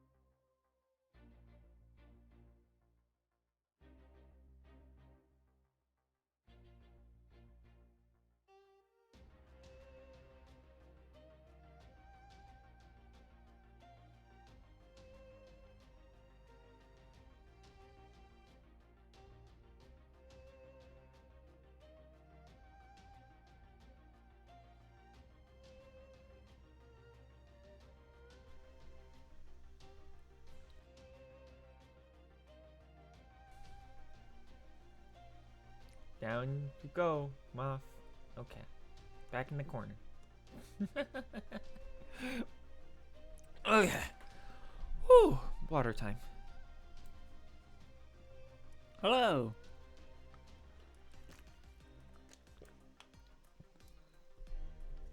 Oh look, it's the chapter is called Shin Shui Hong. Okay. It looks like we're gonna be having dinner for Thanksgiving around 6. So I got another 2 hours before I gotta go. so we'll get a couple more chapters in here.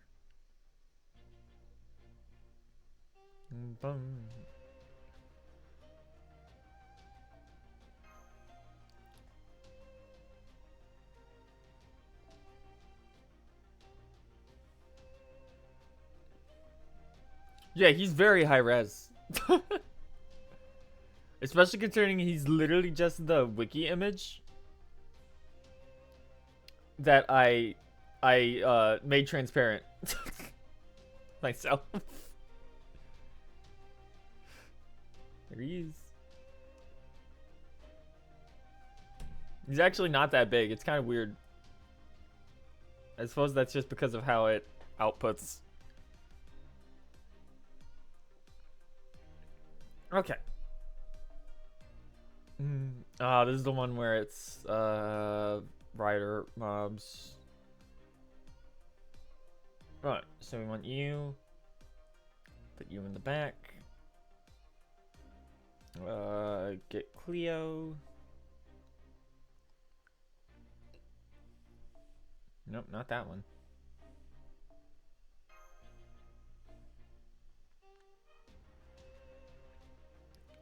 Boom.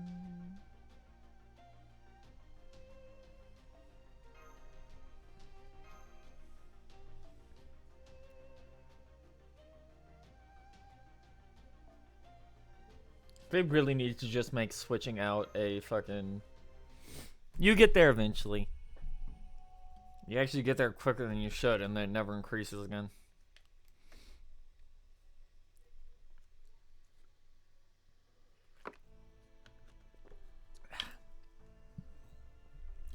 Man, of all ways for the Emperor to attain immortality, that one just didn't even occur to me. So, after finding Nezha's remains in the Shang Dynasty ruins, the Emperor must have worked out some sort of cybernetics breakthrough all the way back in the BC era. No wonder technology in this Lostbelt is so topsy-turvy. So, the Empire must have abandoned the Zaren's aspirations and found a way to attain immortality another way. Zaren? The Zaren were Taoist mountain sages, or hermits if you like, who sought eternal truth.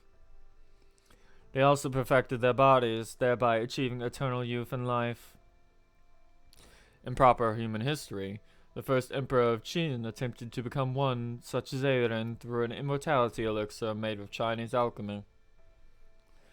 But as it happened, repeated long-term use of this elixir only resulted in fatal mercury poisoning. Alchemy has always been a great deal more trial and error than success, no matter where it was practiced.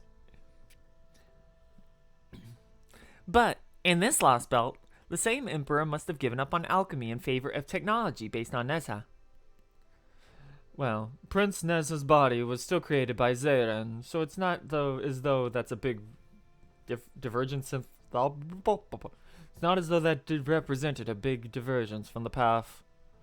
But the decision to surrender human form and grant only the mind immortality cannot be made lightly. From there, if the Emperor was able to stamp out all dissent in the rest of China and continue ruling the resulting empire at the height of its power, conquering the rest of the world seems only a matter, of course. Yes, well, as a mage, I can't say I approve that. But I am glad this Emperor turned out to be such a reasonable fellow. Indeed, this was a most unexpected development. I never would have guessed that the Lostbelt's ruler would sever ties with a cryptor in favor of negotiating with us. That said, what do you make of the request to examine the shadow border in exchange? It's definitely a risk. I mean, we didn't so much as tell all of the Lostbelt factions that the zero sailing is even a thing. The Russian and Scandinavian Lostbelts both seem to have their hands full with their own affairs. But China is different.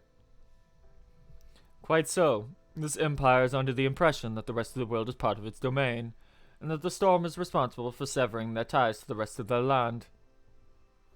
They see this situation as an unprecedented disaster, much like we did with proper human history being wiped from existence. I wonder what they would think if they saw the world outside their Lostbelt. I guess they'd be pretty distraught. Yeah, their potential reaction is key.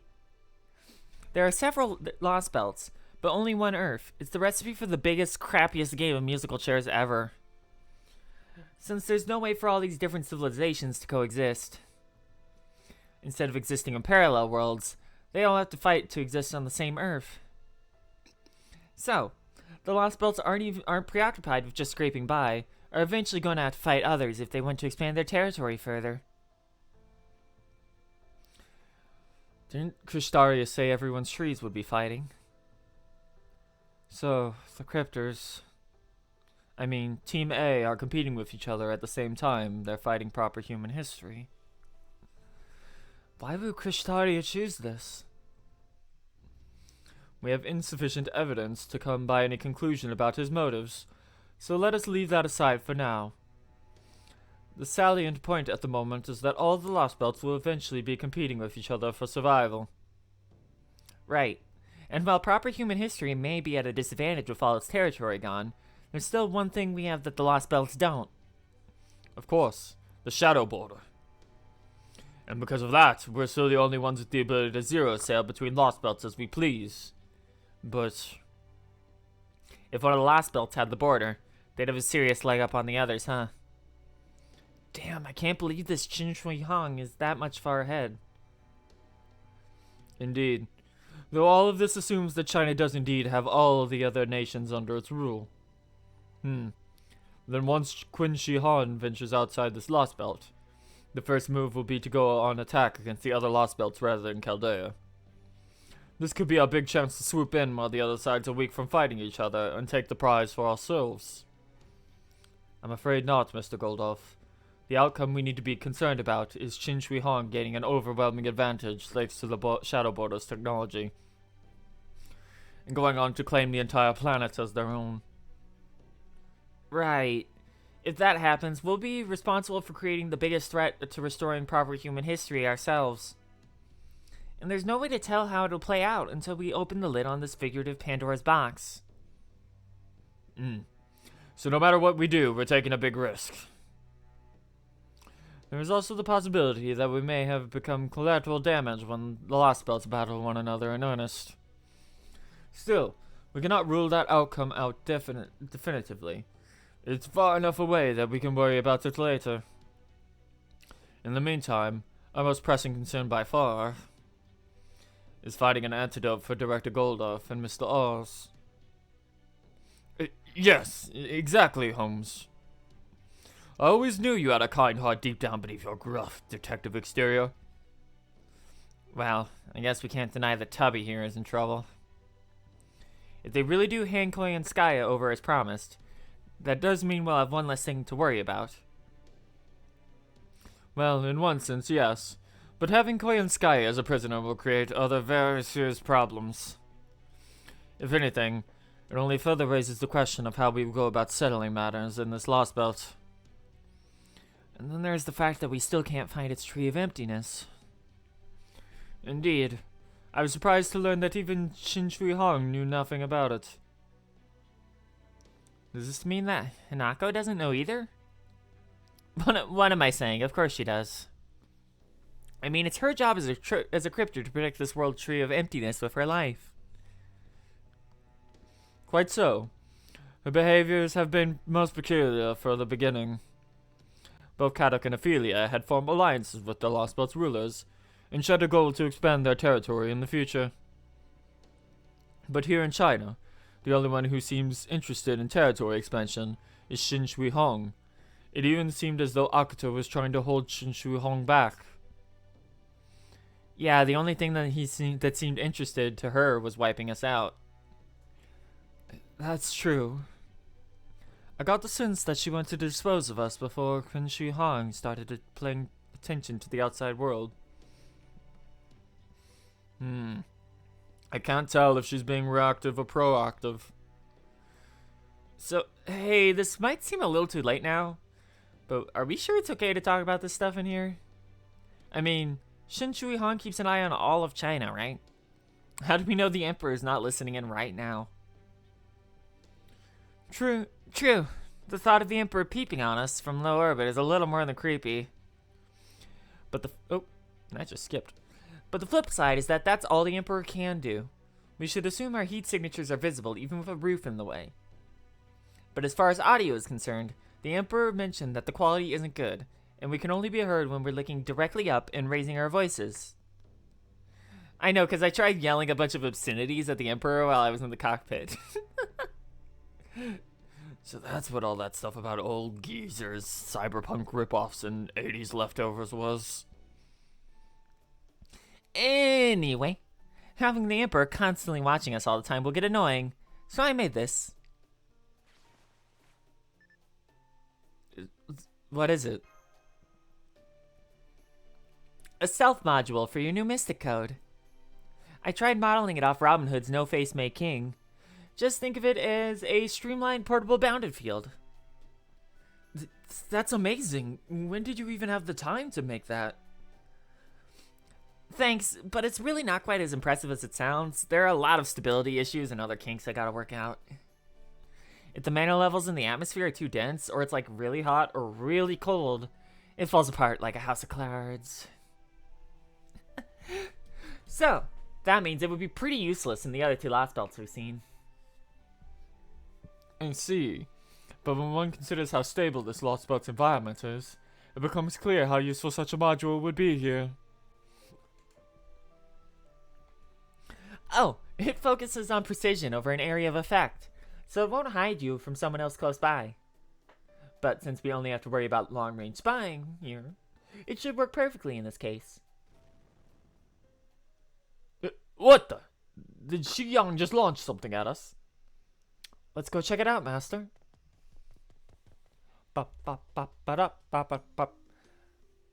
Oh, a benefaction. Our village got a benefaction. Most glorious and majestic Heavenly Emperor wishes to thank you for your hospitality to our otherworldly visitors. Be grateful for this blessing.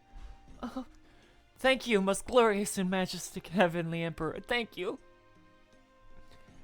Benefaction. I remember now. They said that's what those rockets are usually used to deliver. Man, they're so lucky. I can't wait till I'm a grown-up and get benefactions too. You mean kids never get them? We do, but they don't usually work as well when you're little as when you're grown up. They sure don't work for me. Say, want to try mine and see what they're like for yourself, mister? Here you go. This looks like medicine. Yep. It clears your head out and makes you feel really good. It's like oh god, it's drugs. No.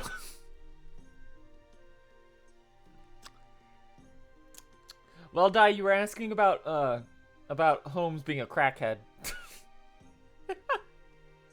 He's still here. Here you go.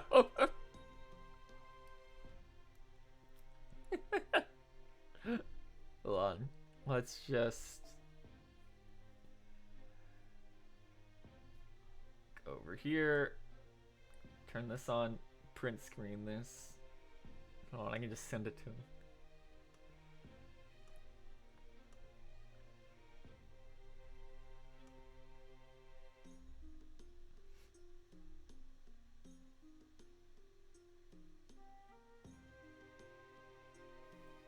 Gotta find it. It's around here somewhere. There we go.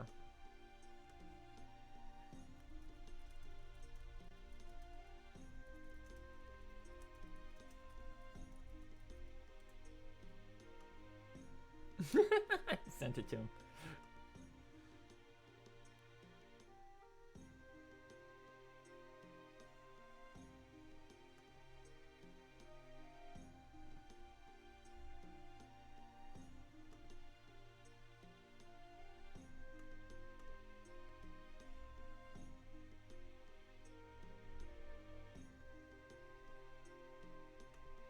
No, I won't post that. It's day one. I'll wait. So I post that publicly somewhere.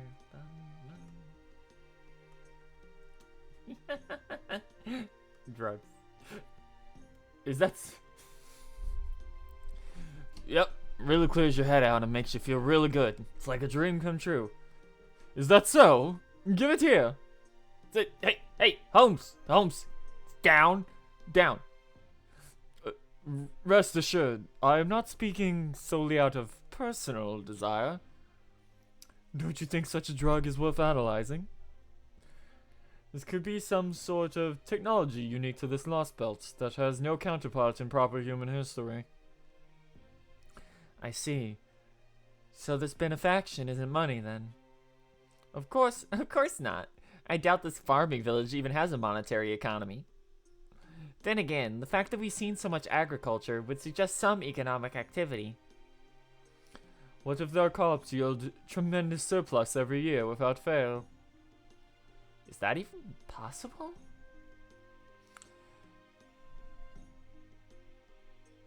Bum, bup, bup.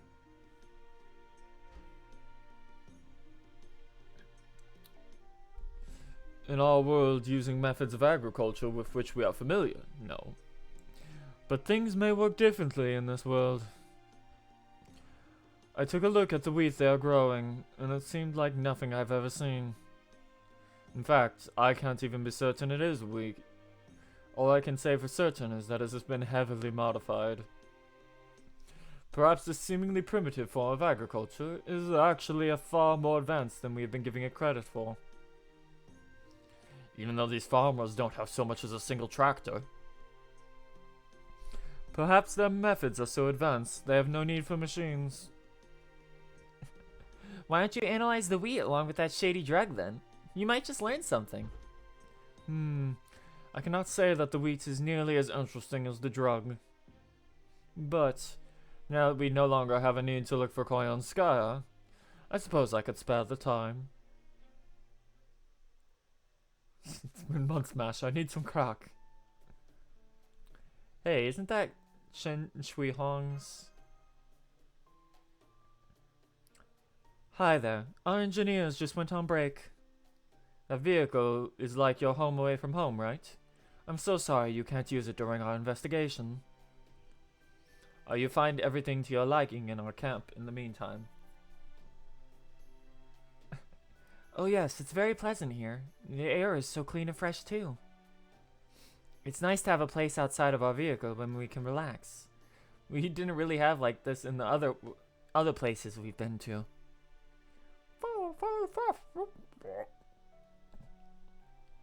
I'm glad to hear it. Oh right, I haven't introduced myself yet. Chin Yang Yu, I think. Let's find out.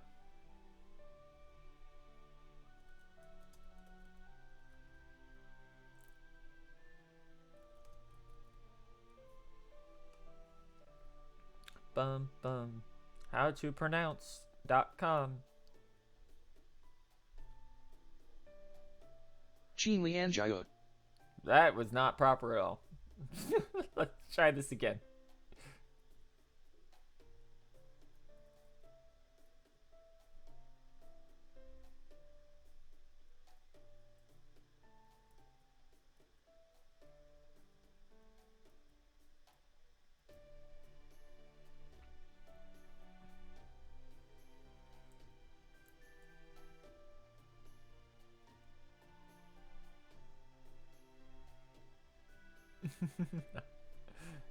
Let's see, do they have...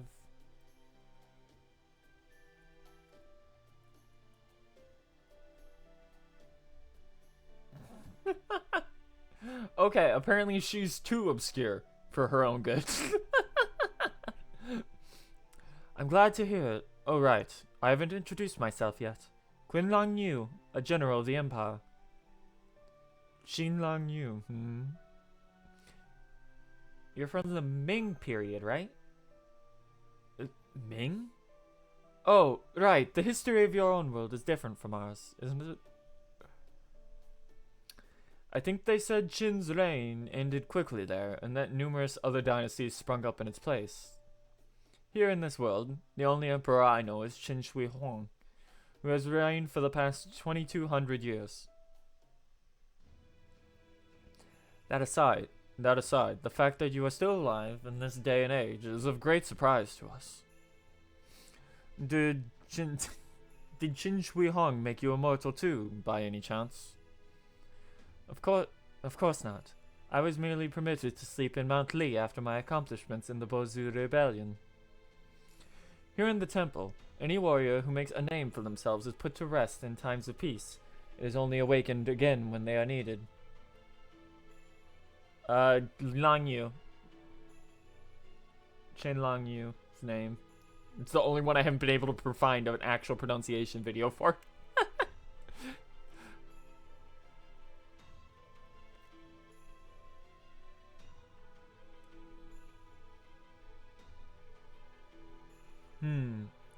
So, you employ cryogenic freezing. Then I presume there is no need to keep a standing army here. Was Zhang Yu... Hold on, fuck it. Let's get this one while we're at it.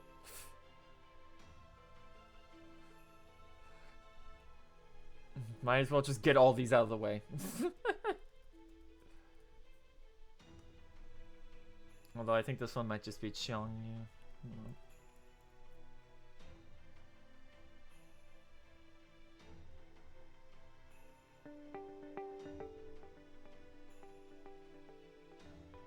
Xiangyu, Xiang Yu. Okay.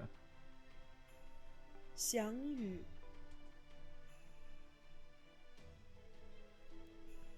Alright, so pretty straightforward, just the Xiang, just the CH sound on the front.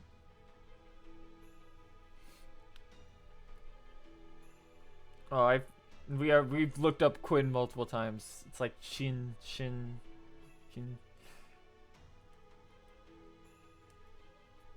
Alright, hold on, let me pull up Zhuang Ni again.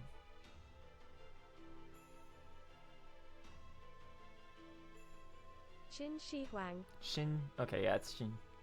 Or Chin, whatever. And Long Yu is Shan.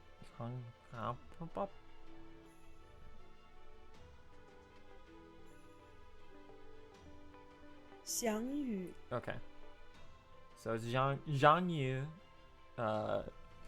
Qin Shui Hong, Xin Yang Yu, Long Yu. Oh boy. Was Zhang Yu frozen in Mount Li too?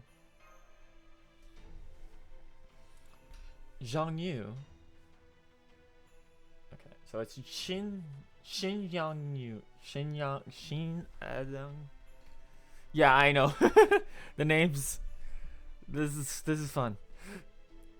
Xin Lang. Okay, I'm gonna assume it's just Lang Yu. Shang Yu. Ah, I see. So you call that thing Zhang Yu too? That thing? No, that thing is just a valuable relic. Is one of the most glorious and majestic Heavenly Emperor's most impressive accomplishments, which is saying a lot. It's both one of the cornerstones of this eternal empire and a monument to it. But as you see, it's not a living soldier. You'd say it's an ancestor to the mechanical army. So, Xin Shui Hong's army is composed of those dolls. And you commanders from the past were unfrozen in order to lead them. Of course, I'm also told that the royal guards in Jiangning are always assembled from soldiers of the current era. I've even heard that some elites have received instructions in sage arts from the most glorious and majestic Heavenly Emperor in person. But Xin Shui Huang has no need to keep a full army on hands at all times. The mechanical soldiers are more than sufficient, and the generals needed to lead them can always be summoned from their quarters in Mount Li. It's been a long time since I was frozen myself, and I'm also told there hasn't been any kind of disturbance for the last 100 years. So you're saying war has been eradicated from this world? Even when I was a young girl, war was only ever something I read about in history books. I mean, wars can only be fought between countries, correct? But there haven't been any countries besides our empire for over 800 years. The only reason I took up the spear was to help put down revolts. Then, Gwen Shui Hong has achieved dominion over the world by the 13th century. We started implementing gunpowder well before any other country, so no nation was able to oppose us. The discovery of the Fusang tree was a big help too, as it helped us make huge leaps in our medical science. It's all thanks to the most glorious and majestic Heavenly Emperor abandoning mortal flesh in favor of a holy undying vessel. What's the Fusang tree? I'm told it's the embodiment of the sage's secrets, a treasure trove of hidden mystic wisdom. Others know it as the tree of... Oh boy. Most glorious and majestic Heavenly Emperor discovered it while searching the sage world for the secrets to immortality. Does that mean that Qin Shi Huang really did manage to become a sage? No. Most glorious and majestic Heavenly Emperor had already achieved immortality through the Heavenly Vessel before discovering the Fusang tree. They say the Emperor chose to remain in metal form rather than ascend to the heavens, because it was a better way to lead the nation. Still, it took over 300 years to complete the search, and it wouldn't have been possible without abandoning the shackles of mortality. In the end, the Emperor decided to use his sage knowledge of medicine to improve the people's lives. With all manner of disease, hunger, and pestilence eradicated, our social strength enhanced through elixirs, no other country's forces stood a chance against us. Sage art-based biochemistry,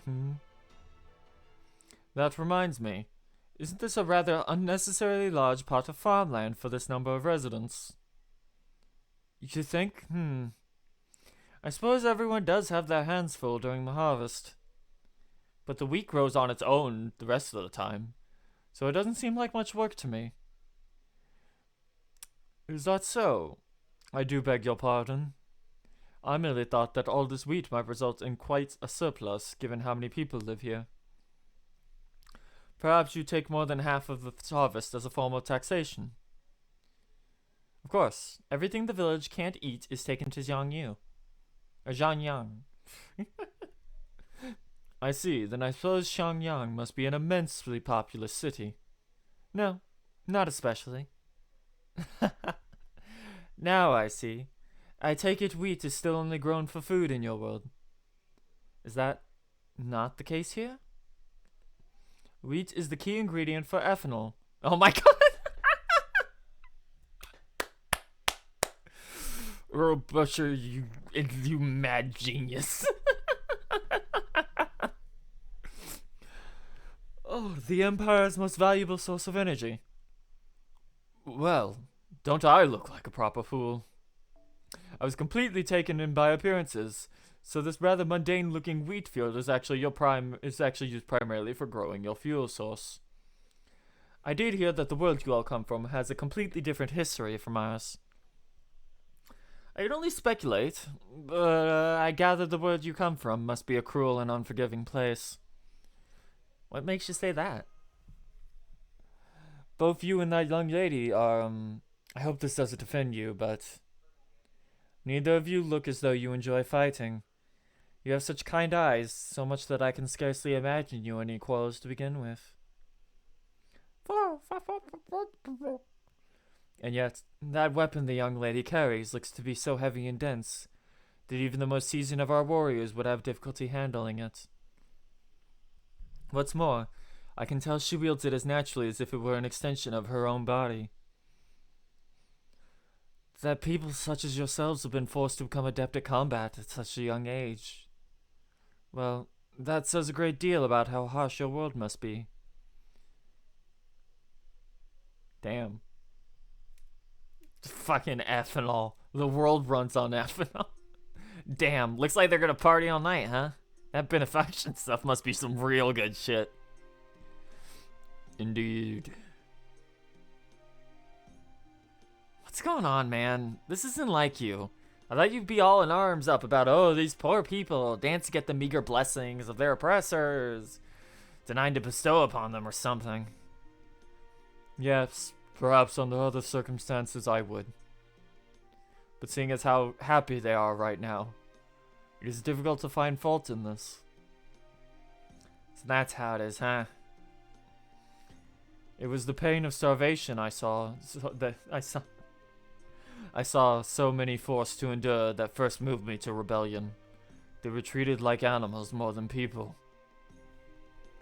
Their smiles in moments of hard-won victory and freedom were so fragile, so honorable. They were nothing like what I see here now. Now that I think of it, I've never seen anywhere so filled with joy and peace as this village. Of course not. These sheep don't even know what a war is, remember? Couldn't be further from our world. I had always hoped that the blood of my compatriots and I shed would buy smiles like this. But I never dreamed I would truly get to see them. This world is too perfect for the likes of me. Ain't that the truth? Tell me, O knight, are you sure we should even be here? Are you even kidding me? Why would you even ask? We can't get along. You get along great with these people. I know, but even so, something continues to feel off. I cannot help but wonder, do we heroic spirits truly have a place on the battlefields of these Lostbelts? I don't need introspective Spartacus in my life. It's throwing me off, man. Senpai, are you up? Having trouble sleeping, Mash? Yeah, I'm afraid my nerves are still frayed from the battles we fought earlier today. I'm glad we survived thanks to Shin Shui Hong interceding, but it was too close for comfort. Why don't we go get some fresh air? Okay, thank you for joining me, Senpai.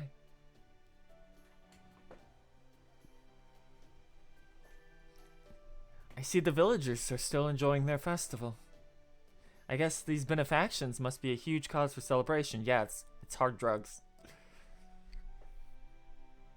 Holmes said he suspected they Oh, one sec.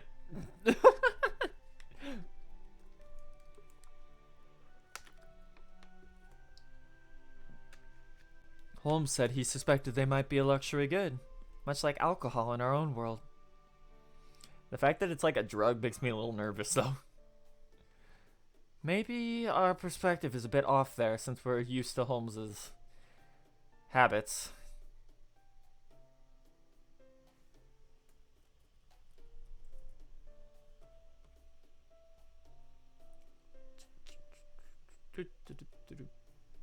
Border investigation going through the night. I hope Da Vinci will be okay supervising them. That leaves us with nothing to do for once. Yeah, it feels like it's been forever since we last had free time to ourselves. This Lostbelt is really peaceful, isn't it? Something wrong? Senpai, I've seen a world like this before. It was a world of possibilities, united under a single ideal. Are you talking about the Temple of Time? Yeah. The King of Mages, Goetia, envisioned a history of humanity that was free from strife and suffering. I disagreed with him. There was something about a world completely lacking any pain or adversity that just felt wrong to me. But now, the way people live here seems so close to that world. Yet it's still rich with life in the center of Earth. These people aren't illusions. They're just as real as we are. But we're still this world's enemies. Yeah, I know. Even after we take Koyanskaya into custody and secure an antidote, that won't be the end of it. We can't stop fighting until we find the Tree of Emptiness and cut it down. Prune this world away like it was originally meant to be. I know this is a rare chance to rest and relax, but when I think about it, I just can't get to sleep.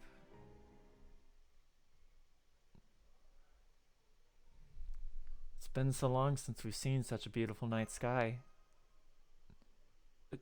Master, get back! It would seem I missed my chance. I thought it would be easy to kill you under the cover of darkness. I underestimated those who have spent their lives dedicated to the art of war. Even if it would take no more than a single stroke of my sword, I cannot bring myself to sneak up behind someone and murder them in cold blood as they admire the beauty of the night sky. Prince of Lanling, but we've called a truce right now. No, you and the Emperor called a truce. My master and I agreed to no such thing. As such, tonight, when everyone else has lowered their guard, would have been the perfect chance to end you, Master of Chaldea. Ordinarily, I would like nothing more than for those moved by beautiful things to live out their lives in peace and happiness. But now that we have met as enemies, that can never be. I had hoped to end you before you had to feel any need for fear. Forgive me for my incompetence.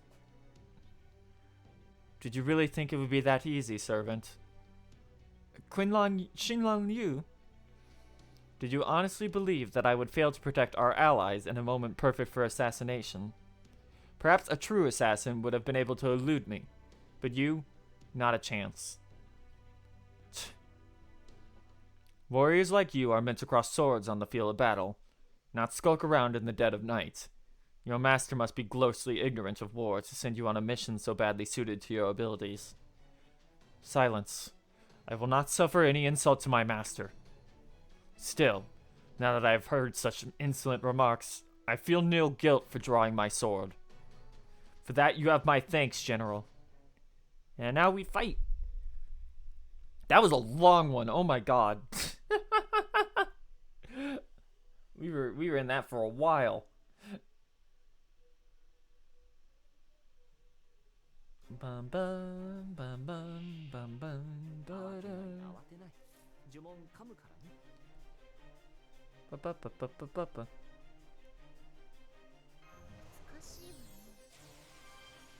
Get him, Cleo. Get him.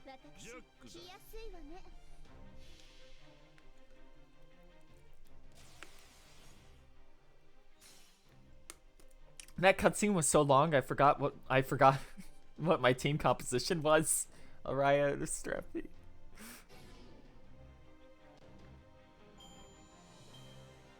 Okay, real fight time.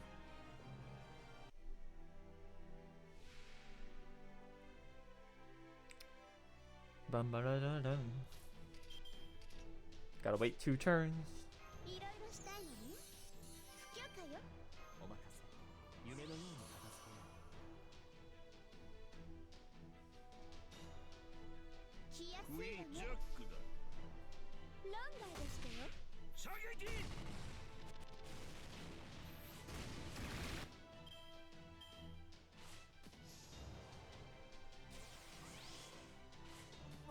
Haha, joke's on you, Lonling, you dumb bitch. Haha! I don't give a shit about that. Time to be clowned.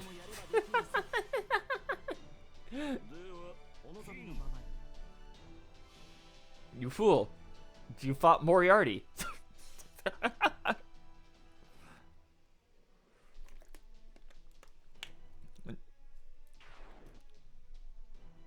Subarashi. The world is filled with destruction. There we go. It's broken again.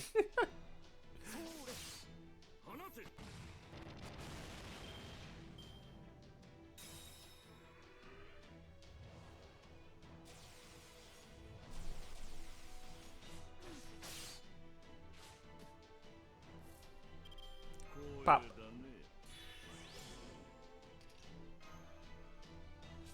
How many stars we got? Need more stars this turn. Gives those. Thank you, Cleo. Get out of here.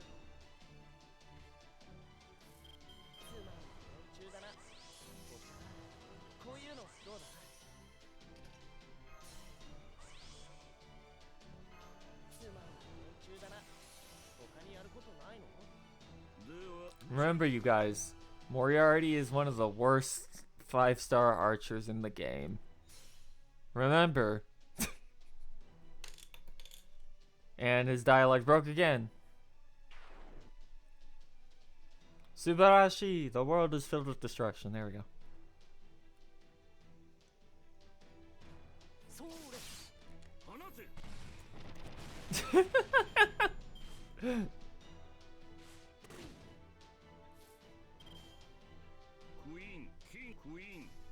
Queen, King, Jack, Joker.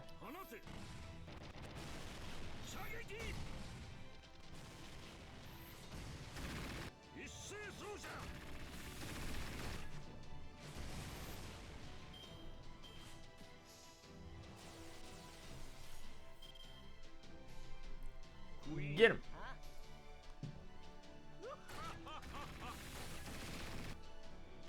Thanks, Papa Moriarty. Yeah. He's dead.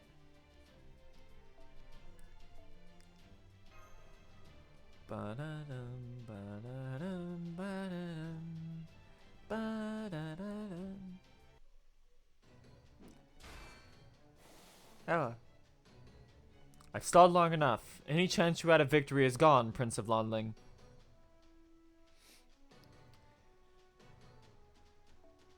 Shin Liang Yu speaks the truth. Nighttime though it may be, even we, at such great remove, cannot help but notice such tumultuous commotion. We trust you can hear our voice, Sakuta Hinako.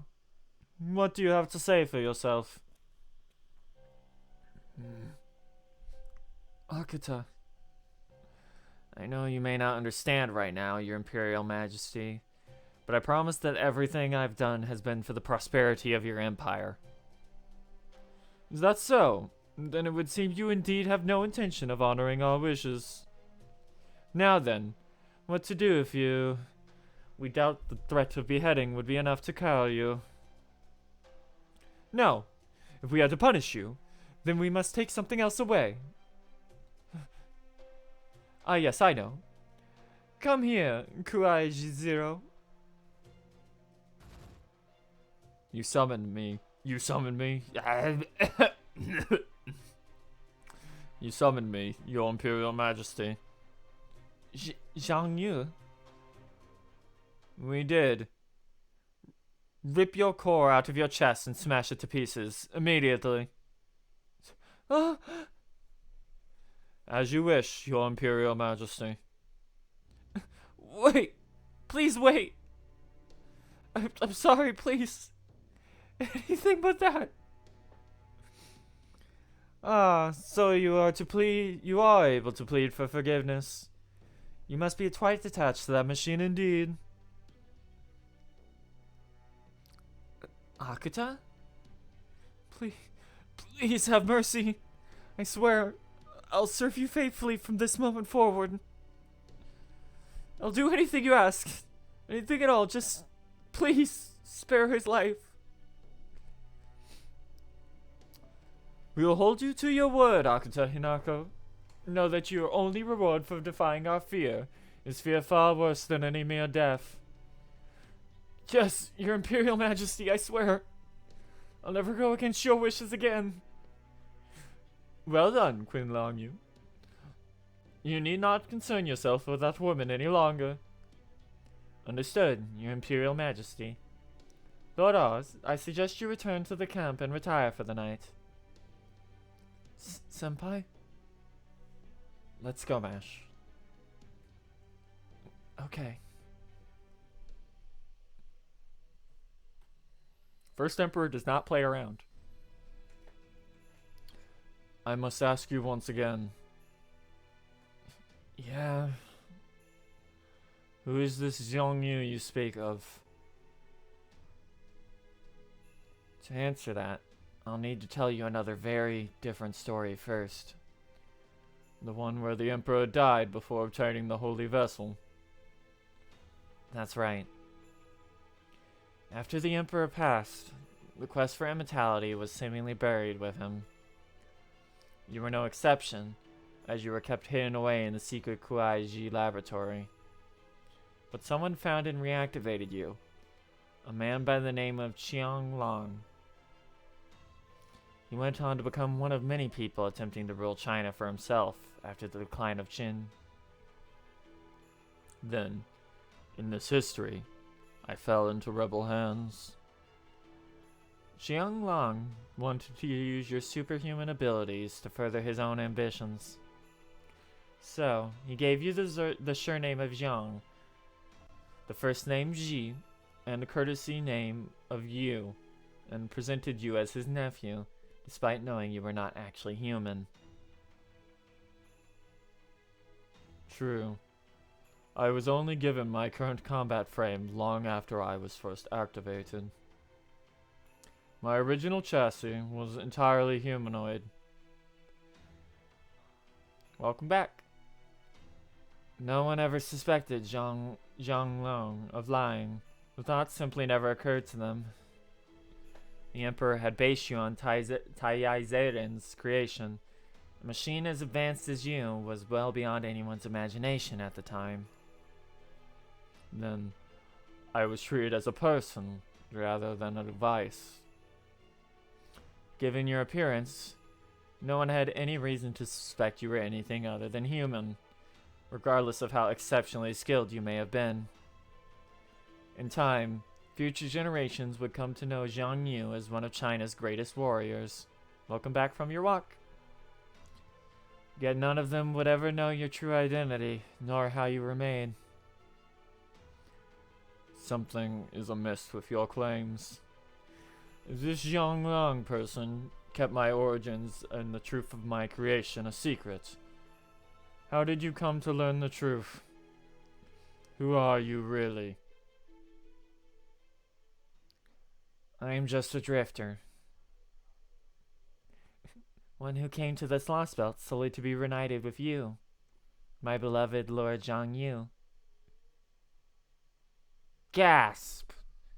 Who could have ever known? Who could have ever seen this coming? Such a twist. Oh no, it's an entire cutscene one again. We're gonna be here for 20 more minutes.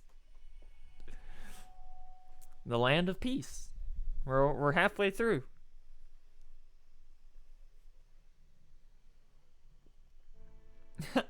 Sounds like you had quite the evening.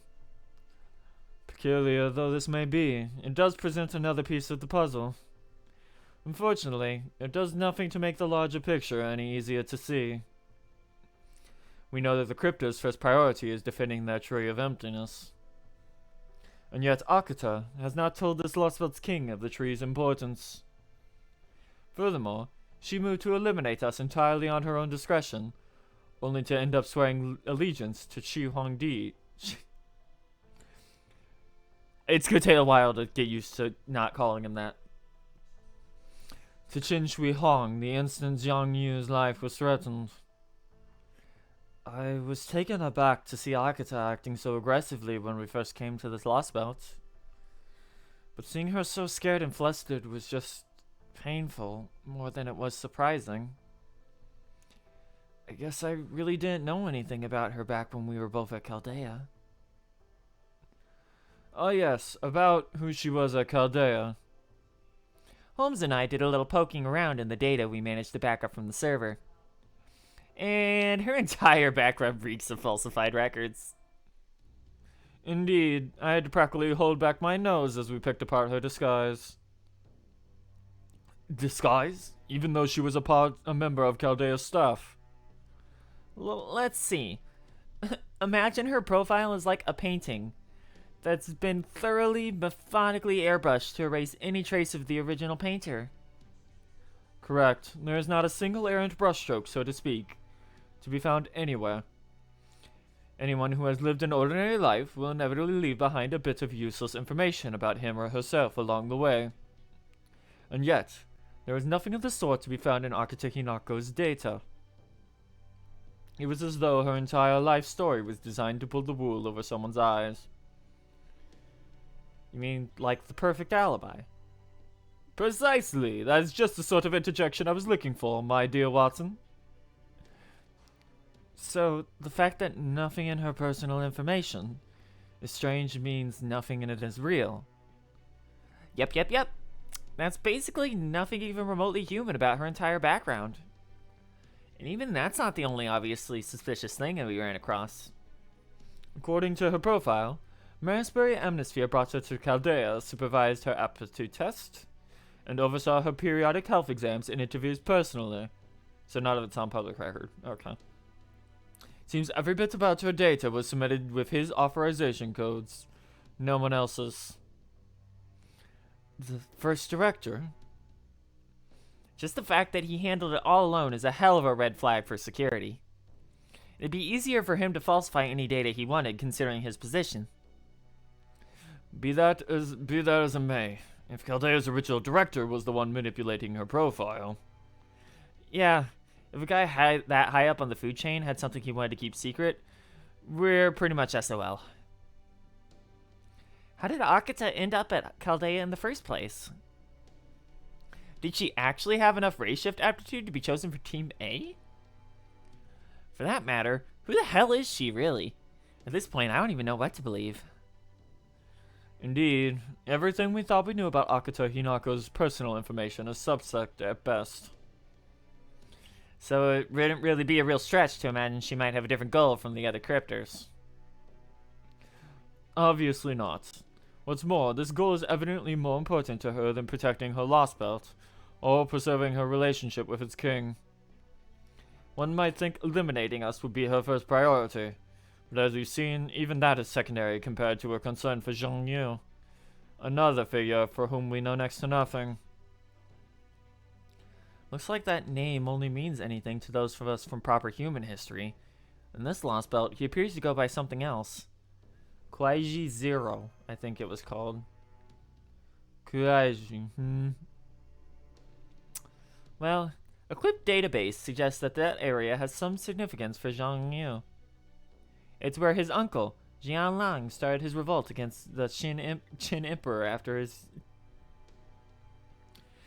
Against the Qin Emperor after the Emperor died. You could say it's where Zhang Yu began his career as a warrior.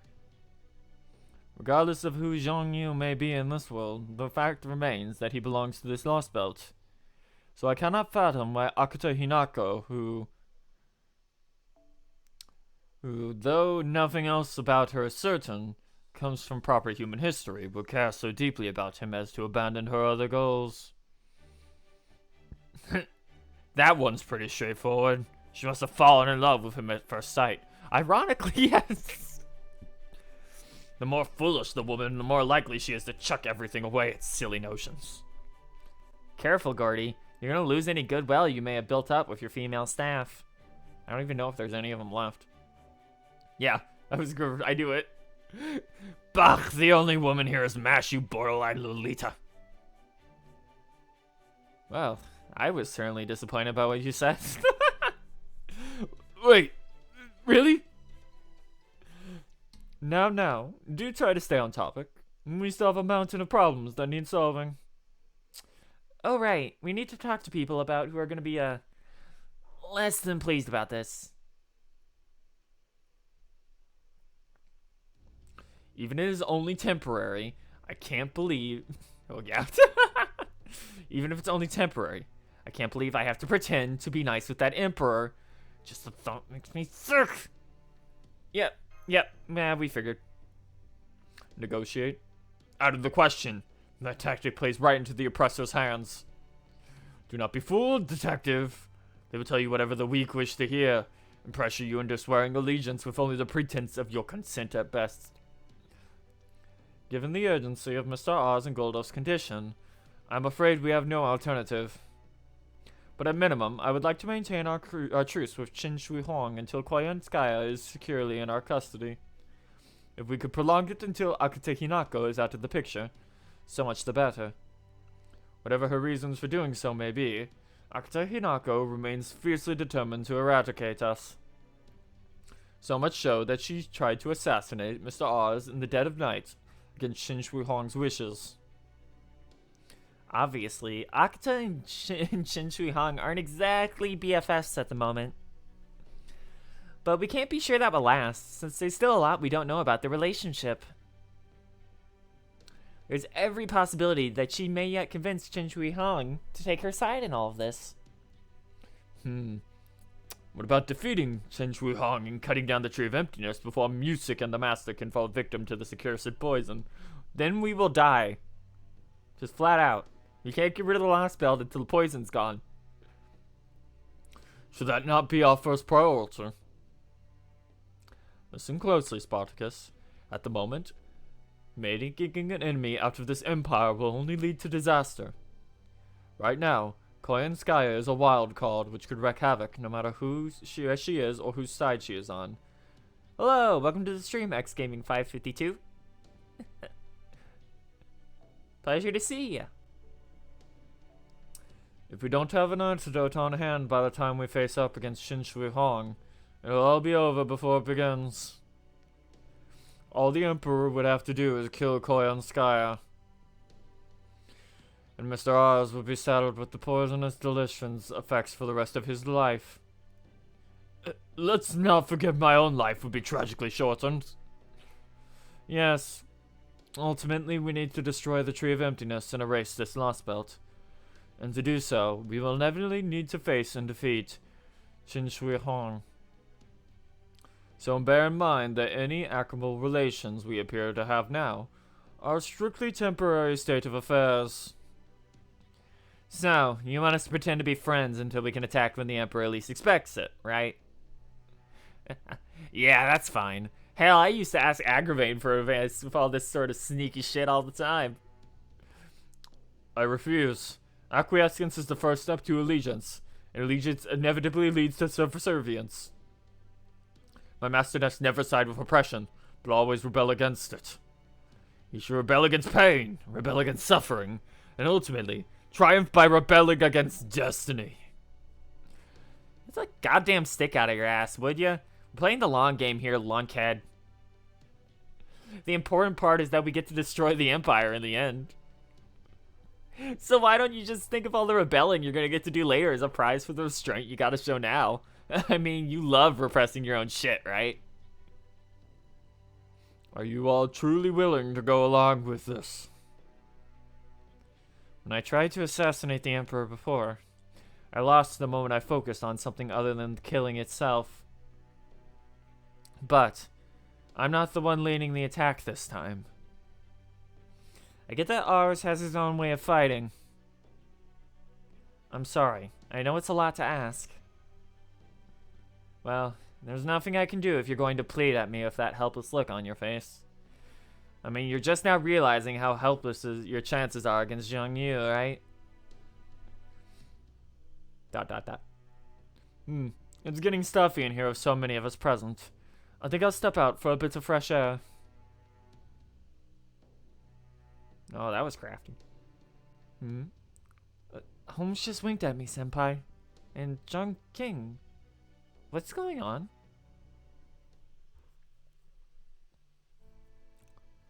What is it, Holmes?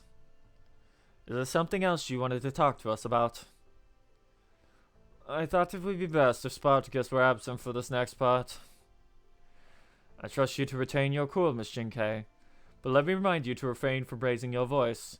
As long as we whisper, Shin Shui Hong should be unable to hear us. Oh, we're whispering now. Okay, I got it. I've mostly finished my analysis of the benefaction drug. It's beyond anything I could have imagined. Its psychotropic effects are secondary at most. Its true purpose lies in boosting the immune system, or perhaps I say, enhancing it to an unfathomable degree. And despite its potency, there are almost no negative side effects as long as one condition remains unmet. It is well beyond what modern medical science would achieve. In fact, I doubt even magecraft from proper human history could create a drug so effective. It is something we could only make here, in a Lostbelt where pharmaceuticals and biochemistry are entirely based on sage arts. Now I see. So it's a mass-produced elixir. And they just hand out something like that? Amazing to every citizen during every major celebration? Indeed. And as a result, illness and disease have been completely eradicated. I doubt any of these people have had so much as a cold since they were born. Then, it's a real, actual panacea. Hold on. What's the condition that needs to go unmet for this to work? Ah, yes. That would be old age. Once a person's hormonal secretions have reached a certain level, this drug functions as a lethal anesthetic.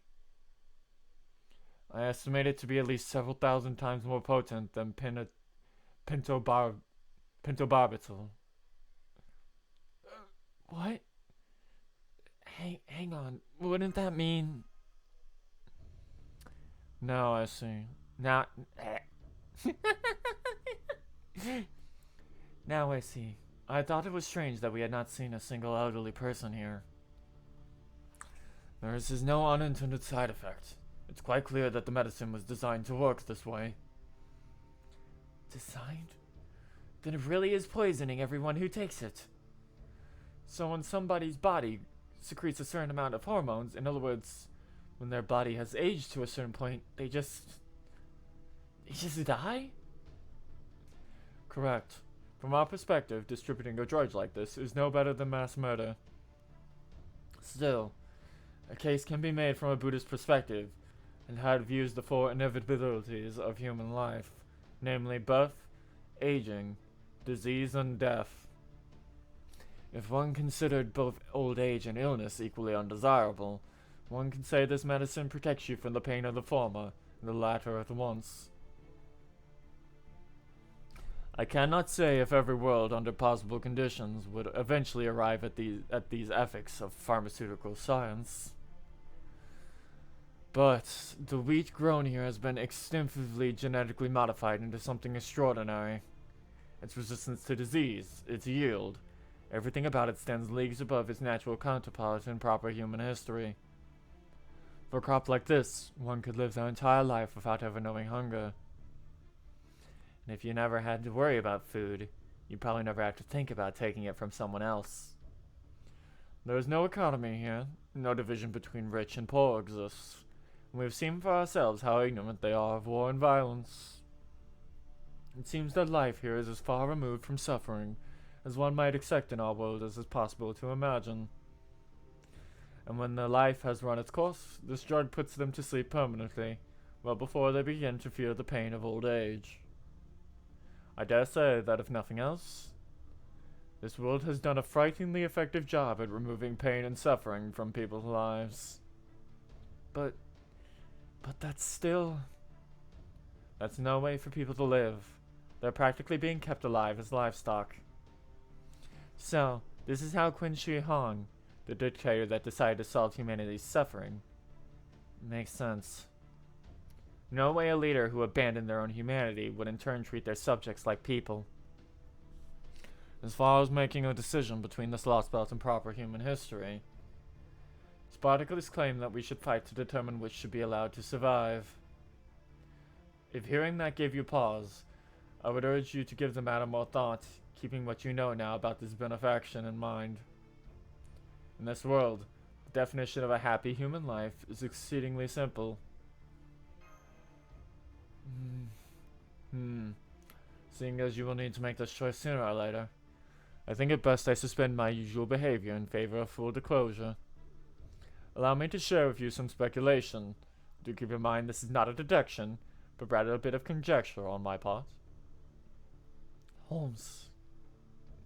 This relates solely to one question, namely, why did the spirit origin graph fail to work in this Losbelt ley lines? Death is not allowed. You think it has something to do with this medicine? It may not be directly related, but it does support my current hypothesis. Heroic spirits have always been on one side of Ilaya, mankind's collective consciousness. They are defined foremost by their purpose, protecting humanity. While there are many different methods and conditions involved in summoning servants, one thing they all have in common without exception is responding to the summoner's prayer. However, if there was not a single person in the world who had the empathetic need to pray for something, and if such a world had flourished unabated for hundreds of years, right, then it wouldn't be all that surprising if that world lost its connection to the throne of heroes entirely. For that matter, there wouldn't even be any heroic spirits in that world, just like there aren't here.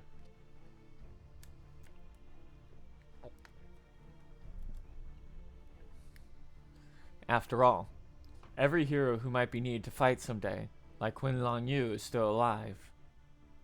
So, this Lostbelt is a world that has no need for heroic spirits at all. Can you imagine a person wishing feverishly for anything in a world free of hunger, pain, and suffering, Miss Cartwright? I know I certainly cannot. Indeed, it only makes sense that servants would never appear in this world where no one wishes anything. Thanks for telling us this, Holmes. Whatever doubts I might have had are gone now. I will do everything in my power to take Shin Chui Hong down and end this disgusting regime. As long as I get there in the end, I don't care how far out of the way we have to go. So right now, let's focus on curing Oz.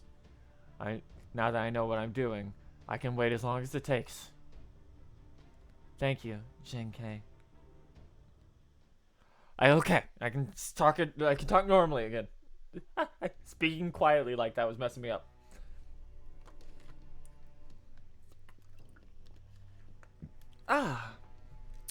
Progress report. We should finish a complete scan of the vehicle's interior by morning. Good. Be careful not to overlook anything. Remember, the future of the Empire rests on your shoulders. Yes, ma'am. I will see how things are outside. Walk, walk, walk, walk, walk.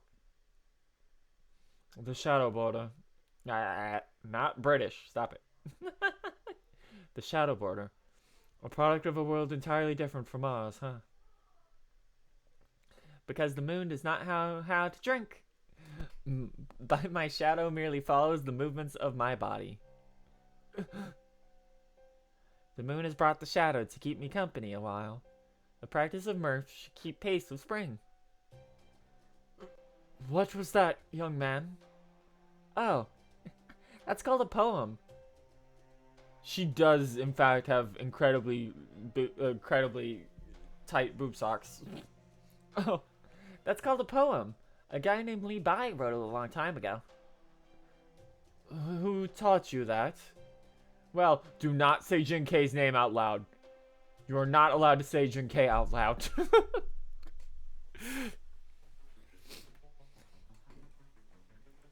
Oh, God. Oh no. We see Xinlong Yu's investigation is proceeding smoothly. It feels good to have so much data moving amongst our circus. Do you think you will be able to analyze that otherworldly device, Your Imperial Majesty?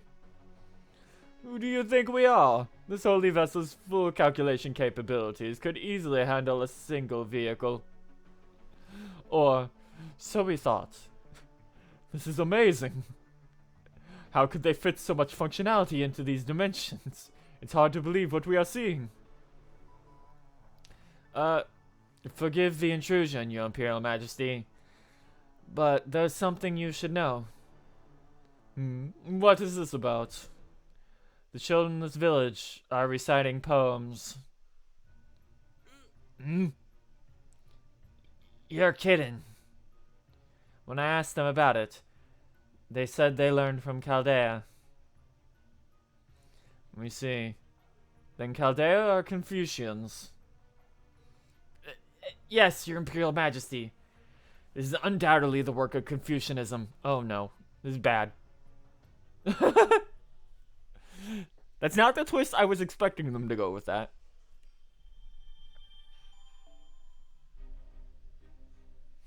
Uh-oh. That's all berserkers. Hold up.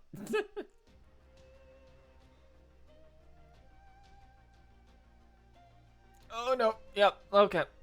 So this chapter is when things get bad. This is when it starts.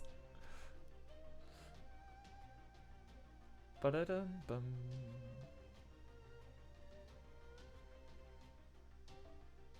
No, not horse just yet. We gotta do something else first. Abby. Abby, where are you? There you are.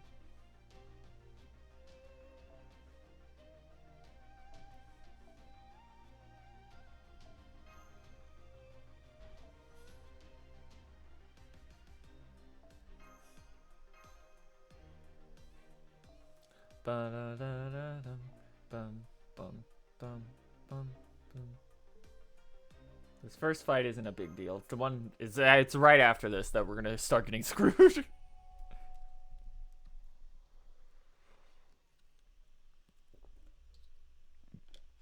Oh, almost time for gameplay again. Emergency! Emergency! Spartacus is no longer with us. I forgot you were here, Neza. What? For? That's not all. A number of villagers have gone missing as well. The ones who remain said they saw Spartacus leading villagers towards the capital. Yeah, rebellion! What? If the Empire sees this, he'll think we're leading a rebellion. He already does. What is wrong with that muscle-bound moron? How could he do this? Hey! Hey, berserkers aren't all exactly that much for thinking or planning. Sparty's just being true to himself. Hell, he couldn't change who he is even if he wanted to. Do something! Oh. Thanks for the follow, XGaming5552. Death to all oppressors. Didn't your records mention him obeying that Roman? If he can listen to her, he can listen to you. That was between Nero and Spartacus, not me. And also, never bring up that septum ever again in my presence. What's with that knowing look? Those command spells are y'all just fancy tattoos? Go and use one. This may be the moment of truth, Mr. Oz. Forming a contract with an unruly berserker inevitably means using command spells to keep them in check. That don't work with Spartacus. You may not care for the idea, but it is something you have to come to terms with sooner or later. It's frankly miraculous that you've come this far without ever having to force your servants to obey. I would like nothing more than to respect your wishes, but I'm afraid that... Hold up. Mordred. You're not gonna make Sparty toe the line just by forcing him to stop with a command seal. All that'll do is root him in place. So please, Master, whatever you do, don't use a command seal on him. If you do, he might end up forgetting his whole reason for leaving the throne to come here and help. Can you let me handle him, Master? I'm sure I can convince him to stop. How might that be? How do you think? I'm gonna beat the ever-living shit out of him. You see, it's his legs and stuff that's keeping him going. As long as they're telling him to fight, he's not gonna stop for anything. So, if we just hit him so hard his knees give out, then he'll get through his thick skull, or knees. That battle's over. Are you quite certain that would be better than a command seal? Positive. I give you the margin guarantee. That's not worth anything. I confess that even I cannot see the logic here. What do you think, Mr. Oz? It's ultimately your decision. I'm counting on you, Mordred. Hell yeah! Don't worry, I got this. Yeah. Winner, winner, chicken dinner. I'll go with you. I think I might be partly to blame for the village's decision to join him. Are you sure, Miss Jinkei? Wouldn't you rather be there leading the way with him? Truthfully, yes. I honestly kind of envy him getting to materialize as a berserker. Because he can throw caution to the wind and do whatever he likes in a given moment. Nope. Because even though he's a berserker, he's got such a good master. As a heroic spirit myself, I can't help but feel a bit jealous at that. Neza, hold down the fort. The border's our lifeline here, so make sure that you don't let anything happen to it. Leave it to me. I await your return. Okay, everyone. Let's go bring Spartacus and the villagers back. Bum ba ba ba da da da da da. Traveling. Hey Spartacus, are you sure about this? I thought we weren't supposed to leave our villagers' fields. Yes, I'm sure. No system, no ethics, no laws can ever stop one from walking about freely. Oh goddamn it, Spartacus. One's path always lies ahead of wherever you're on your own 2 feet. Wherever your own 2 feet take you. I don't know. We were taught by the Heavenly Emperor that gave us those fields as a gift of love. If the authorities wish to call their oppression love, then it is only right that you return their love in the form of rebellion. I don't think I understand. No matter. You will come to understand as we continue our walk. Now, to the oppressor's capital. Spartacus is in fact based. The capital where the Heavenly Emperor lives, huh? Come to think of it, I heard it's got something called art. art? Is that anything like those poems Jinkei's been sharing with us? I want to hear lots more poems, and I want to see what the capital looks like too. Well said. And let us be on our way, singing songs of liberation all the while. Hold it, hold it. Did you really think we were gonna let you do this, you frickin' dumbass? Don't you think it was a touch rude to just wander off with so much as not a goodbye? If it is an antidote for Oz that concerns you, rest assured, I will bring it back after I see those responsible brought to justice. If you doubt that I am doing the right thing, then merely sit and await my return. I must give this Shihongdi oppressor. I said it wrong again. Shin Shui Hong oppressor the firm embrace he deserves.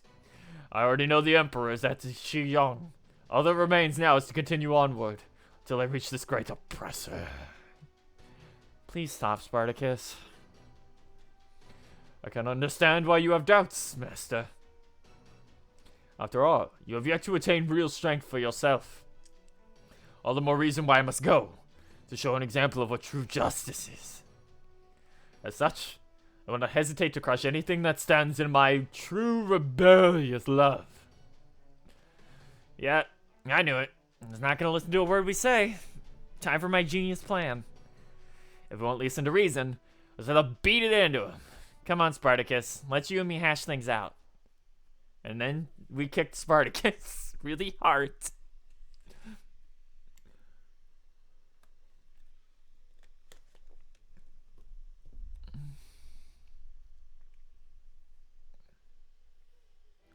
Bum bum bum bum bum bum ba da da da da da. 慌てない。呪文噛むからね。パお任せ。夢のように片付けよう。パこの辺りいじった方がいいんじゃないか。パ君の道行きを信じよう。さあ、行きなさい。Abby time. Oh. Drink water so I can be cheery again.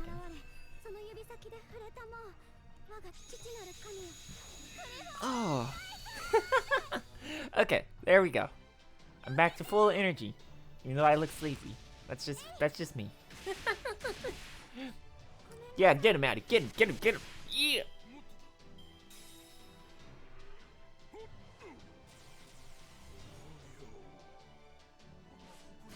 Rude.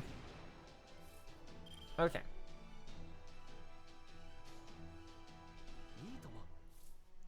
Pop this. Still can't use that. Put your attack down. Come on. Get him.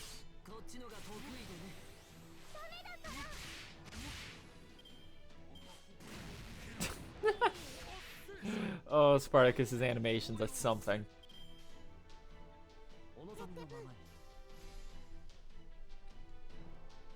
Who would win, the spirit of rebellion or one tiny daughter?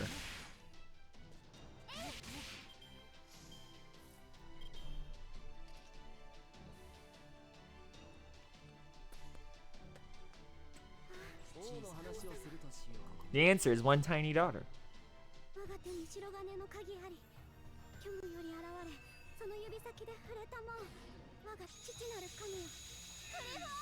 Rhizome. Death.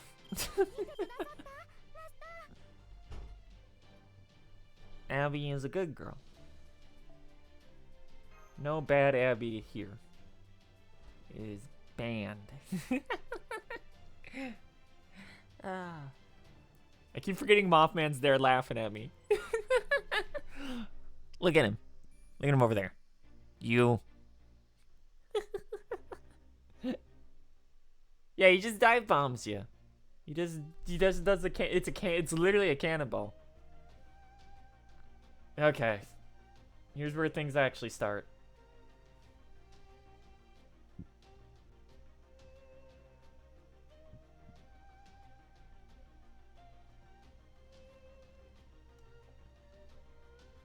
I think for this one we can actually hold on.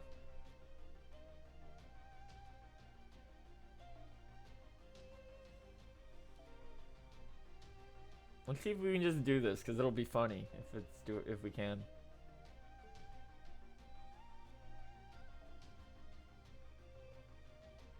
I forget, who was Karna Mon 9 already? Yeah, Karna was Mon 9. Put him in the back for this.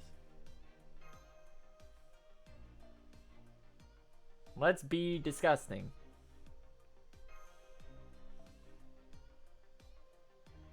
Bum bum ba da da da da da da da da.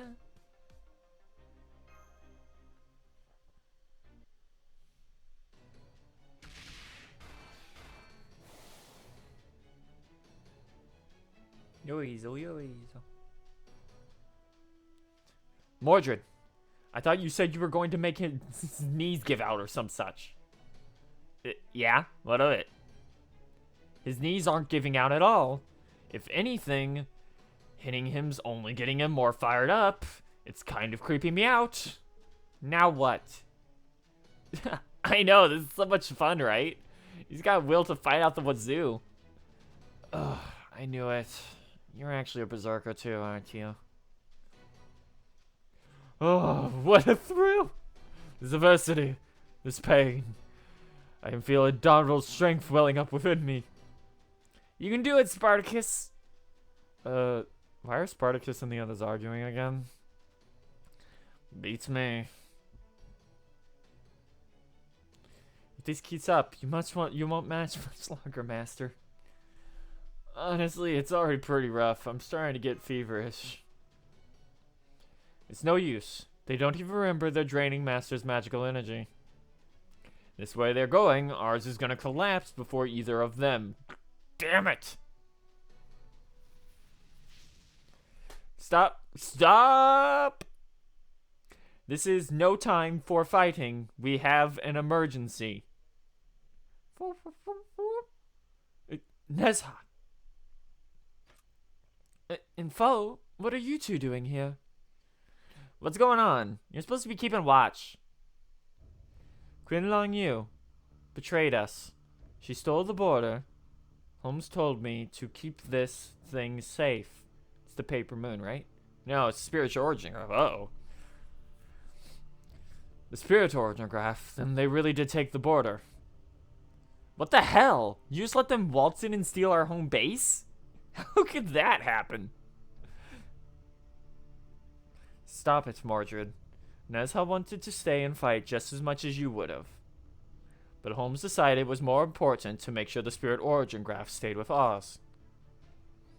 Indeed, I imagine the enemy must have used the shadow border itself as a shield. A common tactic of oppressors to respond to rebellion is destroying what the rebels wish to protect. The hell are you being so calm for? I thought you were all worked up. Unfortunately, we can't use the spirit origin graph itself in this Lostbelt. Without the ley lines responding, there isn't enough electricity to power it. I'm afraid not. Losing the border really is a tremendous blow. Even Da Vinci's tricks had to be performed inside it to work. Qin Shui Hong, can you hear me? We can. This entire land is our garden. No noise or tumult within escapes our notice. I thought we had a deal. Indeed, we did. And we were a god. And were we a god, our would be absolute. However, we are not a god, but human. And the rule of this land is only natural that we value our nation over a bargain. Thus, now that we know you are a threat to our people, yeah, he's just chilling there. He's our special guest. Now, we have no compunctions with taking your shadow border and wiping you all out. A threat? What do you mean? Did we do something to the villagers? We see. So you are either oblivious or unconstrained. Then you lot are disciples of Confucius. Now I get it. 2,200 years later, and you haven't changed a bit. No, if anything, you've gotten worse. What do you mean, Zhang Ke? Chen Shui Hong's mad that I went about teaching people to read and write. That's why we're getting slapped with the Confucian label. Confucianism is all about the 5 virtues: justice, courtesy, wisdom, knowledge, and benevolence. Yeah, it really is. Extols poetry, mannerisms, and entertainment. And Chen Shui Hong, tyrant that the emperor is, hates everything about it. All people live lives of blissful ignorance. You and your Confucianism have led them astray. Confucianism is a malignant disease, and you its epicenter. We must cut it out like a tumor, lest you spread any further. Are you so truly terrified of your citizens giving knowledge, tyrant? Knowledge leads to doubt. Once people are trapped by such delusions, they inevitably begin comparing themselves to others, and resent the world itself. Without such wicked individual egotism, this world can be paradise everlasting. It is thoroughly ignorant that our people live their lives in peace and health.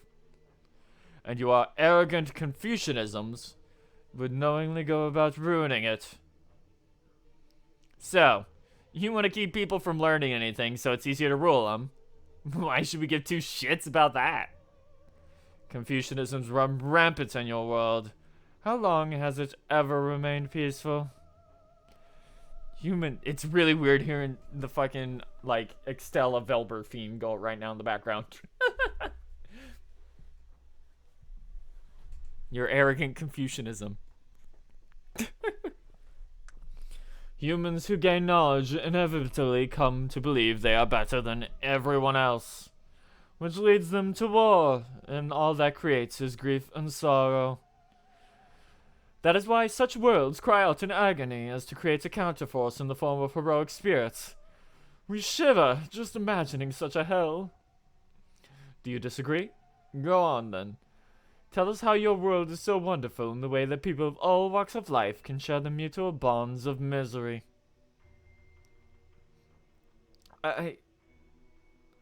We suppose we could have tricked you out of your shadow border through more cunning means, but our disgust got the better of us.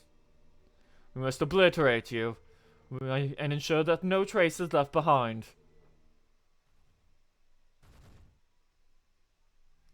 Xiang Yu. Kuai Zero, we have new orders for you. Destroy every last one of the Confucians. As you wish. Hey, Arth. Should I apologize to you for taking pity on these people? Maybe it wasn't the best move, but it wasn't wrong either. Right, that's exactly the path we've made for ourselves. We owe up to our mistakes, and then do our best to make them right. And that means we compromise and even forgive each other. And that is the only thing this world will never, never have. Anyway, now we gotta fight Shokyu again.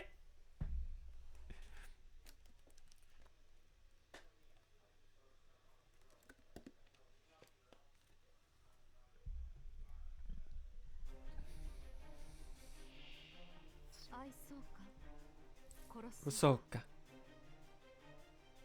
Of course, it's 3 turns late now. It's fine. I didn't mean to do that. Oops. I clicked on the other one. My fat fingered it. Oh no.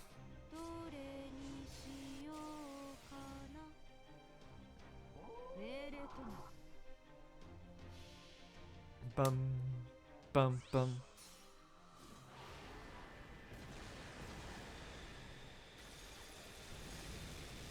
Hey, he isn't just imagining he's better than everyone else. He is better than everyone else. Because he made everyone else worse than him. Also, he's like a giant supercomputer orb. 75. Okay.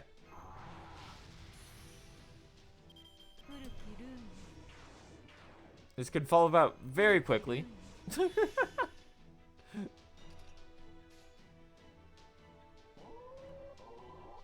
Get him! Fuck him up!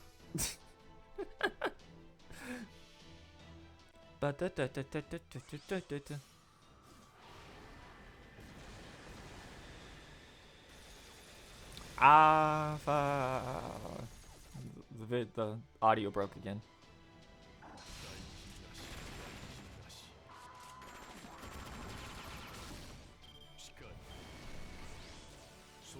You. This bitch really out here using fucking evade, one turn evades. Shame my head.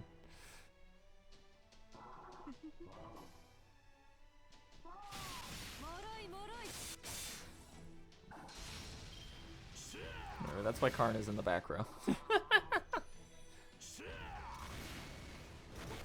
Jesus, man.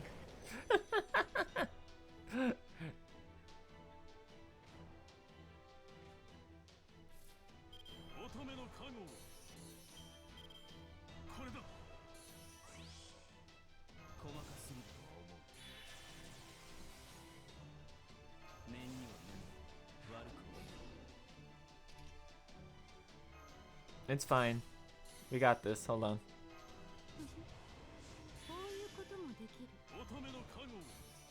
We're gonna finish with this with Lancelot, even if no matter what happens. Lancelot's gonna get the last blow.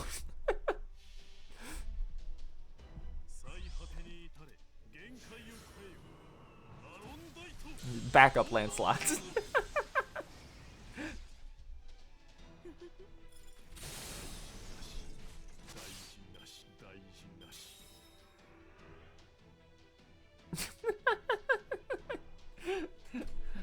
Okay. Okay, now we have to start taking things seriously.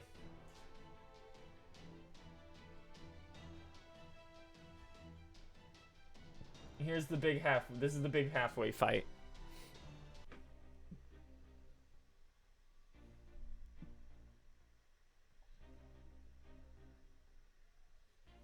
And there's no easy way to cheese this one.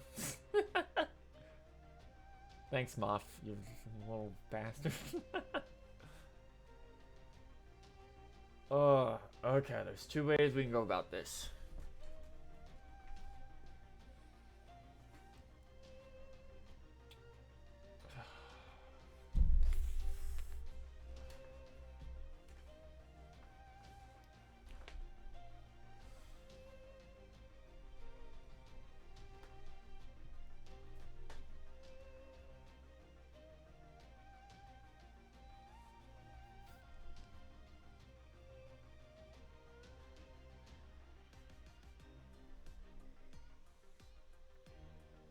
Here's what we're gonna try.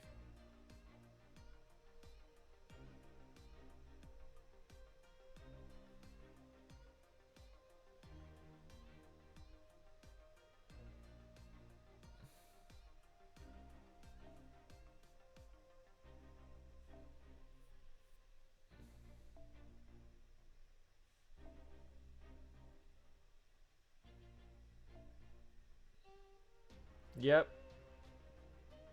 No easy way out of this one yet, since Castoria and Arjuna Alter don't exist yet. Or Voyager and Van Gogh. I think I used Voyager for this one in JP. It was actually pretty easy with him.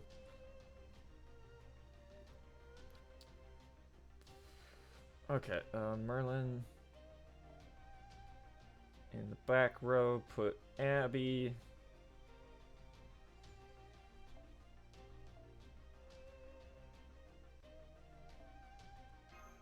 Yeah, I imagine she would have. Okay. Now, I don't know if these both fall under Tesla's damage modifiers, but if so, we'll see some big numbers here. Man, this thing's seriously tough. Our attacks aren't even phasing him. How strange. This strength is not due to hardware differences. Now I see what's going on. He's reading our moves before we make them. The hell? Not even my old man's intuition is this much of a pain in the ass. I'm sure this is no ordinary skill of reading one's opponents. It's closer to precognition.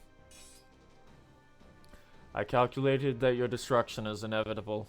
Resign yourselves, barbarians. Bullshit. If you could really see the future, you know there's no way in hell we'd ever give up without a fight. Indeed. That is why I predict that you will soon face further hardships. Whoa! What now? Allow me to assist you, Lord Jiangyu. Prince of Lanling. Akita, you're here too? This time, Machinars, I will kill you both. Oh, here we thought you would be sulking. Morgid is a good GF, yeah. Dumb as a sack of bricks, but she's fun. Oh, here we thought you would be sulking. Yet it seems that you have come to serve us once again, Akita Hinako. Now you understand the threat Chaldea poses, your Imperial Majesty. I am happy to follow your wishes. Ah, now we see. You are determined not to let Jiangyu fight alone. How inconsiderate of us. Very well. Have at it. But be warned, there is little time left. Do not bother killing them. All you need to do is hobble them. Yes, good point. Understood. Ah, shit. These guys are working together again. It's the last thing we need. And we can't afford to take our time with them, or we'll never catch up to the Shadow Border. Oh. The Turkey Made boys are better than the Valkyries. Yeah, the Valkyrie fights. Something.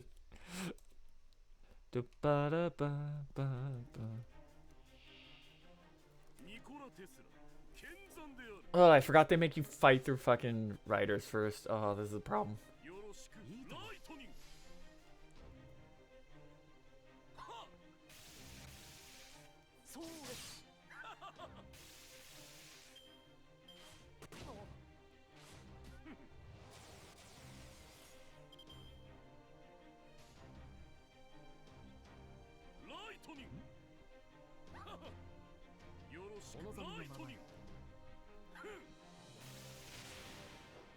Lightning.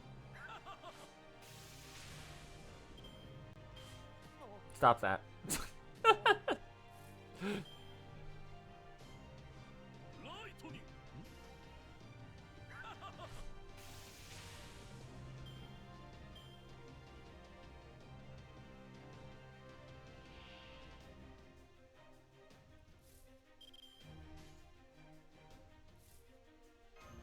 Pop this one just in case they target that last Merlin again.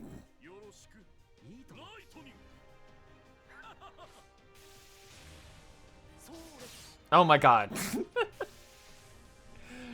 Oh, it's always double digits.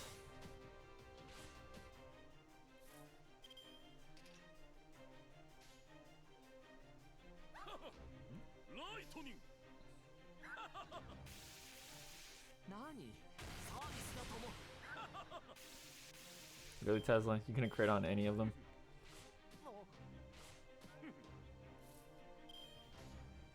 Merlin. You.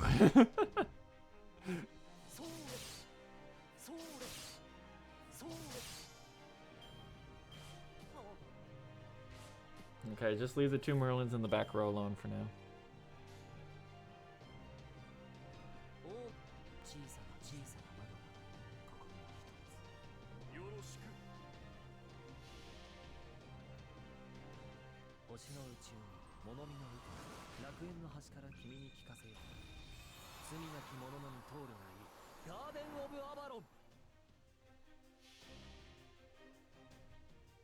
星の宇宙に物見の見て Please give heal. 罪なき者のみ通るがいいガーデン・オブ・アバロン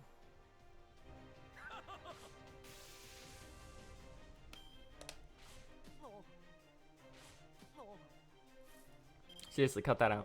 いいともお望みのままにそうですそうです Alright, there we go.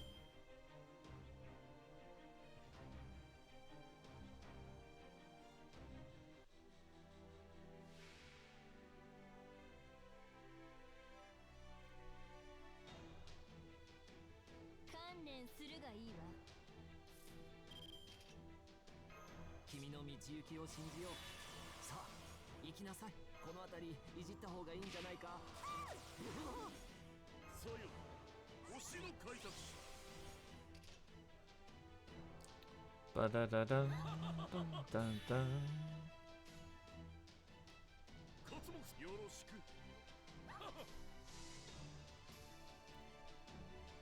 Alright, fire the first volley. 神の来帝はここにあるさあご覧に入れようシステムケラウド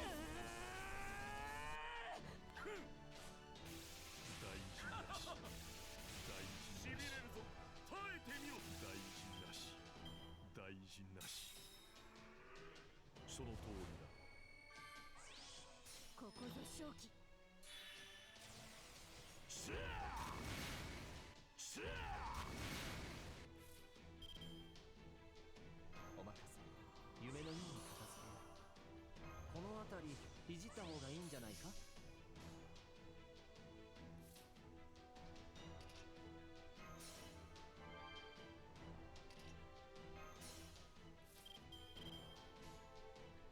Bum ba dum bum.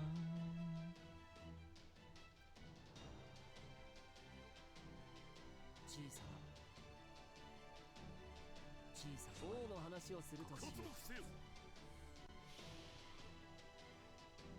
Let's just go for this. Increase heal. 楽園の端から君に聞かせる Sound U's gonna take off like 90% of our health on every hit. ガーデン・オブ・アバロン星の宇宙に物見の見て楽園の端から君に聞かせよう罪なき者のみ通るがいいガーデン・オブ・アバロン神の来帝はここにあるさあご覧に入れようシステムケラウド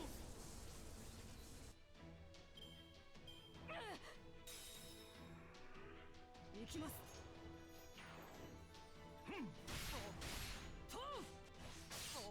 シャーさよ星の開拓者 Okay. Time for Long Lean to go away. ライトによろしく何サービスだと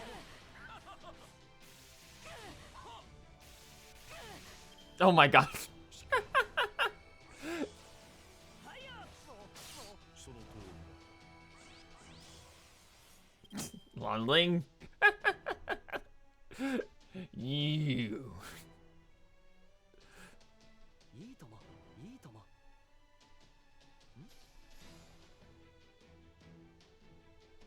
そうです仕切り直す交代せよそうですそうです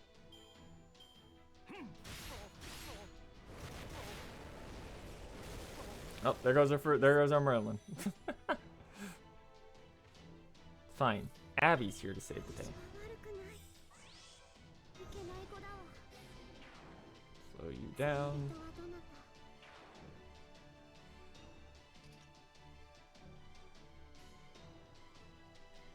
王の話をするとしようよろしくそこは壁もなく城もなく国すらない始まりの空 Unfortunately, I think you killed the wrong Merlin. ガーデン・オブ・アバロン So things might get risky in a turn. 神の来帝はここにあるさあご覧に入れようシステムケラウド Hey, we got the stun off. Okay. 大事なししか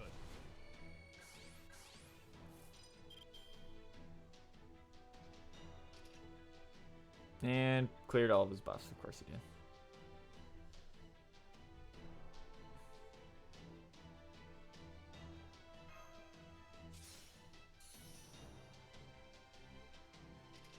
Of course, they really need to fix that. How long do some of those last for?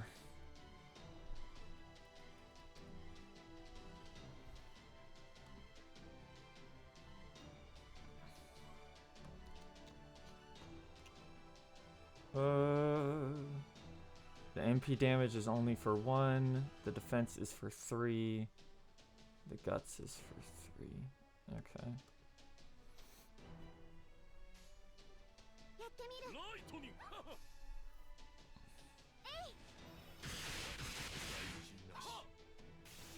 大事なし大事なし大事なしその通りだ You fucking fool. You hit Abby, you fucking fool.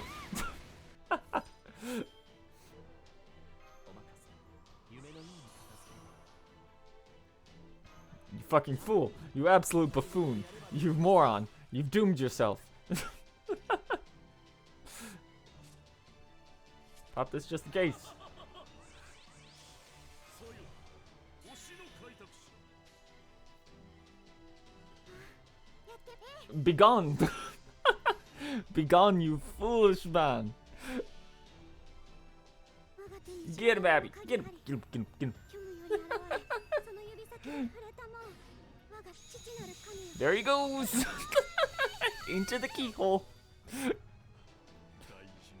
なし神とは何だ Anyway, reminder that Tesla is one of the best archers in the game that everyone forgets exists.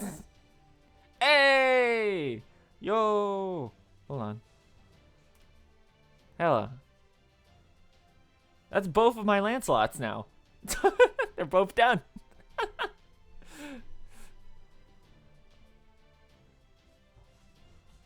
Bum, bum. Screenshot that. Screenshot that one. Screenshot that one.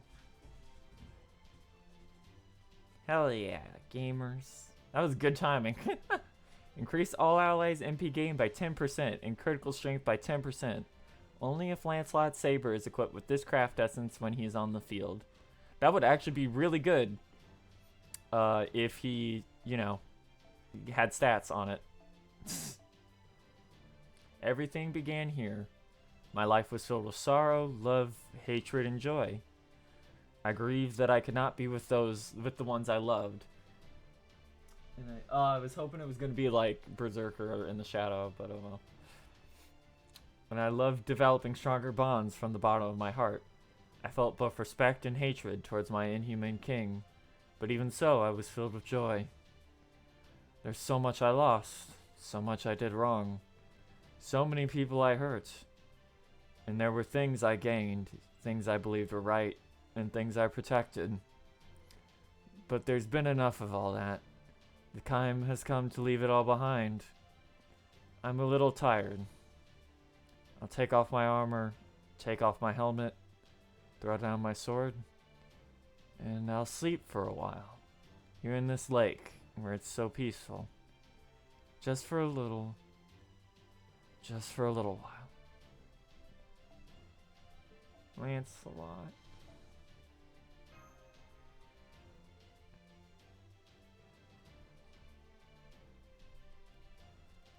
Okay, now we gotta switch him out for someone else.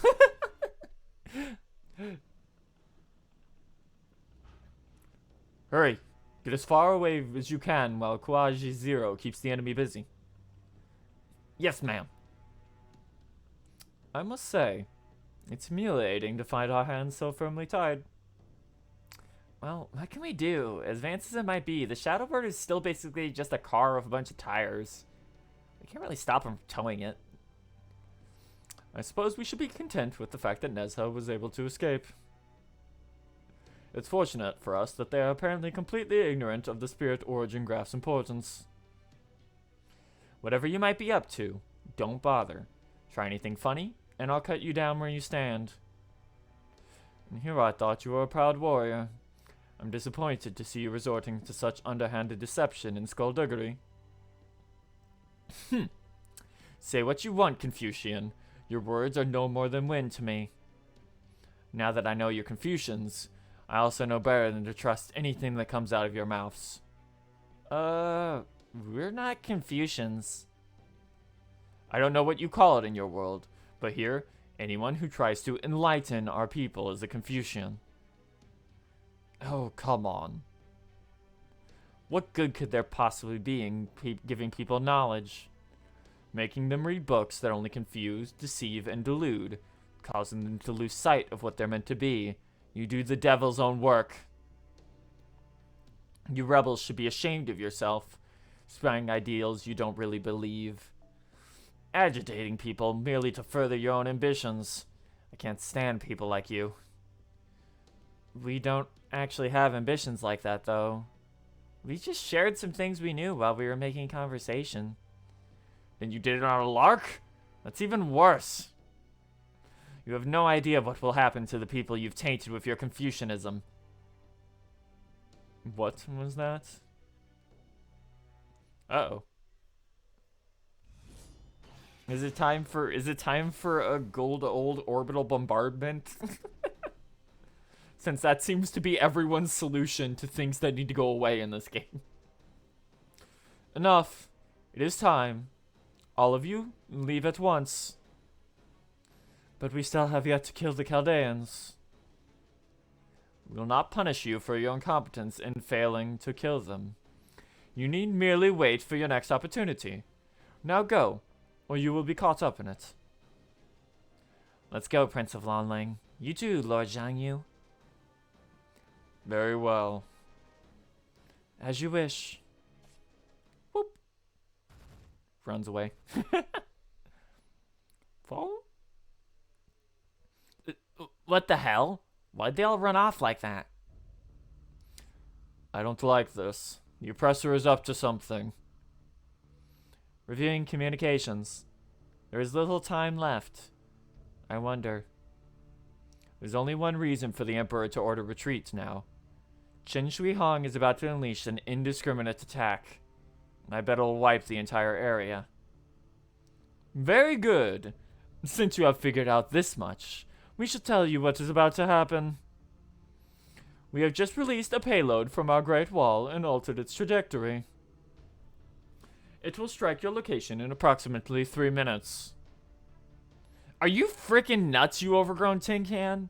You'd really kill your own people just to get us. Do not think so much of yourselves, you have it quite backward.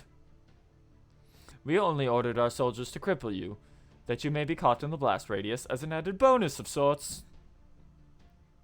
Then you did this explicitly to destroy the village.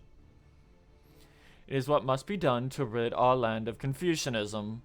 Now that enlightenment has begun to spread among the people here, we are left with no choice but to nip it at the bud. Accursed tyrant! Have you so little regard for the lives of your own citizens? Silence! This land is our flesh, its people our blood. You could never understand the pain such an action causes us. But now that they have been infected with Confucianism, we have no choice but to carve out this piece of our flesh before the poison spreads. So, this is Chen Shui Hong. Flee if you wish, but it is too late for the people of this village. Once you have turned tail and fled, be our guest to turn back and witness the destruction your Confucianism has wrought. Damn it! This bastard's crazier than I thought. Never would have expected murdering the Empire's own citizens to be more important than killing us. Uh-oh. There it is now. It's so massive. When it hits, I don't think anything will be left of this area. What is that? An evil star! Most glorious and majestic heavenly emperor must be furious.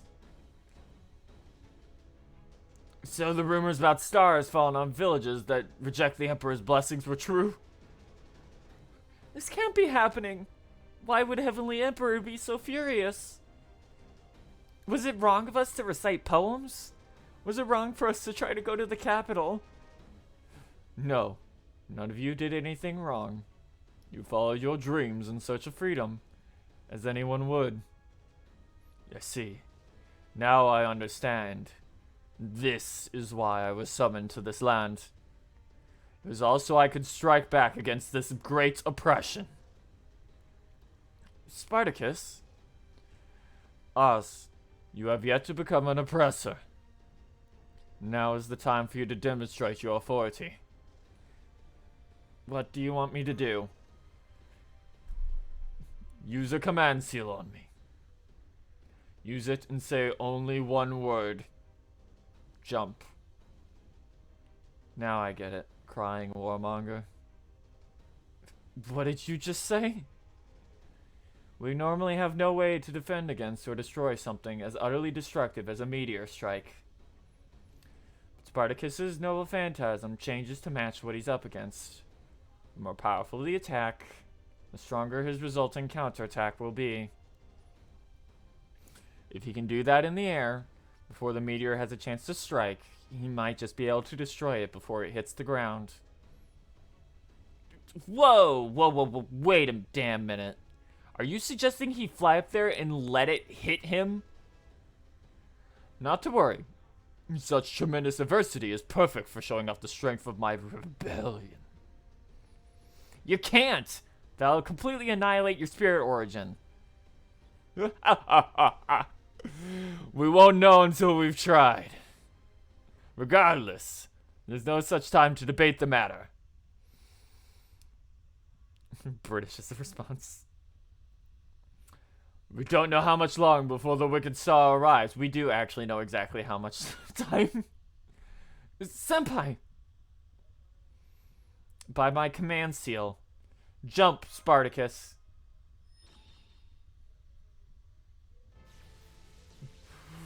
Oh, I feel it. I feel the power of our bond flowing within me. You stay. I go. He really jumped. Fall?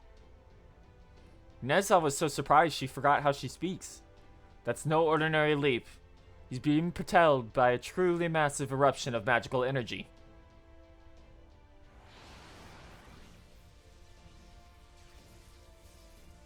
Leave your to me.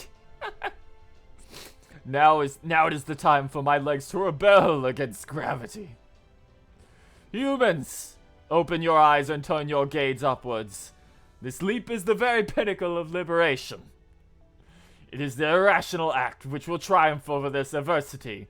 The wings of freedom.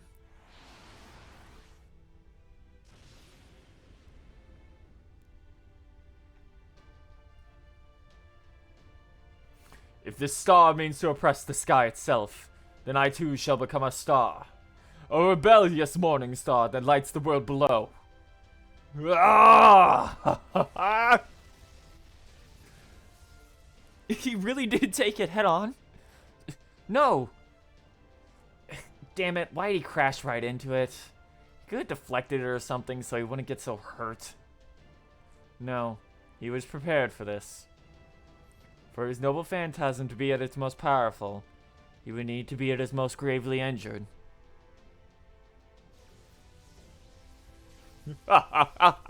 Wonderful! This pain is honor. This pain is life.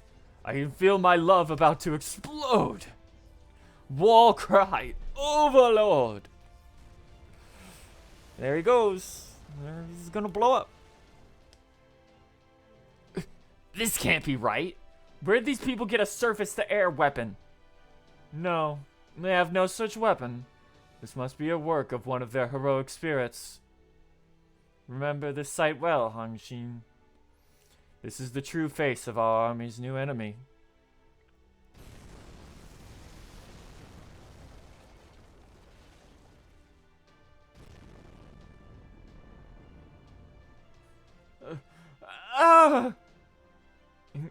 incredible. The entire mass is completely evaporating. You really did it. But where is he now? There! There! I can see him falling back down. A big dumbass.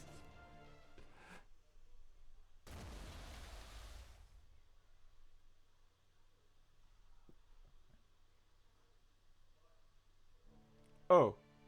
Hello, rebellious knight. Did you catch me in those twiggy arms of yours?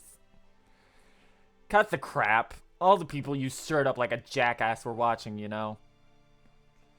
Can't just smash face first into the ground, lunkhead. You're supposed to at least try and land on your feet. Hell, you shouldn't be falling at all. You're supposed to land properly, no matter what. That's what you gotta do, alright? These wounds are... Yeah, I'm afraid Spartacus' spirit origin isn't gonna last much longer. Your wounds cut deep, Knight of Camelot. I should expect as much from the manliest man of the Knights of the Round Table. Who are you calling a man? It ain't freaking fair saying shit like that at a time like this. You're all beat to hell. Nowhere left for me to even punch you. Go ahead. I'm sure your punch would feel most pleasant. Are you gonna die, Spartacus? Of course not. Spartacus will never truly die. Not as long as you keep the light of rebellion alive within your heart. That is all I ask, my friends. Everybody salute. Press F in the chat. Spartacus, I can't believe you did all that to save us. I'm not gonna cry. I mustn't. Spartacus, he never stopped smiling. That was not at all what I asked for to be posted. Spartacus, he never stopped smiling, no matter how much he hurt. Kid, I'm gonna get strong enough that I can smile through anything too. So that I can so I can be somebody else's Spartacus one day. So, as long as I and whoever comes after me keep smiling, Spartacus will always live on. Now I get it. So this is his real rebellion. Something wrong with the spirit origin. It's hot. Very hot. What? Don't tell me it's broken. No, not that. It's reacting to the ley line. What? But I thought that wouldn't work in this Losbelt. That's it. There's prayer here now. Hope is finally blossoming in these people's hearts, connecting this world to the throne of heroes. Yeah. This land is no longer cut off from the throne of heroes.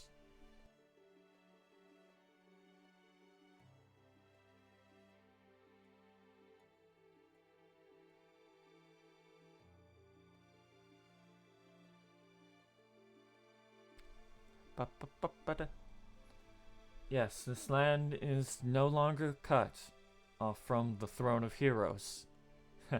Heroic spirits have heard the wishes of people lacking their own voice, and are about to pay him a visit.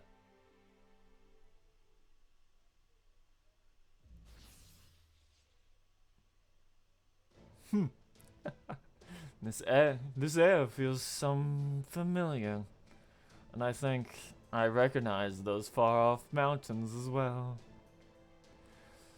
It would seem we've been invited to our homeland, although something seems off. I don't see a single sign of war anywhere, nor do I see anyone resembling a master.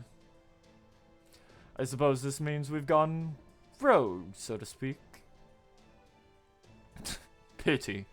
I was looking forward to that whole spiel you get when you first meet your master. Well now, where do I even begin? Why do you look like that? What do you mean? How else would Lu Bu Fei Sheng look like? What? What other heroic spirit could possibly be fit to be summoned alongside the great Qin Gong than Lu Bu, the flying general? But you're obviously red hair. Lu Bu is a man among men, and Red Horse a horse among horses. Everyone knows we were inseparable during our adventures. I'm what they call an innocent monster. Oh look, a carrot. Yeah, a yummy carrot. Where? I knew it. You are red hair. Nonsense. I'm Lu Bu.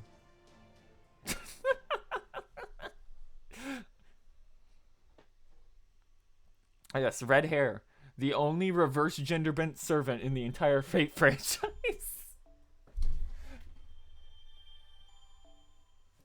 Okay. Yep, we're now on section 10, so we've got 6 more. Let me check real quick what comes up next.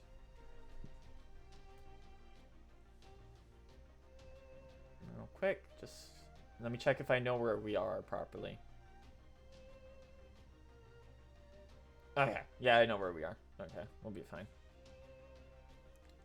Things are gonna be calm for a little bit. But it's Thanksgiving and dinner's done. So, that's probably gonna be it for today. Let me transfer over to chatting. I'm too tiny again. Whatever. Hold on, I can fix this. I might get blurry, but I can fix this. Woo! There we go. I'm a little blurry now, but whatever. I'd have to do it another inopportune way. Okay. We will pick this up tomorrow. Probably around noon again. Maybe earlier. God, I love these Twitch ads. You just showed up at the worst possible time. Okay. We're gonna aim for noon CST again. So if you're on the East Coast, that'll be 2? And if you're on the West Coast, that'll be about 10. It may be earlier. It depends on how I'm feeling. I would come back after I finish eating, but I gotta work a bit tonight. So, I will hope to see you all then. Thank you to HugoBoy22, Castar 133, and XGaming552 for following today. We'll be back, and we'll see if we can actually finish up tomorrow. There's gonna be heavier cutscenes as we get near the end. Oh, thanks for the subscription at the last moment, Silvercourt Spider. I think there was actually a couple more things in there. Hold on. Yeah, I was gonna say, there was some subscriptions in there. Thank you to Diablo Jobs, Fidel Caspro, and Silvercourt Spider for resubbing for 3 months. With messages, do you think I could distract Shihan... What? That's a weird mix of their names. Shishi Hongdi by using a big lamp while I go cut down the tree of emptiness with an axe. No. He's too smart for that. Thank you for Fidel Castro subscribing by posting ours are cool. Also known as Cool Cat. Everybody post Cool Cat. He's been the smartest ruler we've met so far. And thanks again to Silvercourt Spider for the subscription. There wasn't a note on it, though. Love you guys. And I will see you tomorrow, hopefully. I'm going to move over to our end screen here. Oh, no, I'm tiny. Actually, wait. No, I forgot. Where's primary? No, not primary. Chatting. There we go. I got to go tiny again. Hold on. There we go. Can't have it messing up. Tomorrow we will hopefully smack a moth. But first we've got to smack a horse. Okay. I'm off. Stay safe. Do not go to gatherings that are too large. It's not good. Stay with your immediate family in your home if you're going to eat. I hope you guys all enjoy Thanksgiving. Don't think about how it celebrates genocide. It's pretty bad. Wear your masks if you go out the next few days. Enjoy your long weekends if you have them. And remember, don't lose your tail. Whee! Off I go. Eventually. Hold on. There we go.